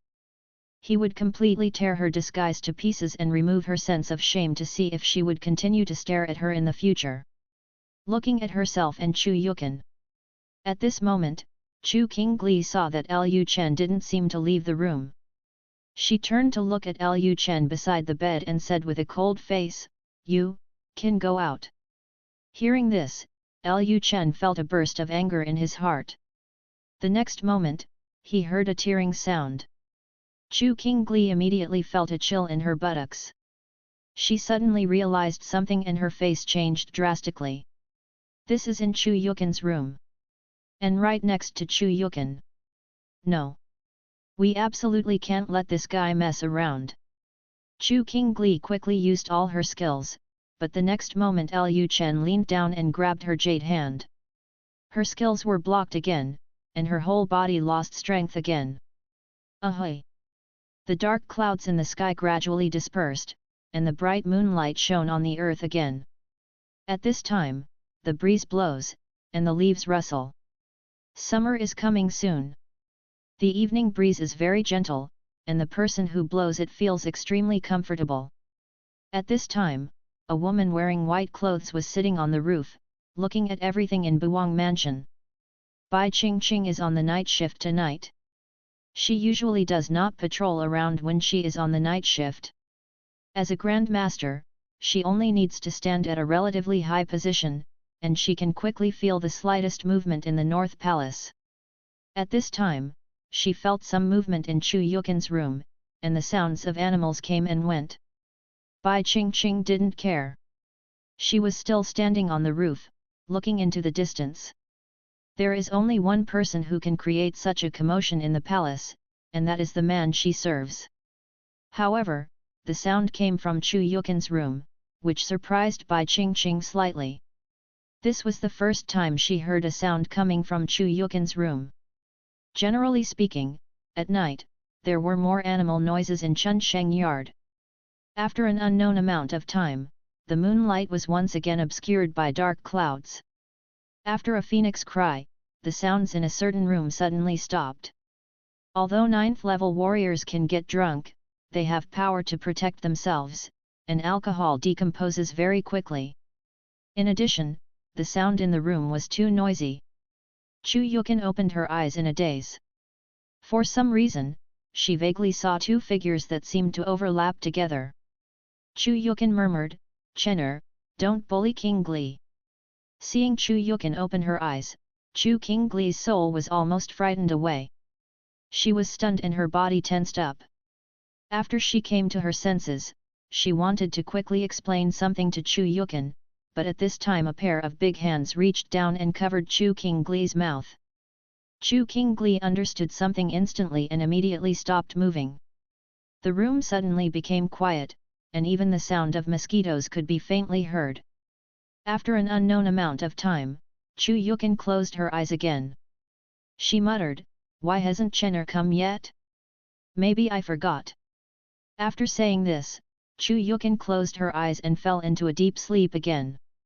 Seeing Chu Yukin close her eyes and fall asleep again, Chu Qingli breathed a sigh of relief. The next moment, a trace of anger arose in her heart, "This damn bastard." Then Chu Qingli was about to find some bad guy to settle the score with, but as soon as she turned her head, she found that her body was fixed, and the next moment her mouth was also blocked. The assassin is here again. When she thought of the assassin looking at Chu Yukin's beautiful face and attacking her, Chu Qingli became extremely angry.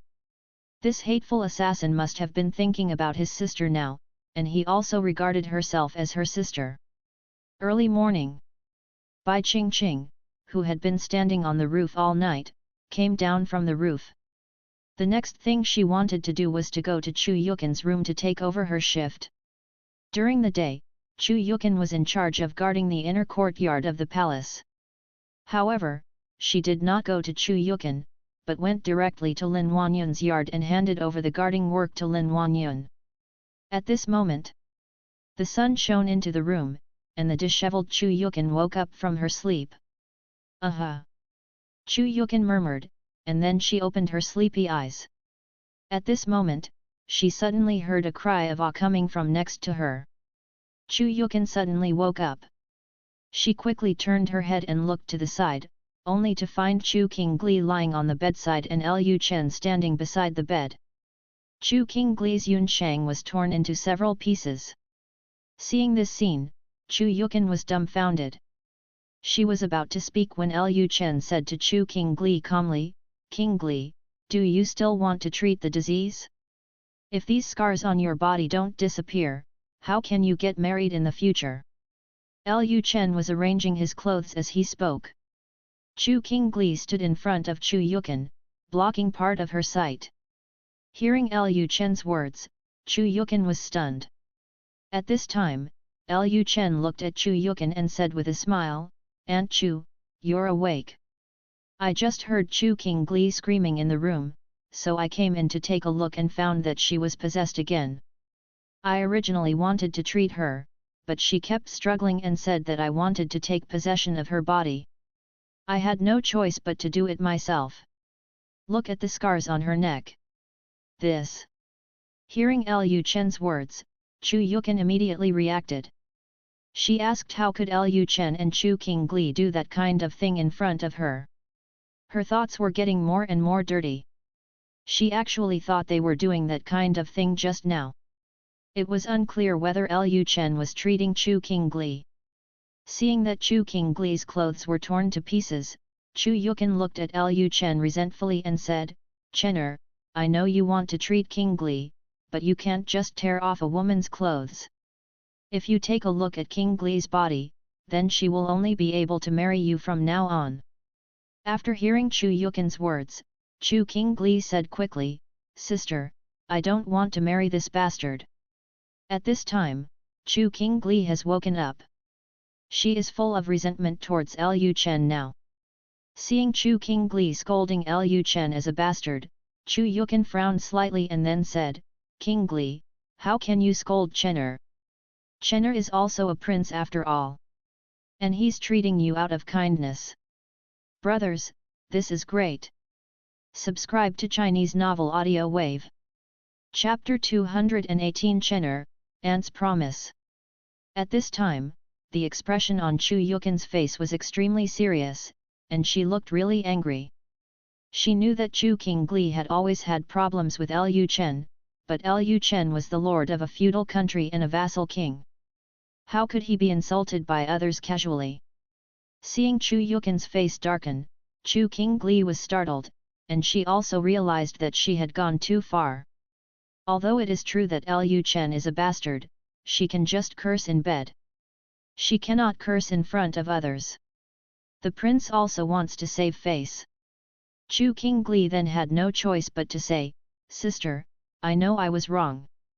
Chu Yukin then said seriously, "Qingli, apologize to Chener immediately."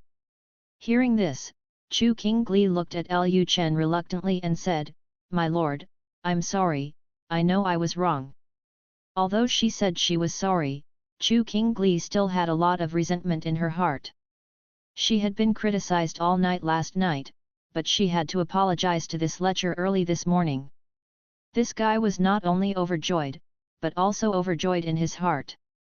He probably just wanted to see himself admitting his mistake and apologizing to him. What a hateful man, he actually used his sister to make her apologize to him. When they have a chance to be alone together in the future, she will definitely take revenge on this guy. After hearing Chu Qingli's apology, Lu Chen immediately said, "Aunt Chu, it's okay, I don't care at all. I was also wrong just now. I shouldn't have torn Qingli's clothes to pieces and embarrassed her." Seeing that Lu Chen also admitted his mistake, Chu Yukin immediately said, "Chener, you are the leader of a country now. You can't admit your mistake easily outside. Although the vassal king is not as big as the emperor, after all, it is a symbol of power. How can he admit his mistakes casually? Doesn't admitting his mistakes casually mean that he, the vassal king, is unqualified and always does wrong things? This is similar to the emperor issuing an edict to sin against himself.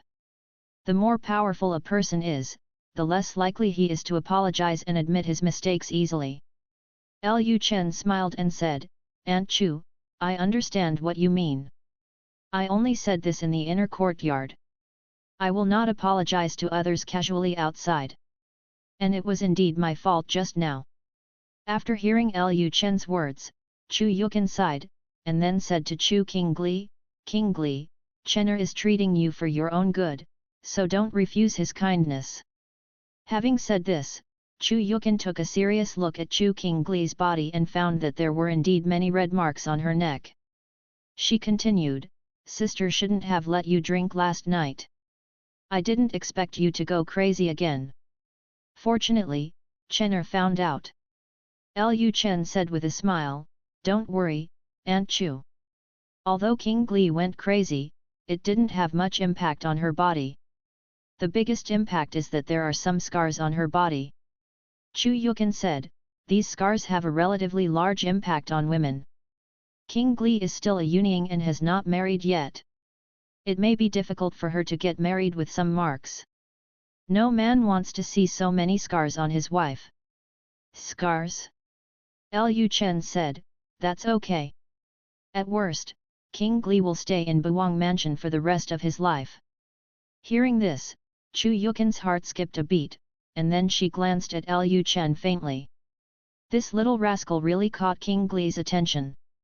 She had guessed at the beginning that if Qingli entered Buwang Mansion, it would be difficult for her to leave Buwang Mansion in the future. After receiving a resentful look from Chu Yukin, Lu Chen smiled awkwardly and said, "Qingli, don't move yet. I'll continue to treat you." Having said this, Lu Chen raised his hand, and then used his rejuvenating hand to pretend to treat her neck. Then some of the scars on Chu Qingli's neck gradually dissipated. However, Lu Chen didn't eliminate them all for her. This was his seal, so it couldn't be said that they were eliminated. At this time, Chu Qingli had a cold expression, but there was still a touch of red on her cold face. Seeing that Chu Qingli's face turned red with anger, Chu Yukin sighed inwardly again. It seemed that it would take more than a day or two for Chu Qingli to change her attitude toward Lu Chen. Just when Chu Yukin was thinking this, she suddenly smelled a strange smell in the air. She had smelled this strange smell countless times, but she could never figure out what it was. Chu Yukin suddenly thought that every time Chu Qingli went crazy, this smell would be left in her room. Could it be? Is this caused by the impurities released from her body after she became possessed?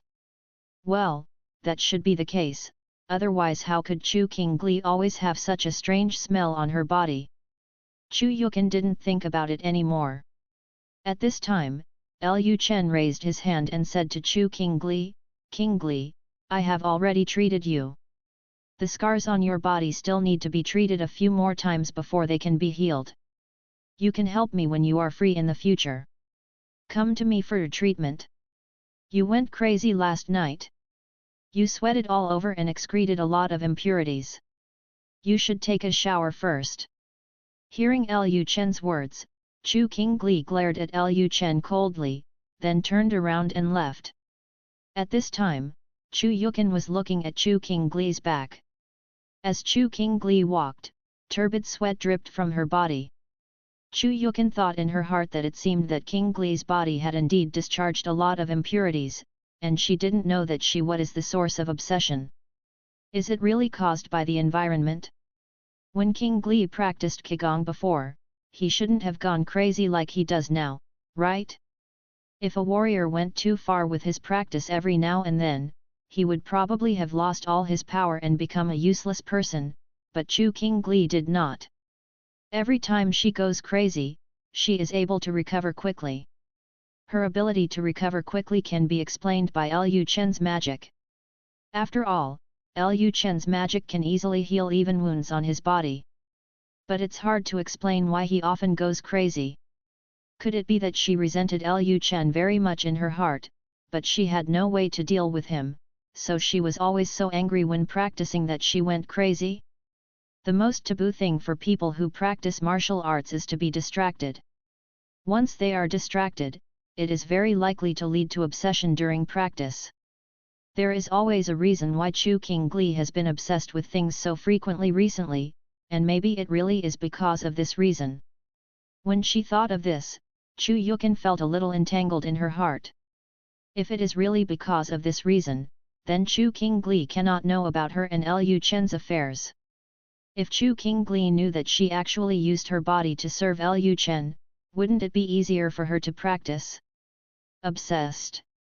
When she thought of this, Chu Yukin felt a little sad. But at this moment, Chu Yukin suddenly thought of something. Didn't she ask Lu Chen to come to her room last night? Did Lu Chen come last night? Thinking of this, Chu Yukin looked at Lu Chen and said, "Chener, didn't I ask you to come to my room at night yesterday?" You. Chu Yukin did not continue talking. When she said this, her pretty face became a little hot. She didn't know why, but she had been thinking about serving Lu Chen recently. Maybe it was because her promise had not been fulfilled for too long and she was afraid of Lu Chen. Misunderstanding that you don't keep your promise may also be due to other reasons. She didn't know the specific reason. Anyway, she just wanted to find various ways to create time for her and Lu Chen to be alone together. However, whenever she thought of her sister, she felt extremely entangled in her heart. Lu Chen turned to look at Chu Yukin, whose face was red. He had already prepared to capture Chu Yukin last night, but who would have thought that Chu Qingli was also in the room, and that guy was still awake? The only solution was to take care of Chu Qingli, and looking at Chu Yukin's goddess-level face to take care of Chu Qingli, it really felt different. Lu Chen didn't feel that he was indebted. According to his progress in subduing Chu Qingli, it was only a matter of time before Chu Qingli accepted that he and Chu Yukin were together. When the time comes, he will develop a relationship with Chu Yukin openly in front of Chu Qingli. Chu Qingli won't say anything. Lu Chen still has confidence in himself. Lu Chen said with a smile, "I came last night, but when I saw you lying drunk on the ground, Aunt Chu, I had to help Qingli help you to the bed to sleep, and then I went back. Originally, I wanted to come over early in the morning to see how you were doing, but I didn't expect that I happened to encounter Qingli who went crazy while practicing Kung Fu." Chu Yukin sighed inwardly and said with some regret, "That's it?" Lu Chen asked curiously, "Aunt Chu, did you come to see me last night to tell me something?" Chu Yukin hesitated to speak. She really couldn't tell that she was looking for Lu Chen last night to serve him. After a pause, Chu Yukin said, I'm looking for you to ask you to use fairy magic to help Qingli find out why she always goes crazy when she practices, and whether there is something wrong with her body." Seeing Chu Yukin's face flushed, Lu Chen knew that Chu Yukin was not telling the truth. At this time, he approached Chu Yukin and whispered in her ear, "Aunt Chu, Qingli is not in the room now, you can tell the truth.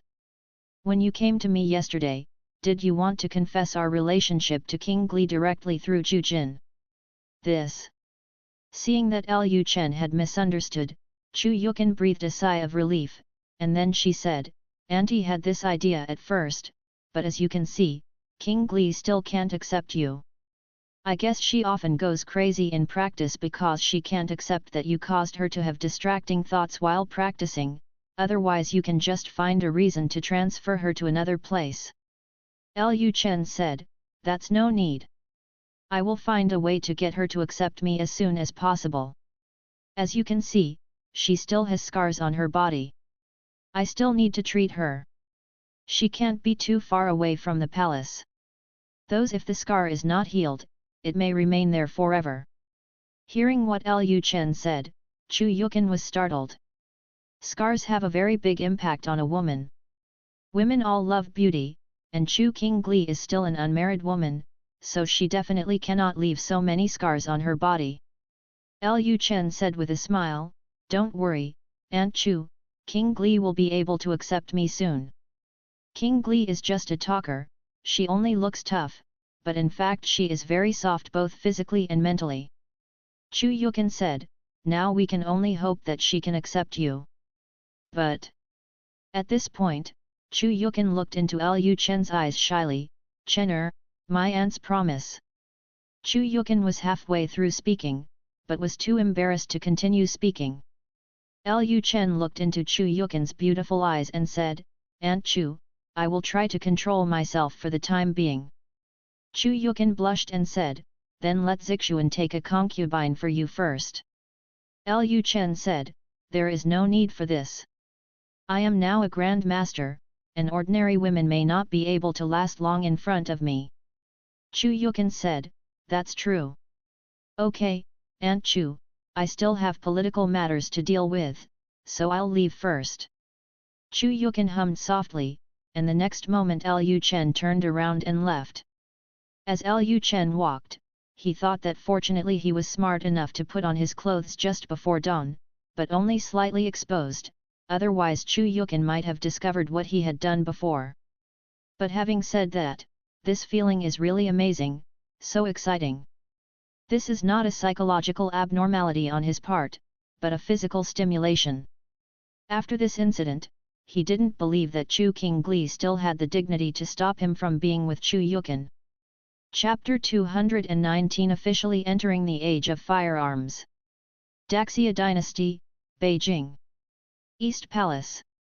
Lu Shiyun was trying out the cloud-piercing bow improved by craftsmen in the yard. The cloud-piercing bow was Lu Shiyun's second achievement after becoming the crown prince. The cloud-piercing bow was made of special materials and was extremely powerful. The cloud-piercing bow was coupled with a special cloud-piercing arrow. It can easily penetrate the armor of heavy cavalry. With the cloud-piercing bow, the Great Xia Dynasty will no longer be afraid of the enemy's heavy cavalry on the battlefield, or if there is a civil war in Great Xia in the future, their faction will not have to fear the armor secretly prepared by his brothers. Looking at the cloud-piercing bow in his hand, Lu Shiyun had a smile on his face. The materials used to make the cloud-piercing bow and cloud-piercing arrow are very special. Currently, only their Jiangnan family has them. Some of the manufacturing techniques are still confidential.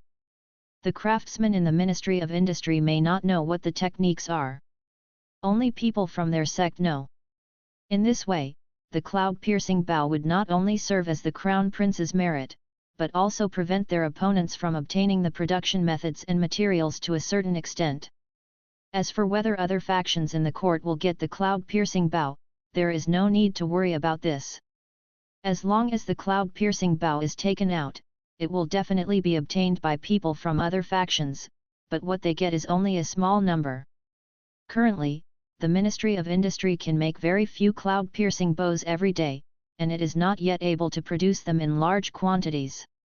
As long as the quantity is temporarily stuck, it will be enough. If the quantity is stuck, even if others get the cloud-piercing bow, they won't get much. And the people from the prince's faction have secretly produced large quantities of the cloud-piercing bow. In terms of the quantity of the cloud-piercing bow, those of his there is definitely no way for their opponents to compare with them. Just when Lu Shiyun was immersed in joy, a maid hurriedly came to Lu Shiyun and said, "Your Highness, Prince Wang is back."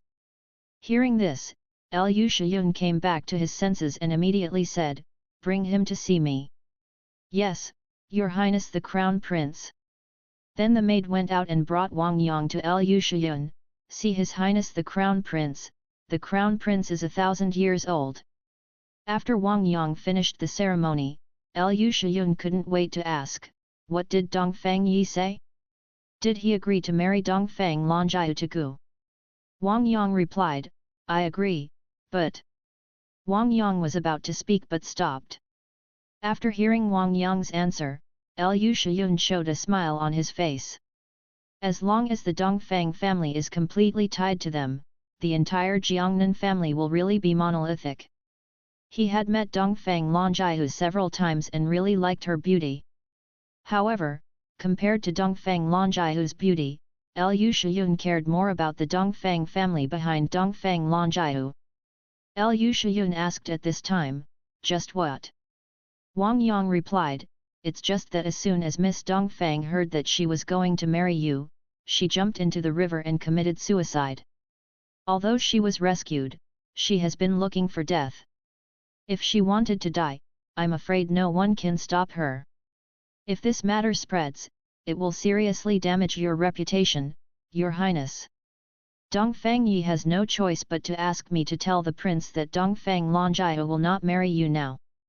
The marriage will be finalized after you marry the crown princess." He will continue to persuade Dongfang Haoyu.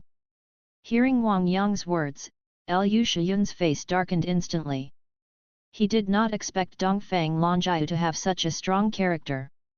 Although he knew from the beginning that Dongfang Longjiu was a woman with a bad temper, many talented people in Jiangnan had their legs broken by Dongfang Longjiu, which showed how bad her character was. However, what Lu Shiyun thought at first was that he was also the prince after all, and would be the one who would inherit the throne in the future. Even if Dongfang Longjiu had a weird personality, he would restrain himself after knowing that the person she was going to marry was the prince. There was no such woman in the world. I don't want to marry someone who holds great power. Unexpectedly, Dongfang Longjiu committed suicide by jumping into the river. If this spreads out, won't those officials in the court accuse themselves of forcing a good girl into prostitution? Seeing Lu Shiyun's face darken, Wang Yang continued, "Your Highness, please rest assured, although Dongfang Longjiu doesn't want to get married yet, as long as Dongfang Yi agrees to Dongfang Longjiu's marriage, it proves that he has stood on the side of on our side." Lu Shiyun thought for a while, and it was indeed the case. Dongfang Longjiu's attitude was not important, as long as he could temporarily stabilize Dongfang Longjiu and prevent her from committing suicide. Lu Shiyun then said, "You asked someone to send a letter to Dongfang Yi, telling him that Gu was deeply in love with Dongfang Langyu." Gu felt very sad after hearing the news that Dongfang Langyu committed suicide by jumping into the river, so Gu decided to confirm the engagement with Dongfang Langyu first. "Wait until Gu marries the crown princess, then marry her. I hope Dongfang Yi can let Dongfang Longjiu accept Gu as soon as possible."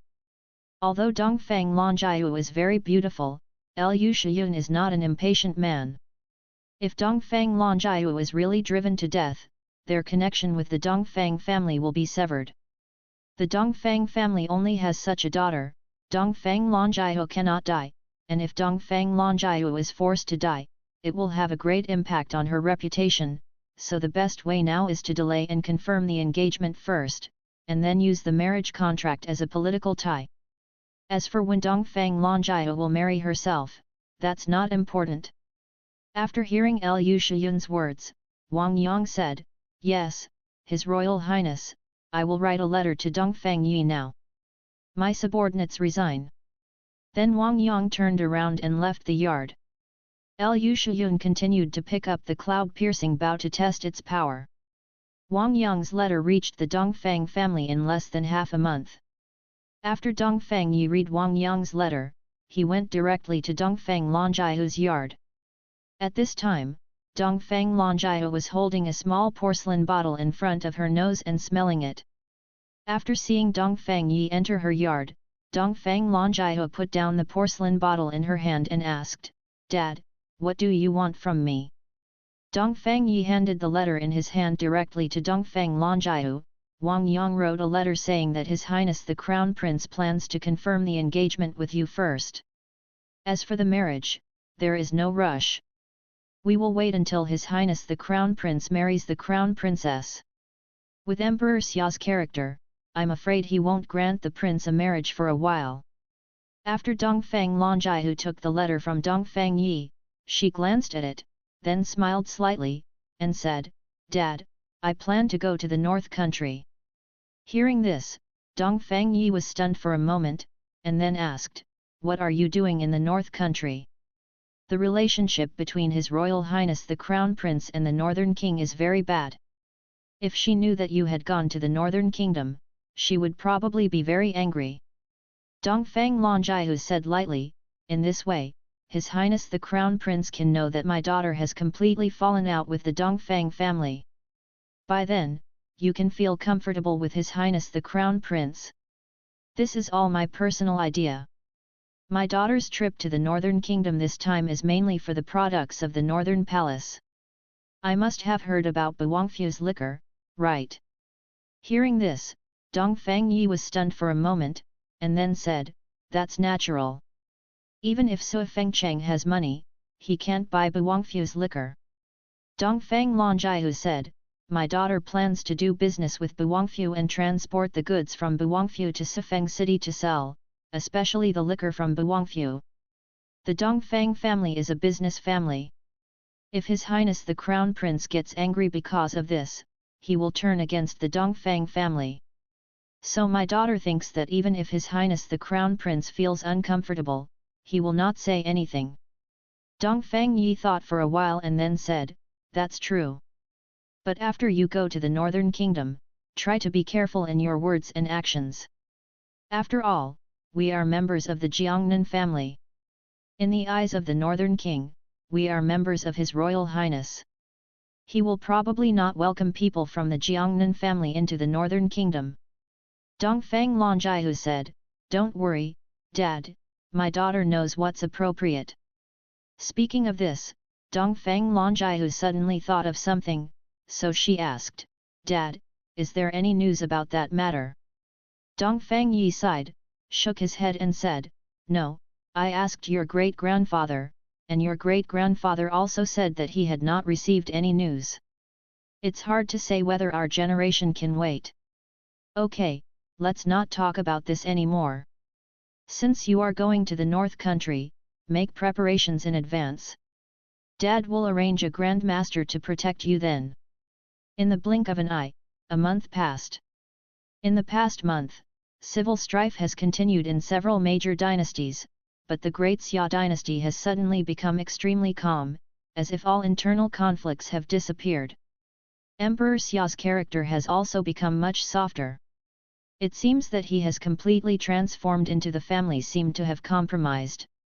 Nowadays, the battles in the Great Xia court are mainly between the factions of the princes and the princelings. Emperor Xia seems to have ceased to exist. He is basically in a state of watching the battle, as if all this has nothing to do with him.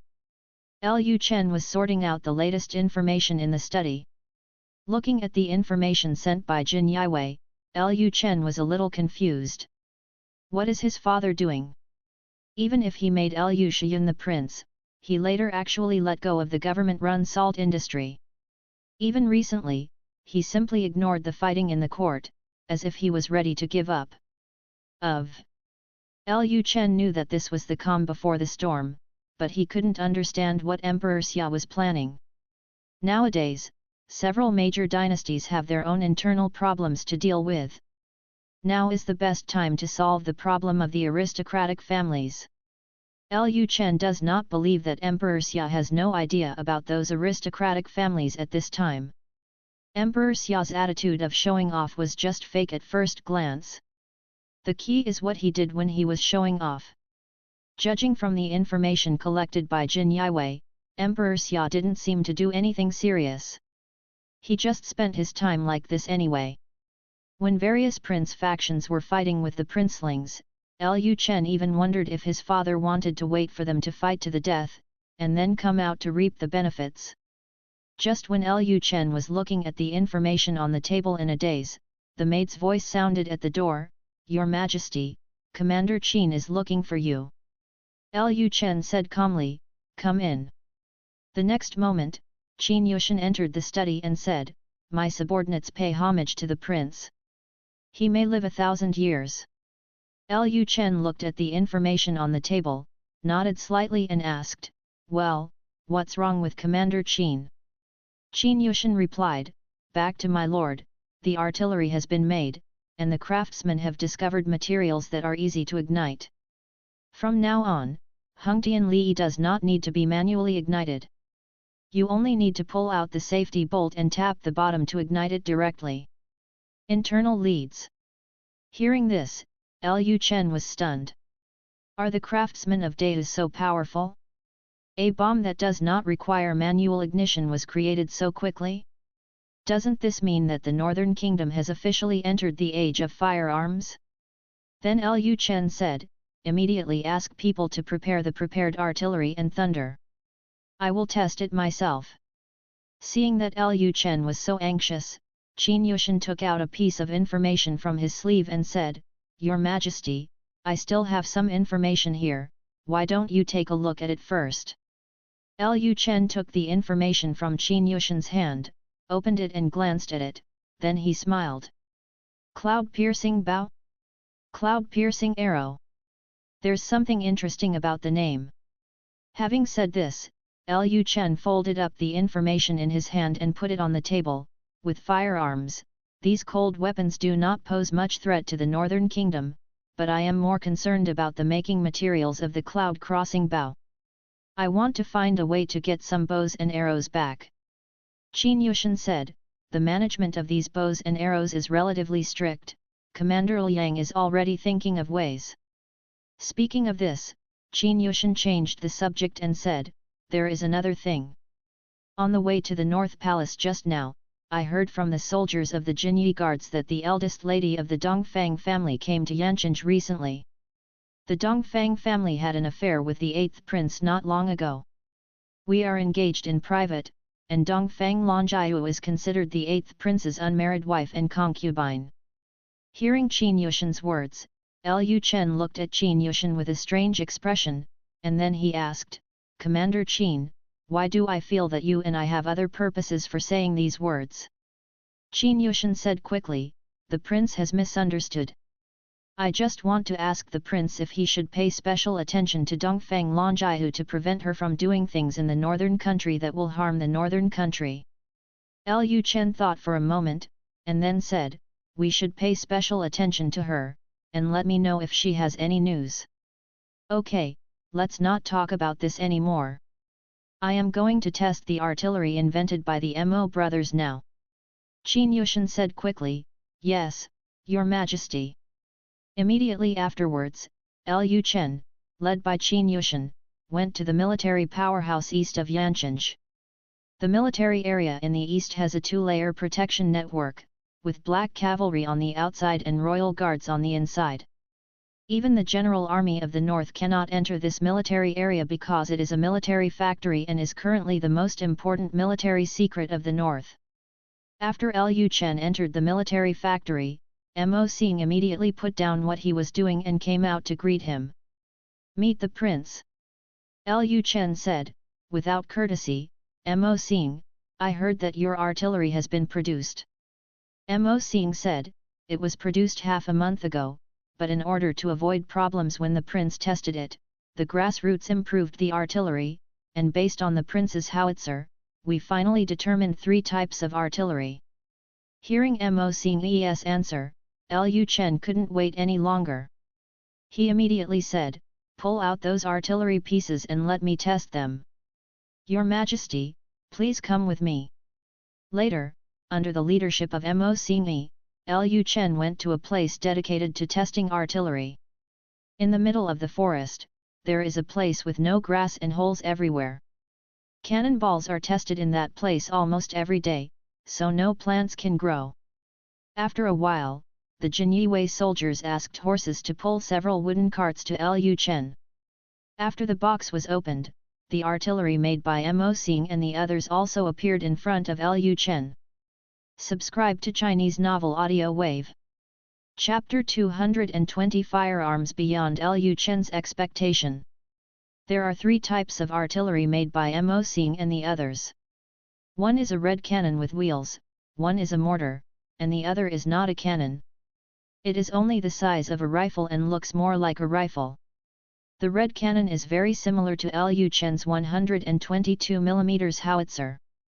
Although it is not as big as the howitzer and the structure is not complex, it can be seen from the cylindrical shells that this red cannon is not the red cannon on his drawings.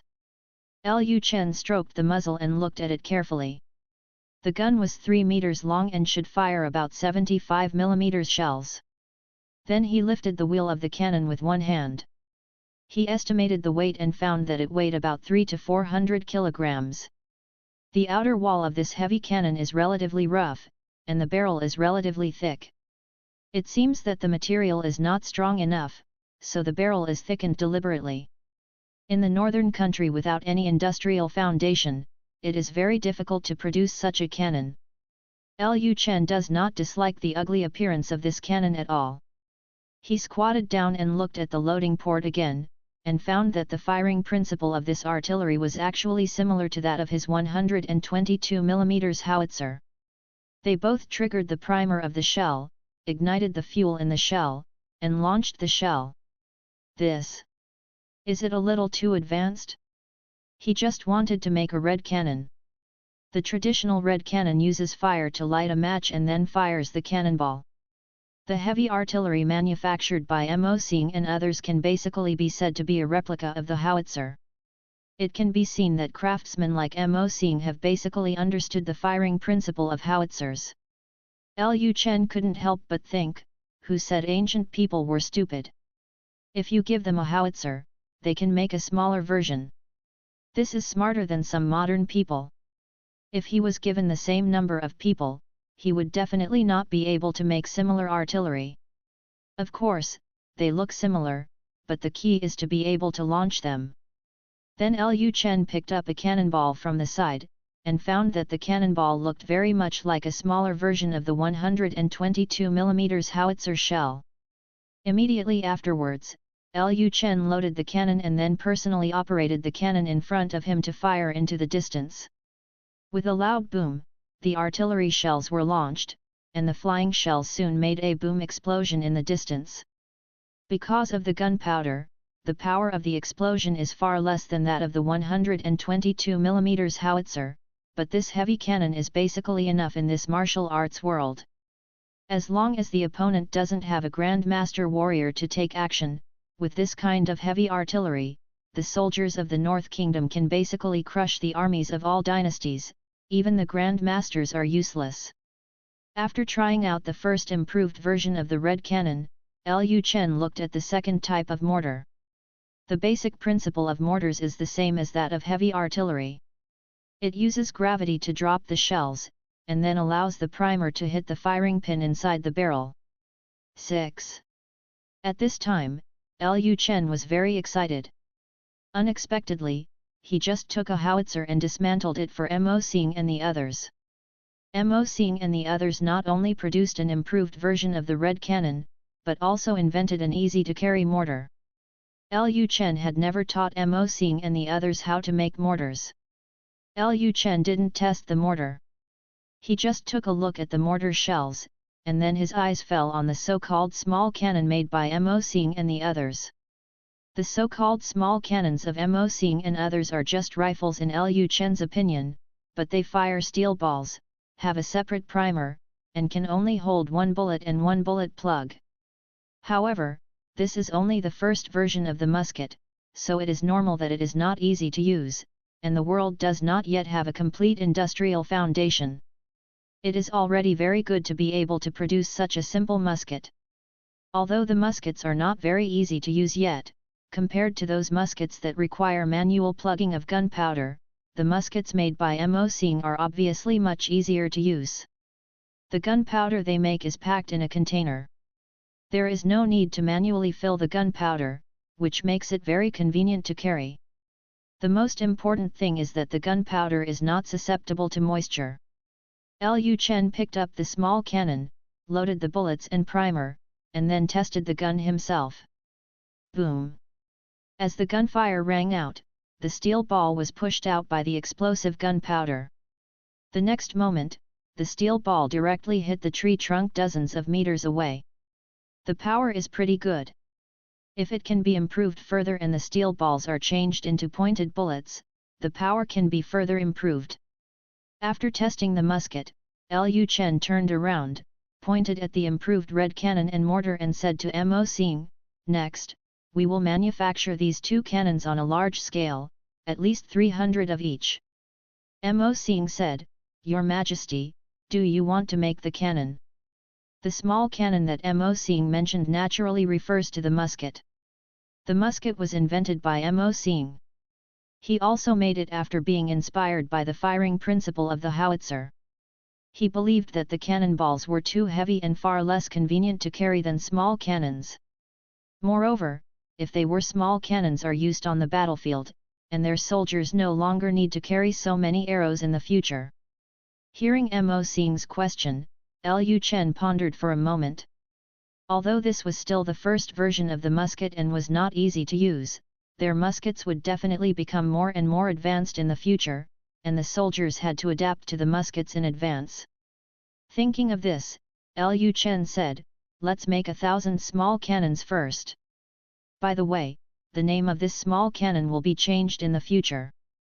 Don't call it a small cannon. It will be called a musket." Hearing that Lu Chen said that he wanted to make a small cannon and specially changed its name to a small cannon, Mo Xing was very happy. He immediately said, "Okay, Your Majesty." At this time, Lu Chen looked at the musket and asked, "By the way, who designed this musket?" Mo Xing said, "Hui Wanzhai, it was established by ordinary people." Lu Chen was stunned for a moment, then he said with a smile, "Then from now on, the name of this musket will be called Mo Xing musket after your order." Mo Xing said excitedly, "Thank you, Your Majesty." Being able to name the weapon after him, Mo Xing suddenly felt that he was valued by Lu Chen. It was such a great honor to be valued by the Son of Destiny. Lu Chen continued, "Although the first version of the musket can be used, it is still not convenient enough. I hope you can improve it and make a better use Mo Xing musket." Mo Xing said excitedly, "Yes, Your Majesty, the common people will definitely live up to Your Majesty's expectations." Lu Chen took another look at the improved red cannon and mortar, and then said, "From now on, this heavy artillery will be called the Vulcan cannon, and the second type of mortar will be called the wind and thunder cannon." At this point, Lu Chen turned around and said, "We'll finish the testing today. Next, you should seize the time to manufacture them. I will install these weapons into the army within a year. Commander Qin, please take me to see the place where the cannons are cast." "Yes, Your Majesty, please come with me." Qin Yushan then led the way and took Lu Chen to inspect the entire military factory. By the time Lu Chen returned to the palace after inspecting the military factory, it was already dark. Lu Chen was very happy today. The firearms had taken shape. All he had to do next was wait for these weapons to be manufactured on a large scale. With the introduction of these firearms and the reform of the army, the soldiers of the Northern Kingdom will definitely have very strong combat effectiveness in the future. By then, there may not be any dynasty in the world that can defeat the Northern Kingdom. Thinking of this, Lu Chen was very high-spirited and full of expectations for the future. In the next few months, the construction of the new city began, and Lu Chen was busy every day. He was either handling government affairs in the study, or supervising the construction of the new city. Occasionally, he would go to the military factory to see the manufacturing process of firearms. The bellies of Lu Chen's 3 wives were getting bigger day by day, and in the blink of an eye, it was the day when Musixuan was giving birth. Chapter 221 The fourth child is born. North Palace. Outside the main courtyard, Lu Chen's women were waiting anxiously at the door. Chu Yukan glanced at the pregnant sisters Zhou Xiaoxiao and Zhou Yuyu, and then said, "Xiaoxiao, Yuyu, you two are also pregnant, so there is no need to stand here. Wait, you should go back and rest." Zhou Xiaoxiao said, "Aunt Chu, we are fine." As soon as Zhou Xiaoxiao finished speaking, she heard Musixuan's painful cry from inside the room. After hearing Musixuan's cry, Chu Yukan quickly turned to the female guard at the entrance of the courtyard and said, "Is the prince not back yet?" Although Musixuan was able to give birth with the help of a midwife, giving birth was a very painful process. Chu Yukan had just sent someone to notify Lu Chen and asked Lu Chen to come back quickly and use magic to help Mu Zixuan relieve the pain. The female guard at the door said, "Mrs. Chu, the prince has gone to Xingqian. I have asked the Jin Yiwei to inform him. He should be back soon." Hearing this, Chu Yukan sighed.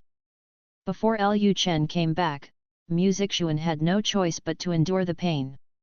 They don't know magic, so they can only stand outside and wait. At this moment, Mu Zixuan's shrill scream came from the delivery room again. But at this moment, a tall and majestic figure appeared at the door of the courtyard. Seeing Lu Chen coming back, everyone at the door of the delivery room quickly moved out of the way. Chu Yukan said anxiously, "Chener, go in and take a look, Zixuan is about to give birth." Lu Chen said with a smile, "Yes, okay." There was no sense of urgency on Lu Chen's face. As long as he came back, Mu Zixuan would basically not be in any danger. Giving birth to a child was a relatively risky matter in ancient times. Women often died of 1 or 2 children due to dystocia, but with Lu Chen in the palace, his wives and concubines would not have such a problem. Lu Chen strode into the delivery room. At this time, Mu Zixuan was lying on the bed, sweating profusely and her face was pale. Her hair was all wet with sweat and it was all stuck together. After seeing Lu Chen enter the room, Mu Zixuan's pale face showed a smile. As long as this man came back, everything would be no problem. Lu Chen walked to the bedside, then took Mu Zixuan's hand and directly used the rejuvenation hand to relieve Mu Zixuan's pain.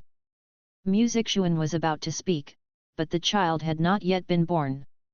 She had to work harder and swallowed her words again. Lu Chen then instilled spiritual power into Mu Zixuan. After the spiritual power entered Mu Zixuan's body, he isolated the baby from Mu Zixuan's body, and then wrapped the baby up. The baby's body instantly became extremely smooth, and it immediately out. The next moment, the baby's cries rang out in the delivery room.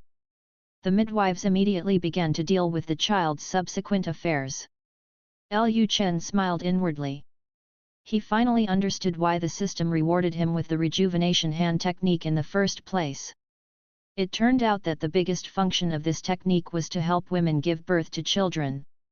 After the child was born, Lu Chen continued to use the rejuvenation hand to treat Mu Zixuan until Mu Zixuan regained her strength and her face turned rosy.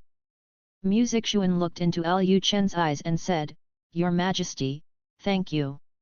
Hearing this, Lu Chen smiled slightly, raised his hand and touched Mu Zixuan's forehead, and helped her move the messy hair on her forehead to one side. "You and I are husband and wife, so we don't need to be so polite. Let's see the child." At this time, the midwives had finished taking care of the child. After hearing Lu Chen's words, the midwife immediately took the child over. Lu Chen sat on the edge of the bed, put the child on the bed, and then looked at it carefully. "It's a boy. And he is a big fat boy, weighing at least 10 pounds. Mu Zixuan also slowly stood up and looked down at the baby boy on the bed. "My lord, the child doesn't have a name yet, please give him a name." Lu Chen was about to speak when suddenly the system voice sounded in his mind. "Congratulations to the host for obtaining a heir, a Grand Master literary sage, and 5,000 civil servants as rewards." Lu Chen was stunned for a moment. He really guessed it right.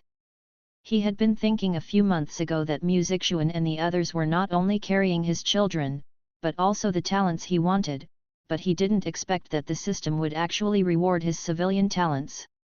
The governance of the Northern Kingdom really needs talents. In the past few months, Lu Chen had been very busy, doing everything by himself, and he was already a little annoyed. He was originally a person who liked to enjoy himself, but as a result, he suddenly had so many things to do, and he was very busy every day. His only entertainment was to cultivate a relationship with his woman in the inner courtyard. After a long time, he would get tired of it.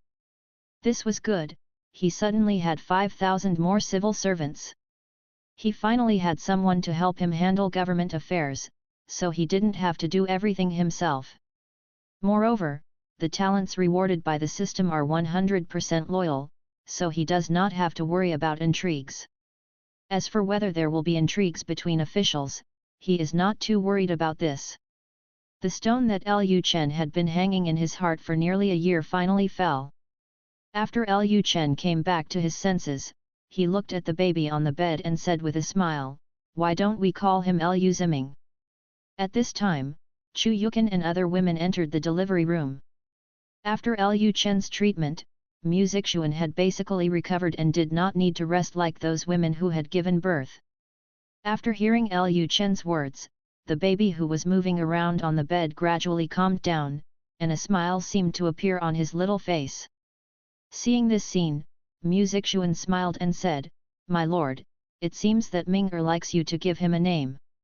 Lu Chen raised his hand, lightly touched Lu Ziming's face, and said with a smile, "Ziming, you have done a great favor to Dad." Seeing this harmonious scene, Yellow Nanyang couldn't help but touch her belly. She also wanted to give Lu Chen a child, but almost a year had passed and her belly still didn't respond. She even doubted herself. "Are you getting older and no longer able to have children?" When he thought of this, Yellow Nanyang sighed slightly in his heart. Lu Chen stayed in the delivery room for about an hour. After Mu Zixuan's body and mind had completely recovered, he left the delivery room and went to the study.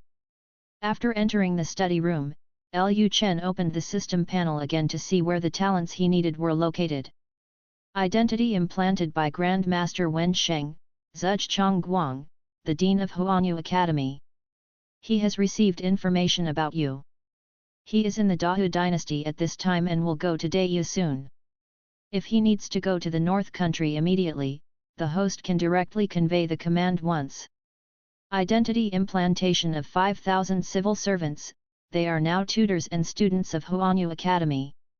They are currently at Huanyu Academy in Daqian Dynasty. If they need to go to the North Kingdom immediately, the host can directly convey an order. Lu Chen was stunned for a moment when he saw the system interface.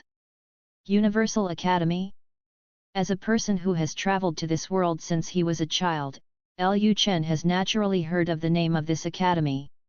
It is said that the students in this academy have very lofty ideals.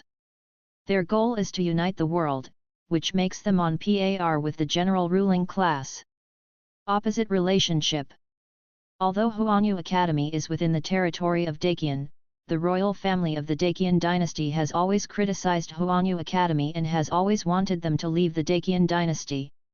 If it were not for the fact that Huanyu Academy has a great master, Wen Sheng, I am afraid that the royal family of the Daqian dynasty they had already used force to destroy Huanyu Academy. There are indeed many talents in Huanyu Academy, and in recent years they have also joined the world and participated in politics. However, the ruling class of that dynasty does not like them. Even if they become officials, they will not be able to become high officials. People who have the idea of university under heaven are aliens in today's world and cannot be accepted by the rulers. If the world becomes unified, how will the power of the ruling class be maintained? Therefore, Huanyu Academy has always been in an awkward position in this world. Although there are so many talents in Huanyu Academy, they are not reused. This has also made Huanyu Academy less and less popular over the years. Not many people are willing to go to Huanyu Academy to study. After entering Huanyu Academy, the students all had ideas that were contrary to the ruling class. It was impossible for the ruling classes of the major dynasties to let them serve as officials, and they would not be reused, and their studies would be in vain. Thinking back to the Huanyu Academy, he knew, the corners of Lu Chen's mouth rose slightly. The world is unified. This ideal is indeed a bit too advanced, and it is no wonder that the ruling class is unwilling to allow students from Huanyu Academy to serve as officials. To be honest, if these students from Huanyu Academy were not arranged systematically, Lu Chen, as a vassal king of a feudal country, would not want to use them, a group of literati who only think about the world's unity. In an era with such low productivity, how can the world be unified? If we want to achieve universal unity, this means that the ruling class must give up its own interests and distribute the resources it enjoys to the common people. How can the ruling class enjoy life? Lu Chen himself is a vested interest, and it is absolutely impossible for him to advocate the idea of university under heaven. However, he still needs officials who strive for the interests of the people. Only when officials serve the people, then the people in the north will trust him as the king of the north, and his rule will be more stable. Therefore, this group of people in Huanyu Academy are a cancer to other ruling classes, but they are treasures to Lu Chen. Thinking of this, Lu Chen immediately said to the system, issue a summons order to have them move to the north within half a year. After Lu Chen finished speaking, the system's beep sounded again. The summons order has been issued, and everyone at Huanyu Academy has accepted your order. At the same time, Dahu Dynasty, in a restaurant. A mature woman with beautiful appearance wearing a purple dress was sitting at a table, and sitting opposite her was a grey-haired old man. Although the old man's hair and beard are completely white, he looks very energetic and does not look like he is 150 years old at all. The woman said at this time, Senior Zuch, since the Daqian dynasty cannot accommodate you, seniors, how about moving the Huanyu Academy to the Dahu Dynasty? The door of Dahu Dynasty is open to Huanyu Academy at any time. Hearing Wu Yunwan's words, Zuch Chongguang smiled slightly and stroked his snow-white beard. What was Wu Yunwan planning? How could Zuch Chongguang not know that Wu Yunwan was not interested in Huanyu Academy? What she really wanted to do was to use Huanyu Academy to win over herself, a great master of literature. Zuch Chongguang then said, thank you to the eldest princess for your kindness. I understand. However, Huanyu Academy advocates peace, and Dahu launches wars every year, which is inconsistent with the philosophy of Huanyu Academy. If Huanyu Academy moves to the Dahu Dynasty, I am afraid that there will be conflicts between the Academy students and some people from the Dahu Dynasty due to different ideas. Seeing that Zuch Chongguang politely rejected her, Wu Yunwan still refused to give up. She continued, Senior Zuch, as far as I know, the current situation of Huanyu Academy is very bad. Recently, it has been spread in the Daqian dynasty that Huanyu Academy does not abide by etiquette and laws. The system of respecting etiquette has led to disasters from heaven, and the common people are demanding the abolition of Huanyu Academy. If Huanyu Academy does not move away from the Daqian dynasty, it will be abolished sooner or later. Why should Senior Zuch continue to stay in the Daqian dynasty? Hearing these words, Zuch Chongguang still had a smile on his face. He was about to say something. Suddenly, his mind froze and his whole body was slightly stunned, as if he thought of something important. Wu Yunwan naturally noticed the change in the expression on Zuch Zongguang's face. Wu Yunwan asked tentatively, Senior Zuch. Zuch Chongguang came to his senses quickly. He showed a kind smile again, and this time his smile was even bigger. It could be seen that he seemed to have thought of something happy just now. Thank you again for the invitation, eldest princess, but I have made up my mind and will not leave the Daqian dynasty for the time being.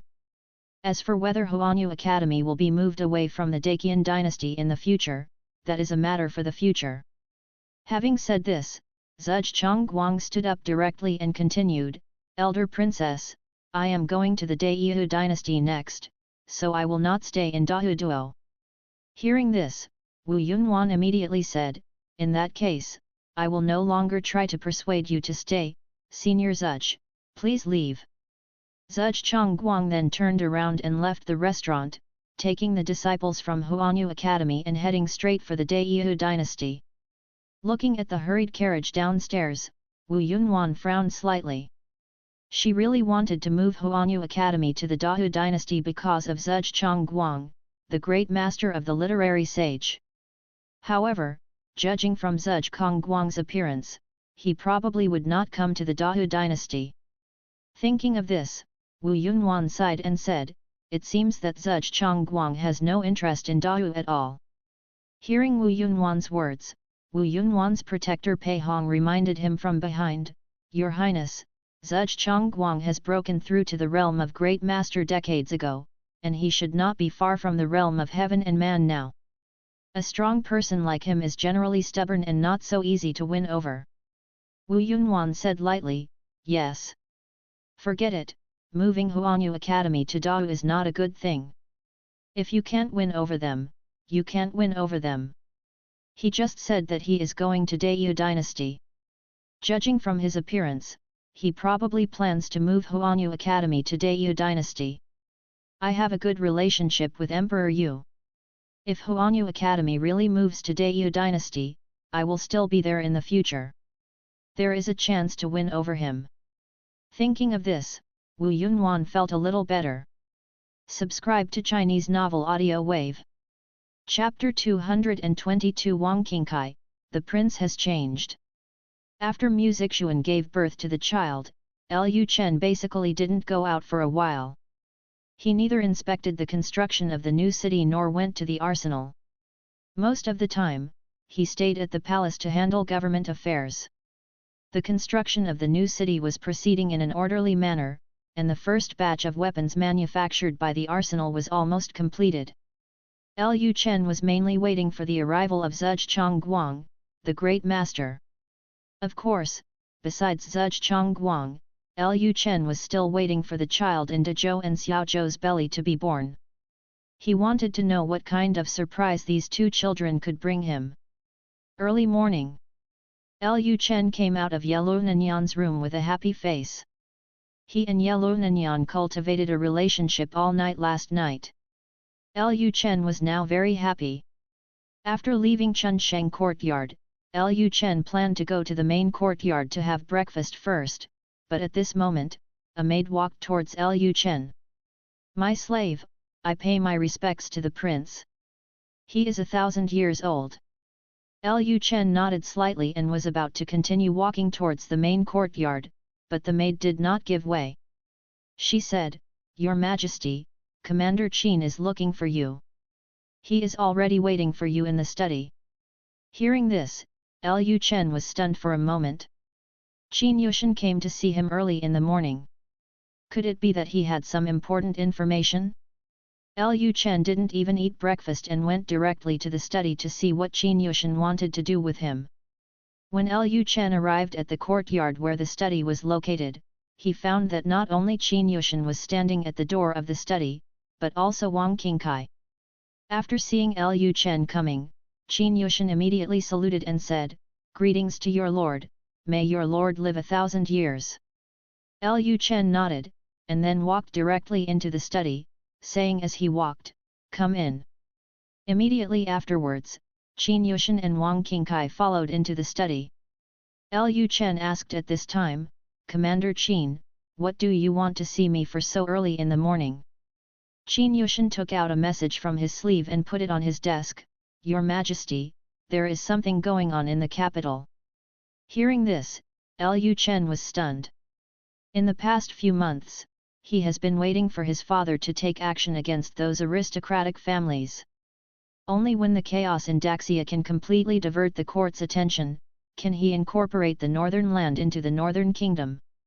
If the north is now incorporated into the north, it will definitely attract the attention of the court, which is very detrimental to him. However, after waiting for several months, there was still no movement in the capital, which made Lu Chen wonder whether his father had really given up on the family. Dao and Daqian had been in civil strife for a long time, but they had not taken action for so long. If they did not clear out the ancient families within the Daxia dynasty as soon as possible, and waited for Dao and Daqian to calm down, Daxia would have missed a good opportunity. After a few months, there is finally some movement. Lu Chen immediately opened the information on the table and read it carefully. After reading the information on the table, a smile appeared on Lu Chen's face. It seemed that the civil war in Daxia was about to break out. A few days ago, Emperor Xia purged some officials from aristocratic families in the court and began to mobilize the army on a large scale. Emperor Xia said that a plague had occurred in the Daqian dynasty in the south, and he wanted to send troops south to guard the southern border to prevent the plague from the Daqian dynasty from spreading. The Great Xia Dynasty came. Even a fool like this can see it's an excuse. First, some officials of the Jiangnan family were purged, and then a large-scale army was mobilized to go south. It was not obvious that this was aimed at the Jiangnan family. A plague did occur in the Daqian dynasty, but even if a plague occurred, with the southern vassal king guarding the border, the plague would not be easily spread to Daxia. Although the number of troops on the feudal prince's fiefdom is limited, there are at least 50,000 soldiers in a fiefdom. 50,000 soldiers can't guard a border. The Daqian dynasty has not launched a war, and the soldiers in the fiefdom only need to prevent those who are infected. The common people suffering from the plague can just come to Daxia. Such a small matter did not require the court to mobilize the army to go south. Emperor Xia's intention was too obvious. Lu Chen can't understand his father now. He had not taken action before. Not only did he not take action, he also made Lu Shiyun the prince. Later, he also released the management rights of the salt industry. As a result, the price of salt in Daxia continues to rise, and all the salt-making families in Jiangnan have been killed. Fed. As a result, it has been so long, and now I think about cleaning up the family, and it is still so grand. No matter how stupid those Jiangnan aristocratic families were, they could guess that Emperor Xia was planning to send troops south to deal with them, right?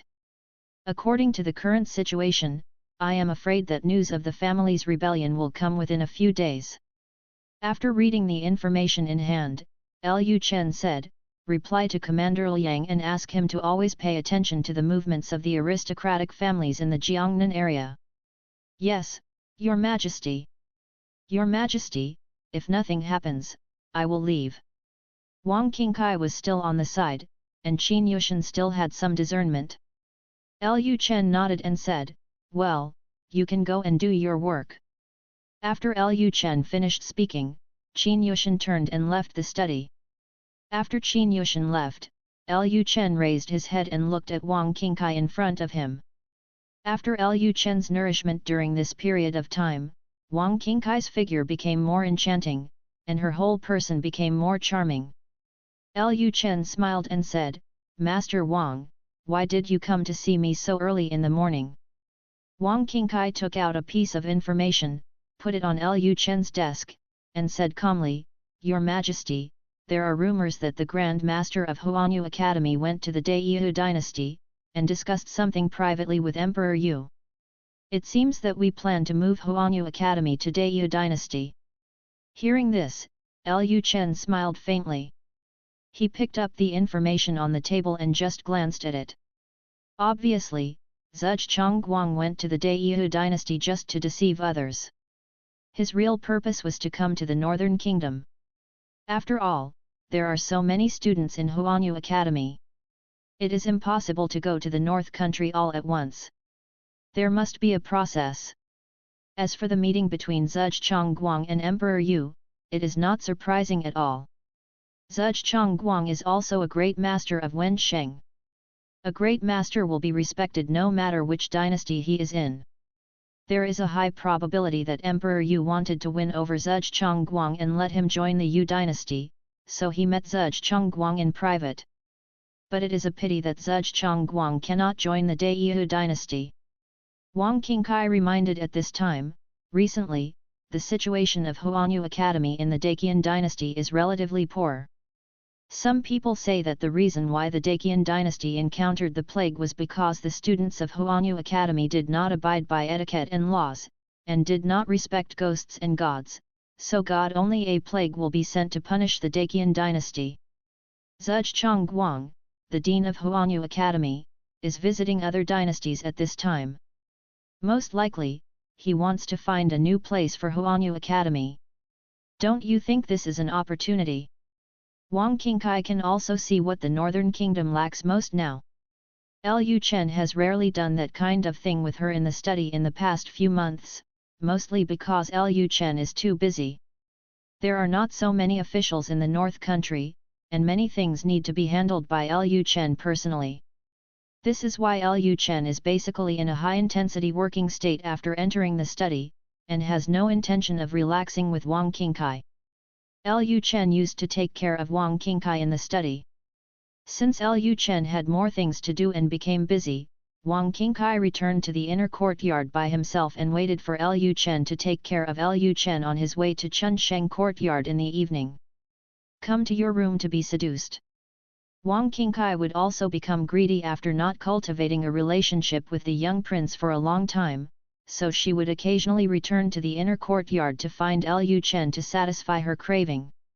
Although every time she came back, her mind would be confused when she woke up the next day, but occasionally it's not a big deal once, as long as it doesn't happen every day.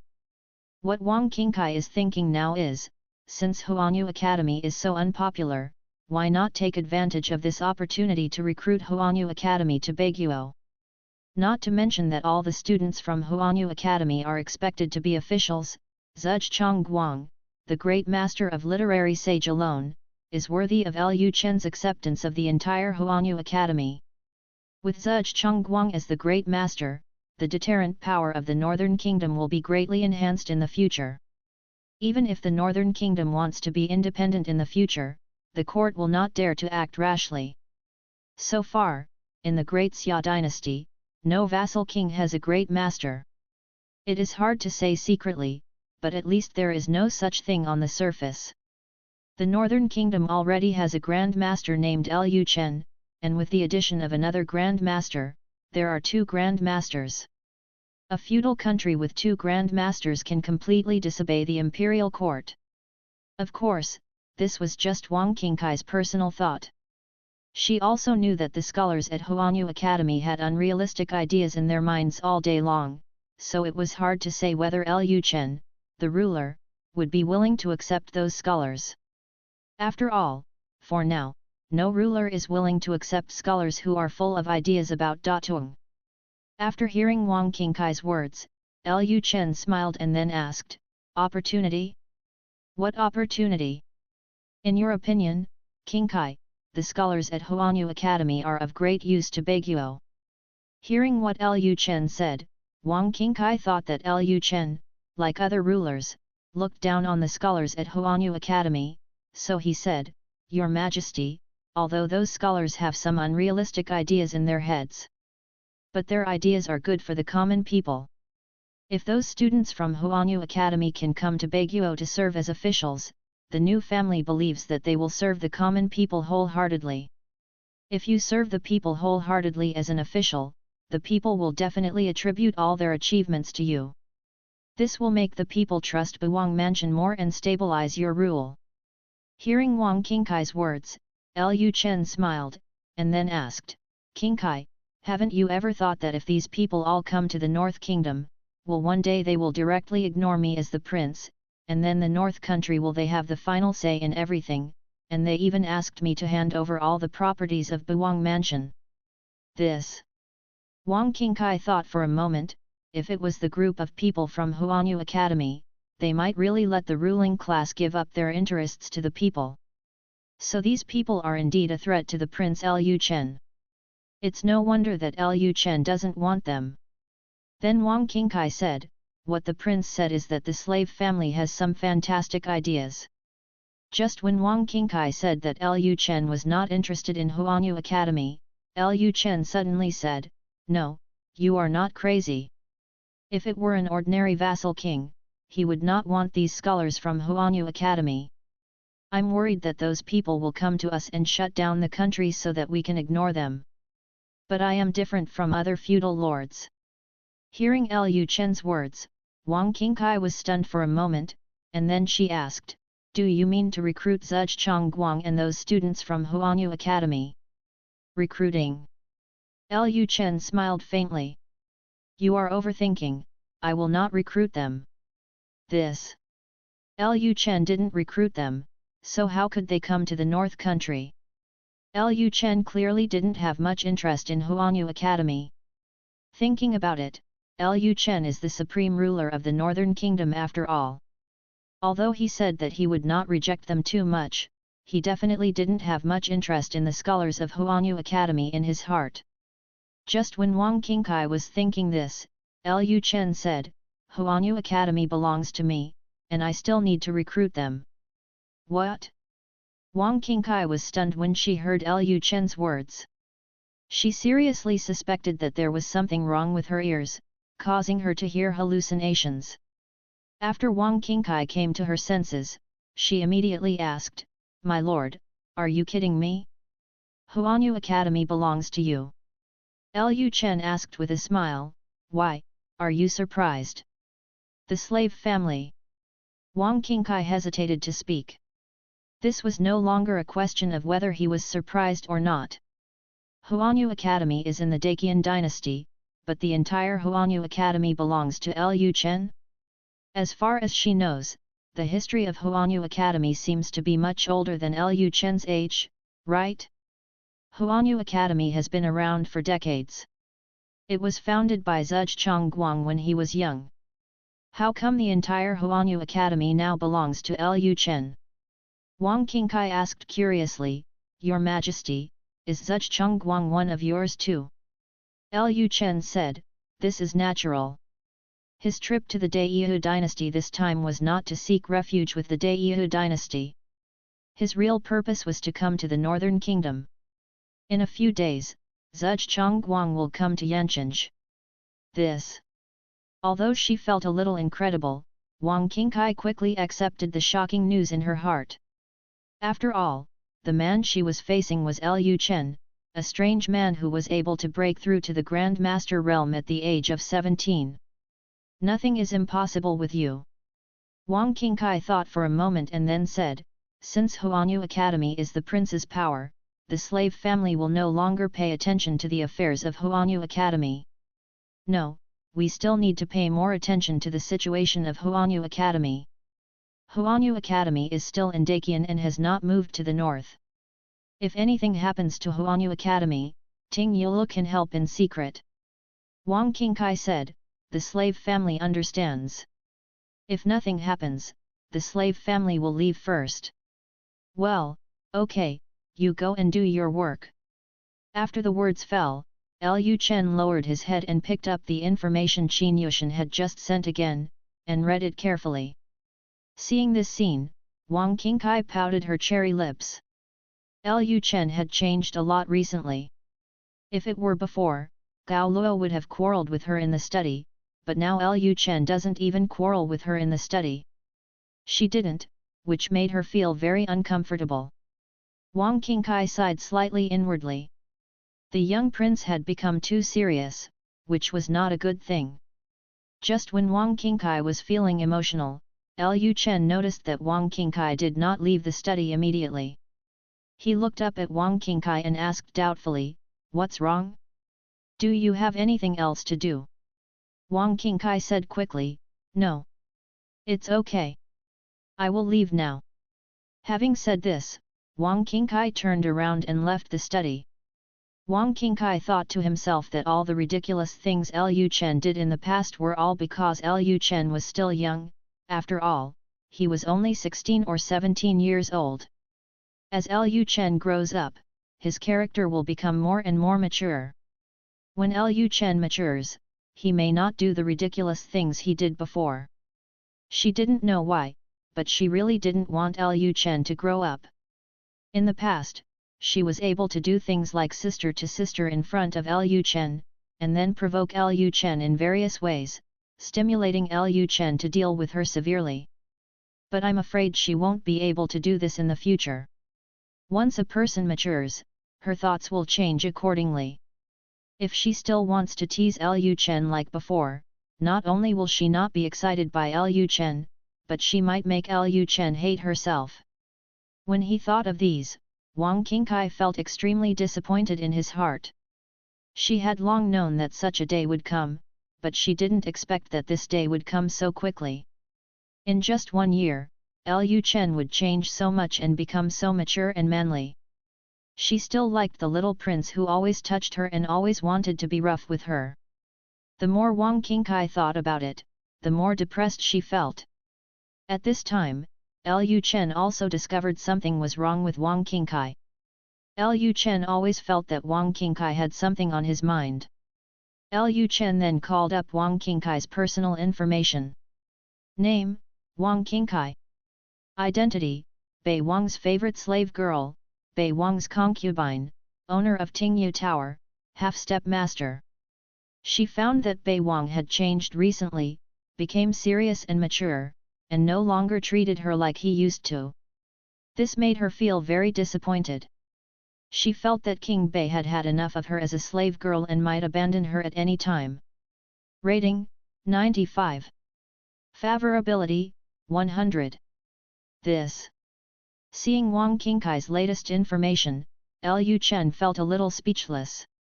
During this period of time, he has indeed rarely spoken to Wang Xia as he did in the past. Firstly, it is because he has too many things to do and endless government affairs to deal with every day. When he was in the study, he had almost no thoughts about women. So Wang Qingkai came to see him in the study, and he always talked about things. Although he rarely did that kind of thing to Wang Qingkai in the study, when Wang Qingkai came back occasionally at night, he would still go to Wang Qingkai's room to play role-playing with her. Wang Qingkai actually thinks he has changed? Did she even feel lost because of this? Could it be that in Wang Qingkai's mind, he cares about her performance instead of criticizing her? Now that he has become so serious all of a sudden, he just doesn't like her anymore? Ah! This M. Chapter 223 The slave family must cooperate with the prince's inspection. Just when Wang Qingkai was about to cross the threshold of the study, Lu Chen suddenly said, "By the way, I suddenly thought of something." Hearing this, Wang Qingkai was stunned for a moment, stopped, and turned to look at Lu Chen. "Is there anything else you can do, Your Majesty?" Lu Chen didn't answer immediately. He just waved his hand and the study door was closed directly. Wang Qingkai was slightly startled. In her opinion, Lu Chen had become mature and would no longer do the same things to her in the study.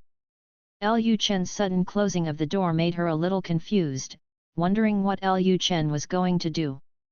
Lu Chen said at this time, "Master Wang, I noticed that you seem to have some objections to me recently." Hearing this, Wang Qingkai was stunned again.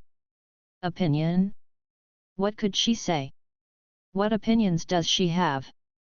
Wang Qingkai immediately said, "Your Majesty, what do you mean by this? How could the slave family have any objection to you?"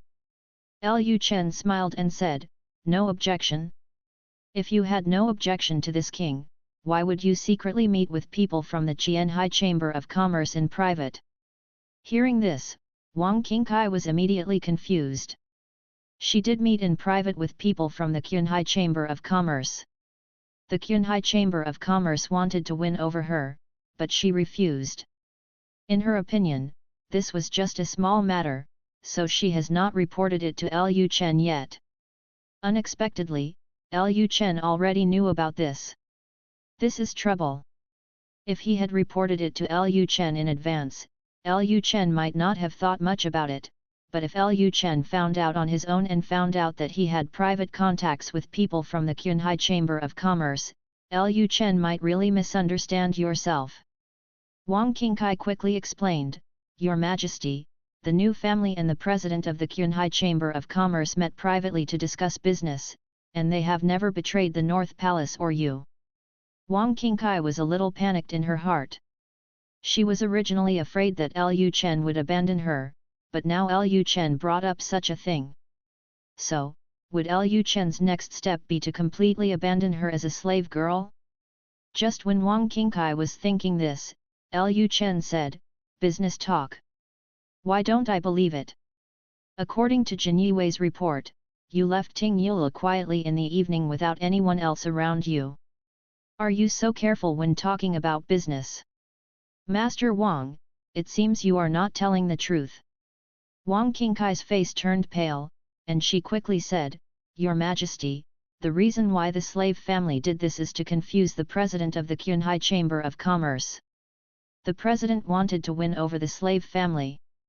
The slave family planned to pretend to be won over by him first, and then to obtain some information. It is not that the slave family insists on concealing the prince, but mainly because the slave family has not obtained valuable information yet. And this happened just yesterday, the slave family. Wang Qingkai was about to say something when Lu Chen said calmly, "That's enough. I don't want to hear any explanation." It seems that Mr. Wang is inflated. Even if he meets a man in private, he still goes there secretly. This is completely don't take this king seriously. If I don't teach you a lesson, I'm afraid you won't remember it long enough to come to me. While speaking, Lu Chen raised his palm, and the next moment, a suction force instantly sucked Wang Qingkai's body into Lu Chen's arms. Lu Chen put his arms around Wang Qingkai's waist and pressed her directly on the table. Wang Qingkai turned around and was about to explain something when he heard a tearing sound, and then her red lips were blocked. Ahoy! For a time, Wang Qingkai's heart was filled with complex emotions, including fear, confusion, shame, surprise, excitement, worry. In this state, Wang Qingkai's entire body became extremely hot, giving Lu Chen a completely different feeling. Lin Wanyun patrolled by the study early in the morning and heard some sounds coming from the study. "Tell me, do you want to betray me when you meet alone with another man? Hey, my slave, my family. I will never dare to do it again." "Don't dare to do it again? It means you really had such an idea in the beginning, right? Hey, you are so courageous." "Oh, slave, the slave family definitely has no such idea. The slave family is born as the prince's people, and the slave family is the prince's ghost when they die. I don't believe what you say. Let's see if I don't kill you today."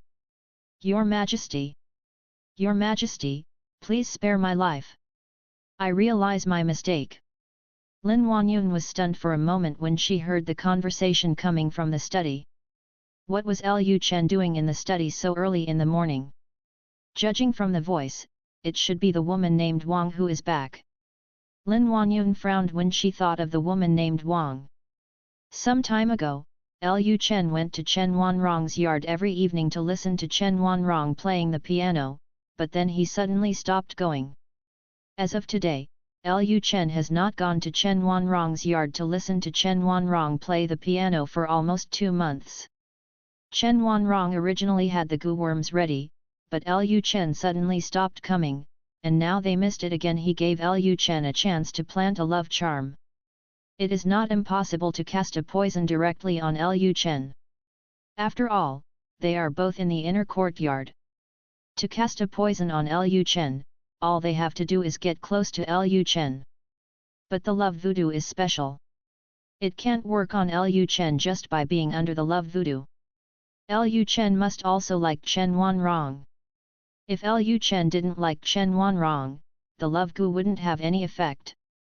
The reason why they delayed for several months and did not dare to use the love charm on Lu Chen was because Lu Chen suddenly stopped listening to the piano, which made Chen Wanrong a little unsure whether Lu Chen really fell in love with her. If Lu Chen really fell in love with him, it would be impossible for him to suddenly stop listening to him play the piano for more than 2 months. The reason why Lin Wanyun frowned when she heard Wang Qingkai's voice was mainly because she felt that Wang Qingkai had diverted Lu Chen's attention. Lu Chen's original way to relax was to listen to Chen Wanrong playing the piano.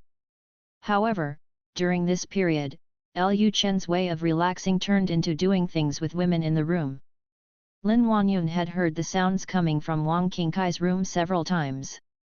Lin Wanyun could also see that Lu Chen loved Wang Qingkai, the so-called slave girl, and basically as long as the two of them were together, they would not be separated for a long time. Lin Wanyun thought in her heart that this could not continue like this. This man surnamed Wang was really annoying and always occupied Lu Chen's time. Now Lu Chen no longer went to the palace lord's yard to listen to the palace lord play the piano. She had to find a way. Let Lu Chen's eyes return to the palace master. After an unknown amount of time, the sounds in the study gradually stopped. Lu Chen sat on a chair, while Wang Qingkai sat astride his legs and hugged his neck. Lu Chen smiled and said at this time, "Master Wang, do you now know what will happen if you betray me?" Hearing Lu Chen's words, Wang Qingkai chuckled, and then said in a coquettish tone, "The prince is really bad, he only knows how to bully the slave family. The slave family really thinks that the prince is angry with the slave family." By this time, Wang Qingkai had basically understood that Lu Chen did not doubt himself at all, nor did he think that he had rebelled. Lu Chen just found an excuse to make himself flustered, and then blamed himself. Fortunately, when she was about to leave the study just now, she thought Lu Chen had changed and became serious and mature.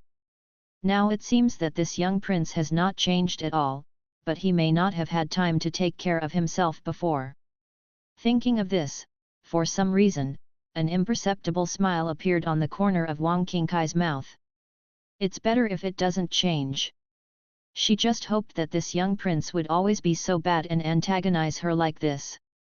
Wang Qingkai continued, "My lord, how did you know that I met alone with the president of the Qinhai Chamber of Commerce?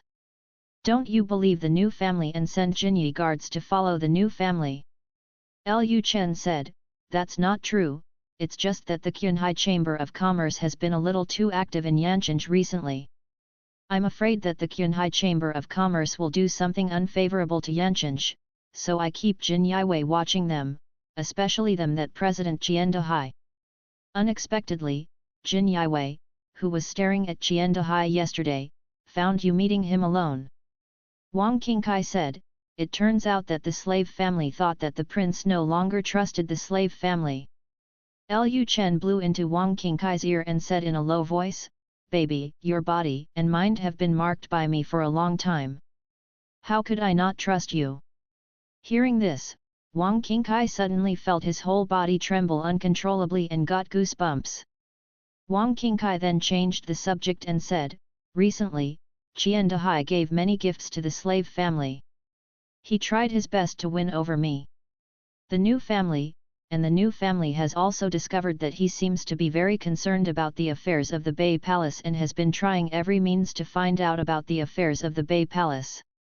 Yesterday, he praised you in front of me and said that you are a wise king and very friendly to businessmen. He wants to move the entire Qian family to the North Country and then stay in the North Country from now on. The new family doesn't know if he is testing the relationship between the new family and the North Palace by saying this. However, the new family has not received any useful information, so the new family has not planned to report the matter for the time being. Unexpectedly, the prince has already known about the relationship between the new family and the North Palace in advance. The thing about him meeting alone." Speaking of this, there was a hint of resentment in Wang Qingkai's tone. Lu Chen slapped Wang Qingkai on the buttocks, and then said, "What, Mr. Wang is dissatisfied with my punishment just now? Do you still want to be punished by me again?" Hearing this, Wang Qingkai hugged Lu Chen's neck tightly with his jade arms, then twisted his waist slightly and said, "How dare the slave family be dissatisfied with the prince? Thunder, rain, and dew are all the king's favor." Lu Chen chuckled, and then said, "It's good that you know. If you dare to go alone to meet another man next time, I won't kill you until you come back." Wang Qingkai curled her lips and said, "Your Majesty is so overbearing. I just need to be more careful in the future." Lu Chen said, "You little goblin, if I don't deal with you often, I don't know how many hats you will have to wear on me. From today on, you must come back to the palace every 5 days, and I will personally check it. Your body." Wang Qingkai said delicately, "The slave family knows about it, and the slave family will definitely cooperate with the prince's inspection." Although there was some reluctance in his tone, Wang Qingkai was very happy inside. The little prince was still the same little prince, and he was still the little man who was very possessive of her. He had not changed at all. Lu Chen said, "By the way, pay attention to the Qinhai Chamber of Commerce. They have become so active recently. They must have some purpose." After Wu Yunhuan signed a business cooperation contract with Ting Yulu as the eldest daughter of the Qian family last time, the Qinhai Chamber of Commerce has been doing business honestly in Yanqing. It has rarely been as active as in the recent period. In the past few months, I had almost never taken the initiative to inquire about any information about the North Country.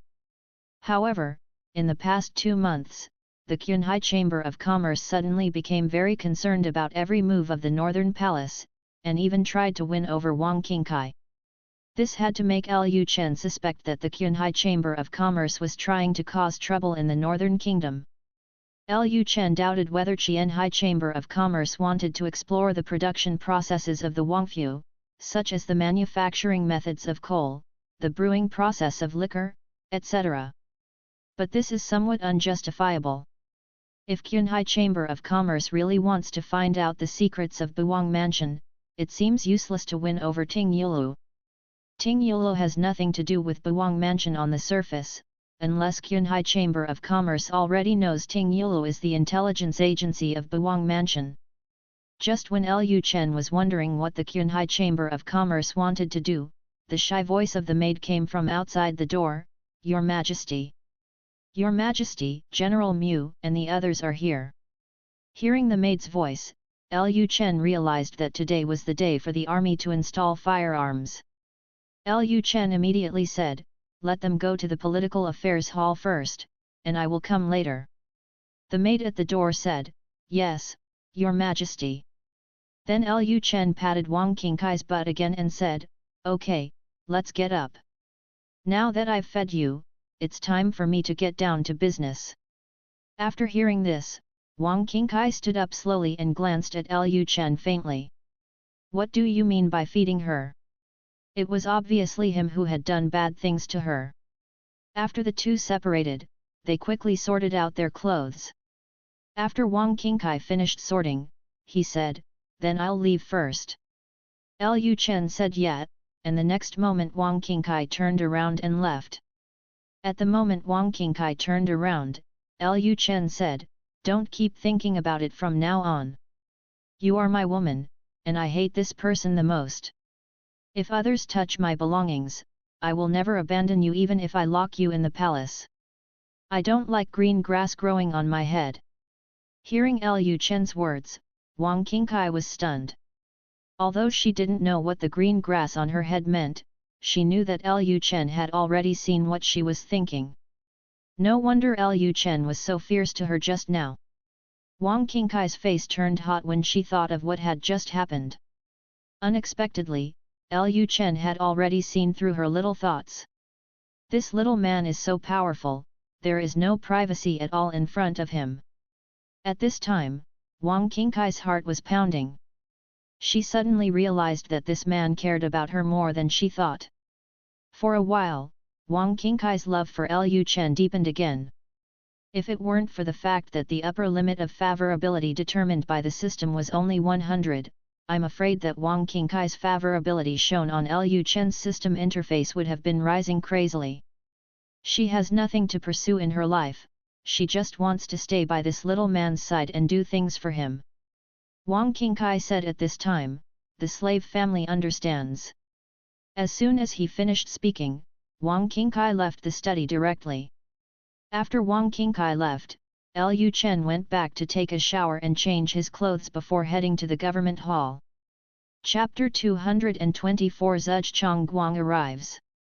When Lu Chen arrived at the council hall, except for the people responsible for patrolling, almost all the important military figures were present.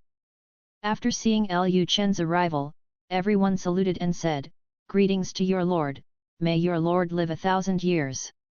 After the salute, Mu Jingguo immediately said, "Your Majesty, the artillery battalion has been assembled." Lu Chen nodded and his eyes fell on Mu Chongtian. Mu Chongtian said, "My lord, the 1,000 recruits you want are ready. They are all trained according to the training methods you gave." Lu Chen said, "Now that everything is ready, let's set off." Then, under the leadership of the Jinyue soldiers, everyone went to the military area near the military factory. Mu Chongtian and the others had never been to this place before. They only knew that this place was very mysterious. Only the black cavalry were stationed here. Ordinary soldiers were not allowed to enter this place, not even Mu Chongtian himself. After the artillery battalion and the new army arrived at the designated location, Lu Chen opened his mouth and said to Mu Chongtian and the others, "You should also know that I brought you here today mainly because the army wants to install new weapons. These new weapons are similar to howitzers. Although they are not as powerful as howitzers, they have more shells than howitzers. Moreover, these are weapons that Northland has been able to mass produce." Hearing this, Mu Chongtian and others were startled. Can it be manufactured in batches? Doesn't that mean that the military strength of the Northern Kingdom will soon surpass other dynasties? The last time the howitzer had left a deep impression on everyone, at that time they were thinking that if this kind of weapon could be mass-produced, it would not be difficult for Lu Chen to ascend to the supreme position in the future. But at that time, people thought they were using immortal weapons, so there wouldn't be many of them, and they would be gone once they were used up. The soldiers in the artillery battalion had not touched a howitzer for a long time. Mu Jingguo even doubted whether the artillery battalion was about to be disbanded. He did not expect that the North Country would be able to produce similar weapons so quickly. In the future, the artillery battalion would play a crucial role on the battlefield. Important role. Lu Chen said to Mo Xing at this time, "Let the Jinyi Guards soldiers pull out their weapons." "Yes, Your Majesty." With the help of the Black Cavalry, 300 cannons and thousands of mortars were soon delivered to the soldiers.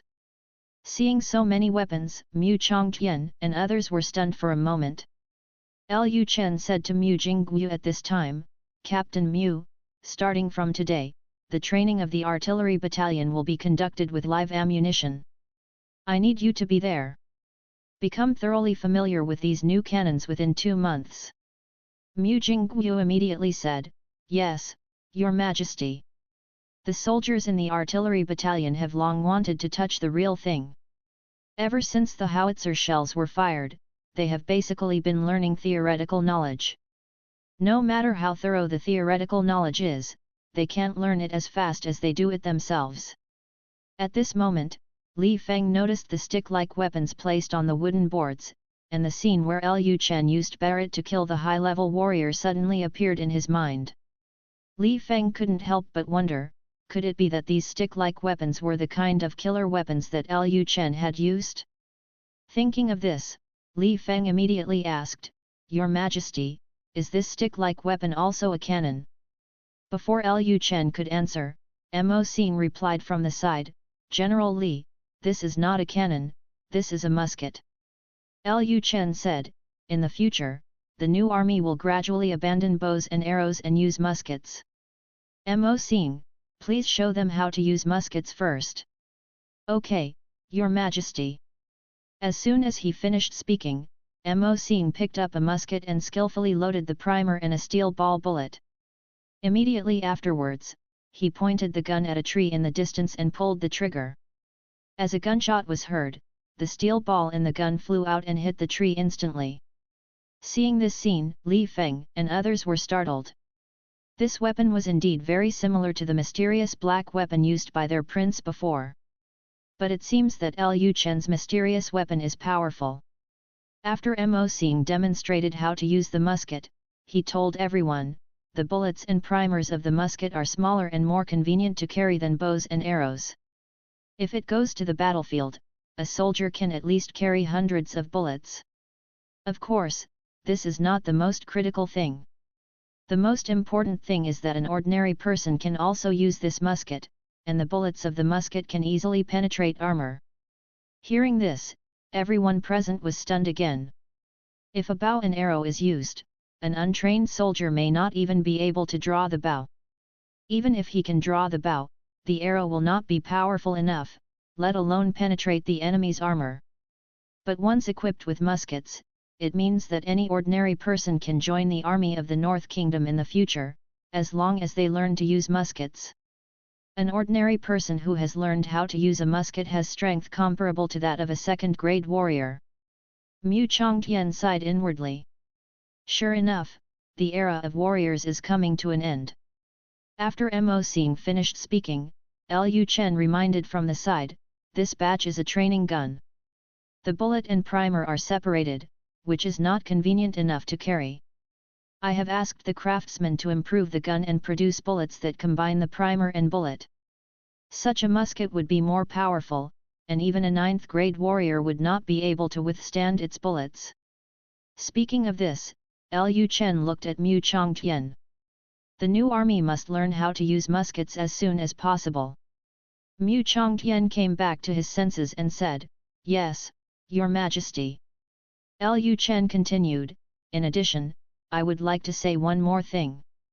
After entering the age of firearms, some warriors may think that they are no different from ordinary people, but I still want to remind you that no matter how powerful the firearms are, there are still those who cannot be killed by them.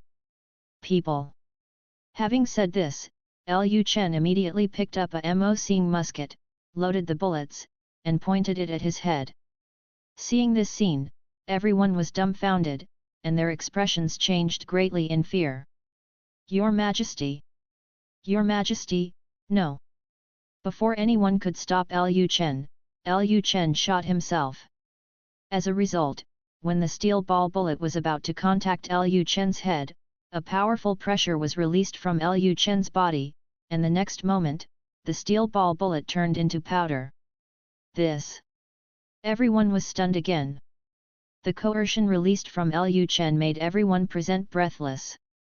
Even Mu Chongtian, the Grand Master, felt like there was a mountain pressing on them.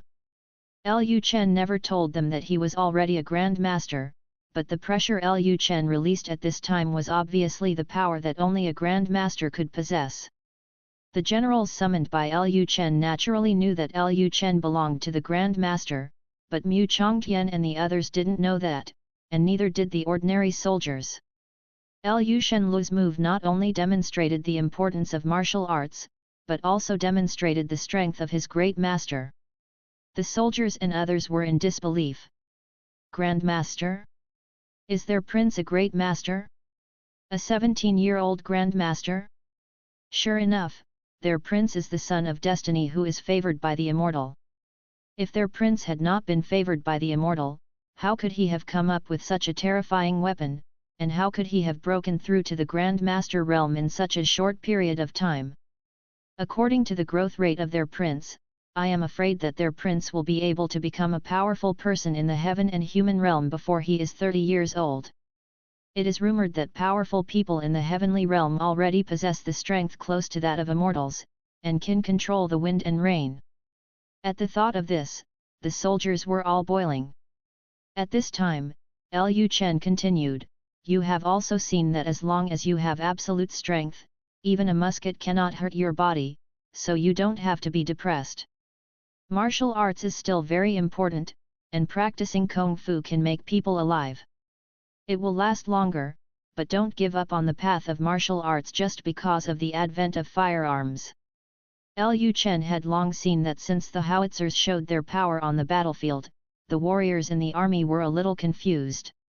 Some soldiers even had the idea that martial arts were useless. Even Mu Chongtian also had such a thought. The birth of firearms will indeed hit warriors. Warriors will definitely think that an ordinary person can easily kill a 9th level warrior, so what is the point of their hard work for decades? Although Lu Chen knew that firearms were very powerful, he would not say that martial arts were useless. On the contrary, after the birth of firearms, martial arts will most likely become more important than before. Because only those who have reached the Grand Master realm can easily block bullets. In order to not be threatened by firearms, people will definitely try their best to improve their realm so that they will not be shot dead by an ordinary person with a musket. Lu Chen glanced at the soldiers, and then said, "Okay, let's take these weapons away with our own soldiers. Daxia will be in chaos, and we must be prepared." Hearing Lu Chen's words, Mu Chongtian and others felt their hearts skip a beat. Will Daxia be in chaos? Why did King Bei say that? Could it be? Is the Northern King planning to directly raise an army? While Mu Chongtian and others were thinking wildly, Lu Chen had already gone to the arsenal to inspect. Since he was here, he wanted to take a look at the development process of the new gun. The development of the new gun is relatively smooth. The bullet and primer have been combined. It is no longer a steel ball bullet, and the front of the bullet has become a pointed cone. The main reason why Mo Xing and the others were able to get the bullets so quickly was because Lu Chen gave Mo Xing and the others the Desert Eagle and Barrett bullets for reference. However, their bullets had a big problem. In this era with a very weak industrial base, the bullets they made were too rough and could easily explode. In order to prevent the barrel explosion from causing trouble to the user, Mo Xing thickened the gun body. Even if the bullet explodes in the chamber, the bullet will not blow up the gun or harm the user. But in this case, there is a big problem. Thickening the gun body will increase the weight. An ordinary rifle weighs as much as Lu Chen's Barrett. However, this gun is indeed relatively heavy for ordinary people, but for warriors in this world, this weight is not a problem. Lu Chen found that what he said before was absolutely correct. Warriors were indeed still very important in the Northern Kingdom. For example, the new muskets they produce must be easy to use by at least a third-level warrior. In the future, these new firearms can be used by third-level warriors in advance. Of course, this is all temporary. The current industrial base is poor and the materials are not good, so we can only use this method of thickening the gun body. When the Northland has a certain industrial base in the future, they will not be able to make firearms so easily. The chamber exploded, and by that time even ordinary people would be able to use the new musket easily. After inspecting the arsenal for about half an hour, Lu Chen returned to the palace. As soon as he arrived at the palace, a member of the Jinyi guards hurriedly ran to Lu Chen and said, "Your Majesty, something serious has happened." Seeing the panic of Jinyi Weiqianhu, Lu Chen immediately asked, "What happened?" Jinyi Weiqianhu replied, "A great master has come to the south gate of Yancheng. Now the caravans coming and going from Yancheng are all watching outside. It is said that the great master is the literary sage of the Daqian dynasty." Hearing this, Lu Chen was stunned for a moment. Did he arrive in Yancheng so soon? He thought Zhuge Chongguang would stay in the Daqiu dynasty for a while and then come to Yancheng quietly to avoid being discovered. Jinyi Weiqianhu continued, "The great master was recognized by people as soon as he arrived at the gate of Yancheng. Now the south gate of Yancheng has been completely blocked, and people want to see the great master." Hearing this, Lu Chen frowned. Did Zhuge Chongguang make too much noise? But think about it, Zhuge Chongguang is known as the literary saint after all. He is the person most likely to break through the realm of heaven and man in recent decades. It is normal for him to be so popular.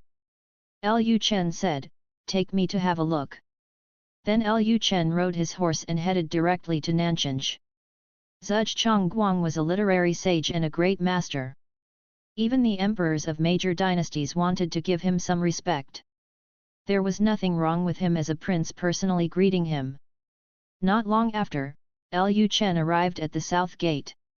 At this time, people were crowded inside and outside the city gate, and people all wanted to see the legendary Grand Master Wen Sheng. At this time, the soldiers guarding the palace shouted loudly, "The prince is here!" After hearing this, the crazy people reluctantly parted ways to come out. Seeing that King Bei came in person, the people became more at ease. After a while, Lu Chen rode up to a carriage drawn by 4 horses. The next moment, under the witness of everyone, a white-haired old man slowly got off the carriage. Today's Yancheng is already a commercial center. Caravans from all major dynasties will come to Yancheng to purchase goods, especially the goods from the North Palace, which are their most important trading goods. These businessmen are relatively knowledgeable, and many of them have met Zhuge Chongguang, especially the businessmen of the Daqian dynasty. Look! He is really a literary saint. Why did the literary saint appear in the North Kingdom? What did he come to Yancheng for? Didn't he go to Daqiu dynasty and prepare to move Huanyu Academy to Daqiu? Is there anything in the north that attracts him? Daqiu and Baiguo are right next to each other. Maybe he just came to Baiguo for a visit. While people were talking about it, Zhuge Chongguang walked towards Lu Chen. Lu Chen also got off the horse at this time. At this time, Zhuge Chongguang bent down and saluted and said, Zhuge Chongguang, President of Huanyu Academy, pays homage to the prince. I have a cold and my head hurts. I will update it today. Chapter 225 Chen Wanrong's Special Means. After hearing Zhuge Chongguang's words, there was a lot of discussion at the scene. Goodbye? Did I hear you correctly? Why did the literary saint pay homage to King Bei? Did Wen Sheng make a slip of the tongue? The word visit is not used randomly. Generally, people with low status will say bye when they salute someone with high status. Zhuge Chongguang is a literary sage. No matter which dynasty he goes to, the emperor of the dynasty must do it in person. People to meet. In terms of status, King Bei's status is not higher than that of Zhuge Chongguang. Although King Bei is a prince, he is at most just a vassal king. You must know that Zhuge Chongguang is a person who does not need to bow in front of the emperors of the dynasty.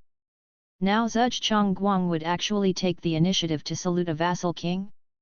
How is this going? Is this old man really Zhuge Chongguang? Just when people were confused as to why Zhuge Chongguang wanted to pay homage to Lu Chen immediately came over, held Zhuge Chongguang's arms and said, Senior Zhuge, you don't have to be so polite. At this time, Zhuge Chongguang said, if the prince doesn't mind, how about riding in the same carriage with me? Although Lu Chen came here on a horse, it would be a bit rude if Lu Chen, the prince, rode a horse and his minister rode a carriage when he returned. Lu Chen smiled and said, then it's better for me to be respectful than obey my orders. Then Lu Chen followed Zhuge Chongguang into the carriage. Seeing this scene, the people around him were shocked. Wen Sheng not only paid homage to King Bei, but was even so polite to him? Aren't they dazzled? After all, Wen Sheng is a great master, and he is also a being who is about to break through to the realm of heaven and humanity. Is it necessary to be so polite to King Bei? He was even invited to ride in a carriage. In the surprised eyes of everyone, Lu Chen got on Zhuge Chongguang's carriage, and then the carriage drove slowly towards the city, leaving behind a stunned crowd. Among the crowd, a fat, middle-aged man wearing gold silk clothes stared at the carriage that was gradually disappearing, and then murmured to himself, it seems that my future master may really be the king of the north. Although the man is not yet sure who he wants to be loyal to, judging from what has happened in the past 2 years, only King Bei is the most unexpected existence in the world. King Bei seems to be out of tune with this world. The more special the existence of King Bei is, the more it means that King Bei may be the person he wants to be loyal to. The Son of Destiny is definitely different from ordinary people. Thinking of this, the middle-aged man smiled slightly, the fat on his face wrinkled, and his eyes narrowed into a line. Sure enough, Baiguo had come to the right place. All he had to do next was wait in the North Kingdom. He believed that the Son of Destiny would give him orders soon. At this moment, inside the carriage, Zhuge Chongguang said, Your Majesty, some students from Huanyu Academy are already on their way to the north. They should be in Daxia now. I wonder how Your Majesty plans to arrange them. Lu Chen replied, There is a shortage of officials in the Northern Kingdom now, and I plan to let some knowledgeable students serve as officials. In addition, I have already asked people to build an academy in the new city. After Huanyu Academy moves to the north, there will be a place to run the school immediately. Upon hearing this, Zhuge Chongguang thanked him and said, Thank you, Your Majesty. At this time, Lu Chen thought in his mind that Zhuge Chongguang was a literary sage after all, a wise man who was rewarded by the system. Moreover, he had lived for so many years, so he should be a very smart person. It happened that he had some doubts in his heart recently. Since Zhuge Chongguang is so smart, he might be able to know those things that he has never been able to figure out. Thinking of this, Lu Chen directly asked, Dean Zhuge, I have a few questions in my heart. I wonder if you can help me solve my doubts. Zhuge Chongguang said at this time, My lord, you don't have to be polite. If you have any questions, just ask me. I will definitely tell you everything I know. Lu Chen immediately asked, Dean Zudge should know some of the recent events in the Great Xia Dynasty, right? Zudge Chongguang said, I have heard a little bit. Lu Chen continued to ask, my father didn't take action against the Jiangnan family at the beginning, but delayed until now to mobilize the army to go south. According to you, is he mobilizing the army south this time to solve the problem of the Jiangnan family, or to prevent a catastrophe? Did the plague from the Qian dynasty spread to the Xia dynasty? Zudge Chongguang replied, in my opinion, Emperor Xia is most likely planning to take action against the Jiangnan family. Lu Chen said, logically speaking, it was a good time to take action a few months ago. Why didn't my father take action at that time, but waited until now?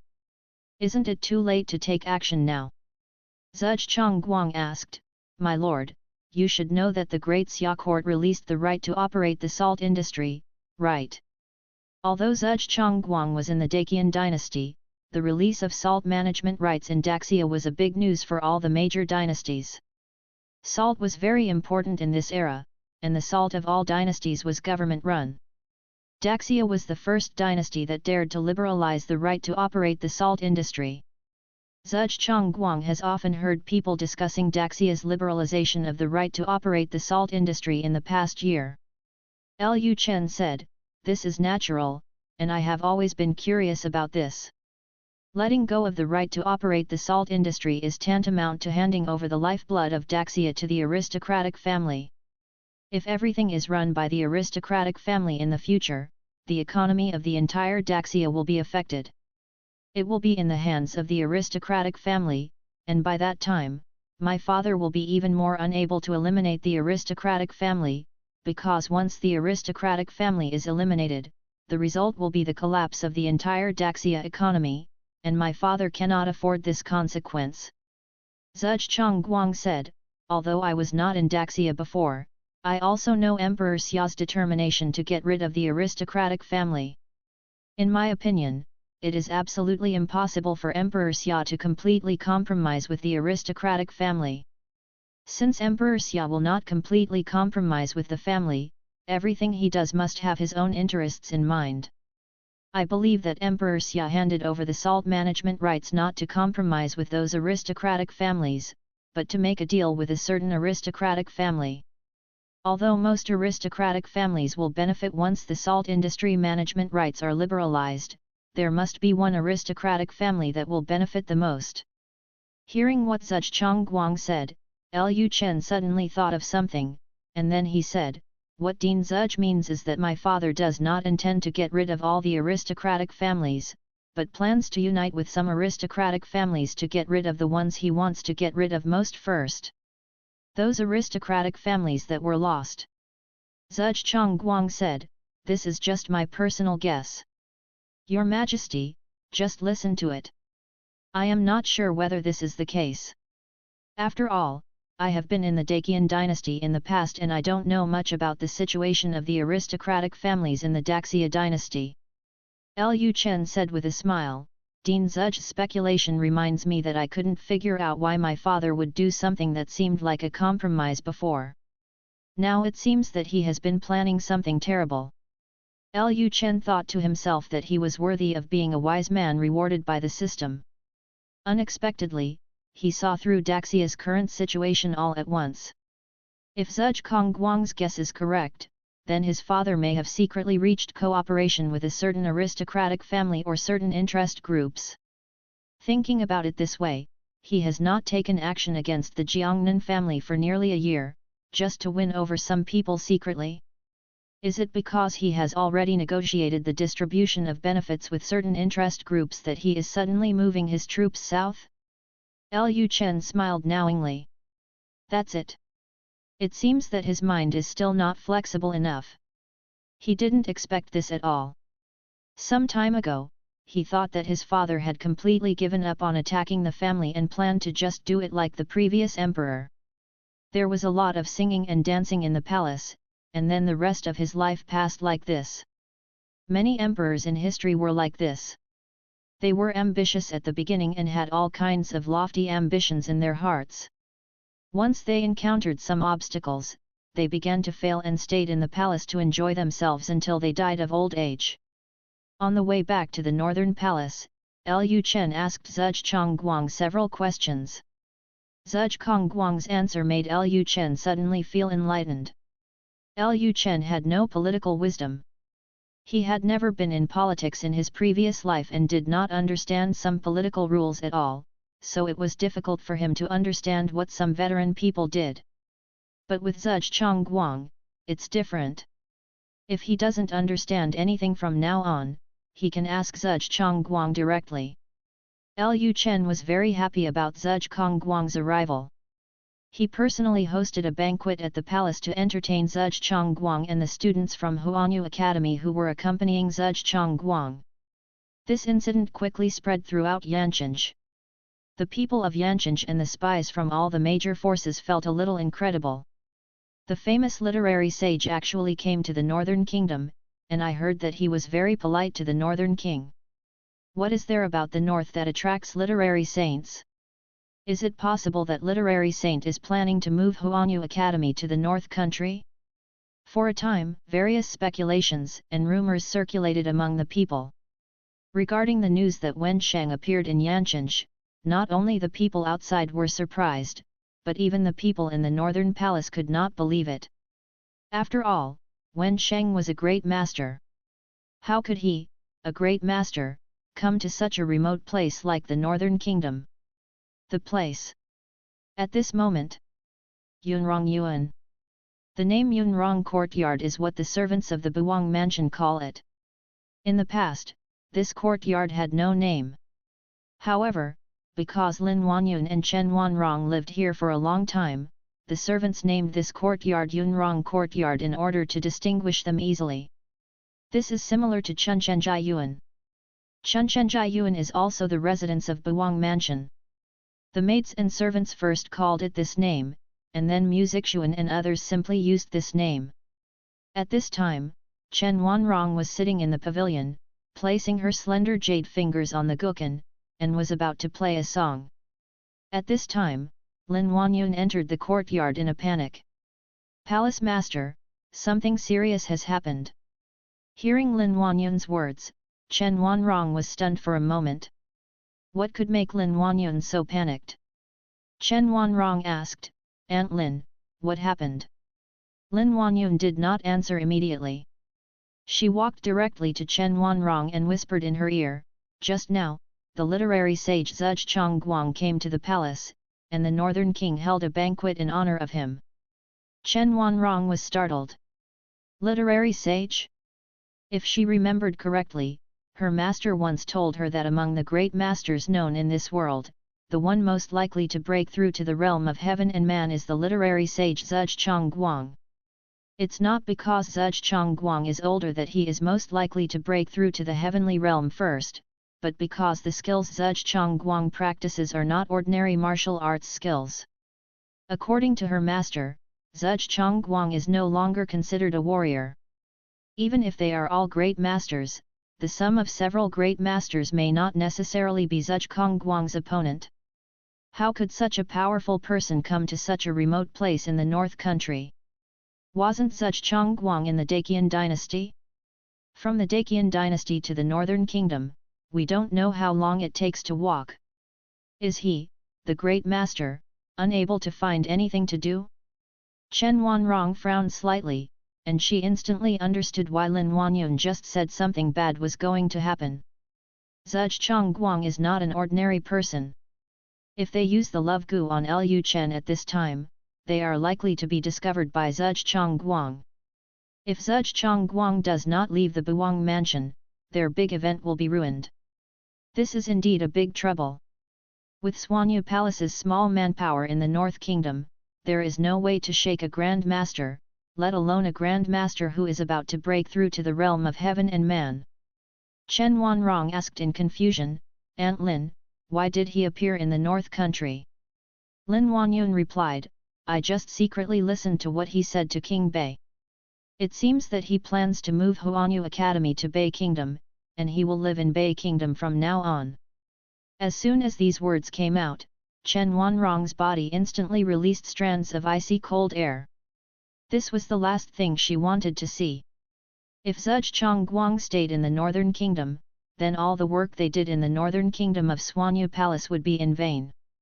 What kind of great master would he come to such a remote northern country to run a school instead of staying in the Daqian dynasty and enjoying the enshrinement of the Daqian dynasty? Lin Wanyun looked at Chen Wanrong and said, "Palace master, what should we do next? If we continue to wait, I'm afraid all our efforts this year will be in vain. Zhuge Guang is not an ordinary person. If we use Love Gu on King Bei, he will most likely notice it."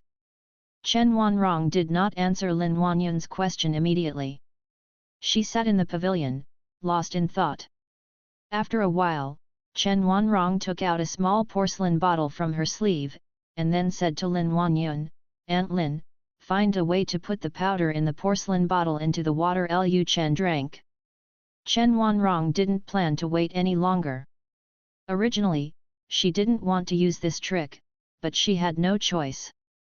If they continued to delay like this, everything they had done might be in vain. After Lin Wanyun took the bottle from Chen Wanrong's hand, she asked confusedly, "Palace master, what is in this?" Chen Wanrong replied expressionlessly, "The powder on the wings of the butterfly." This. Hearing this, Lin Wanyun was stunned.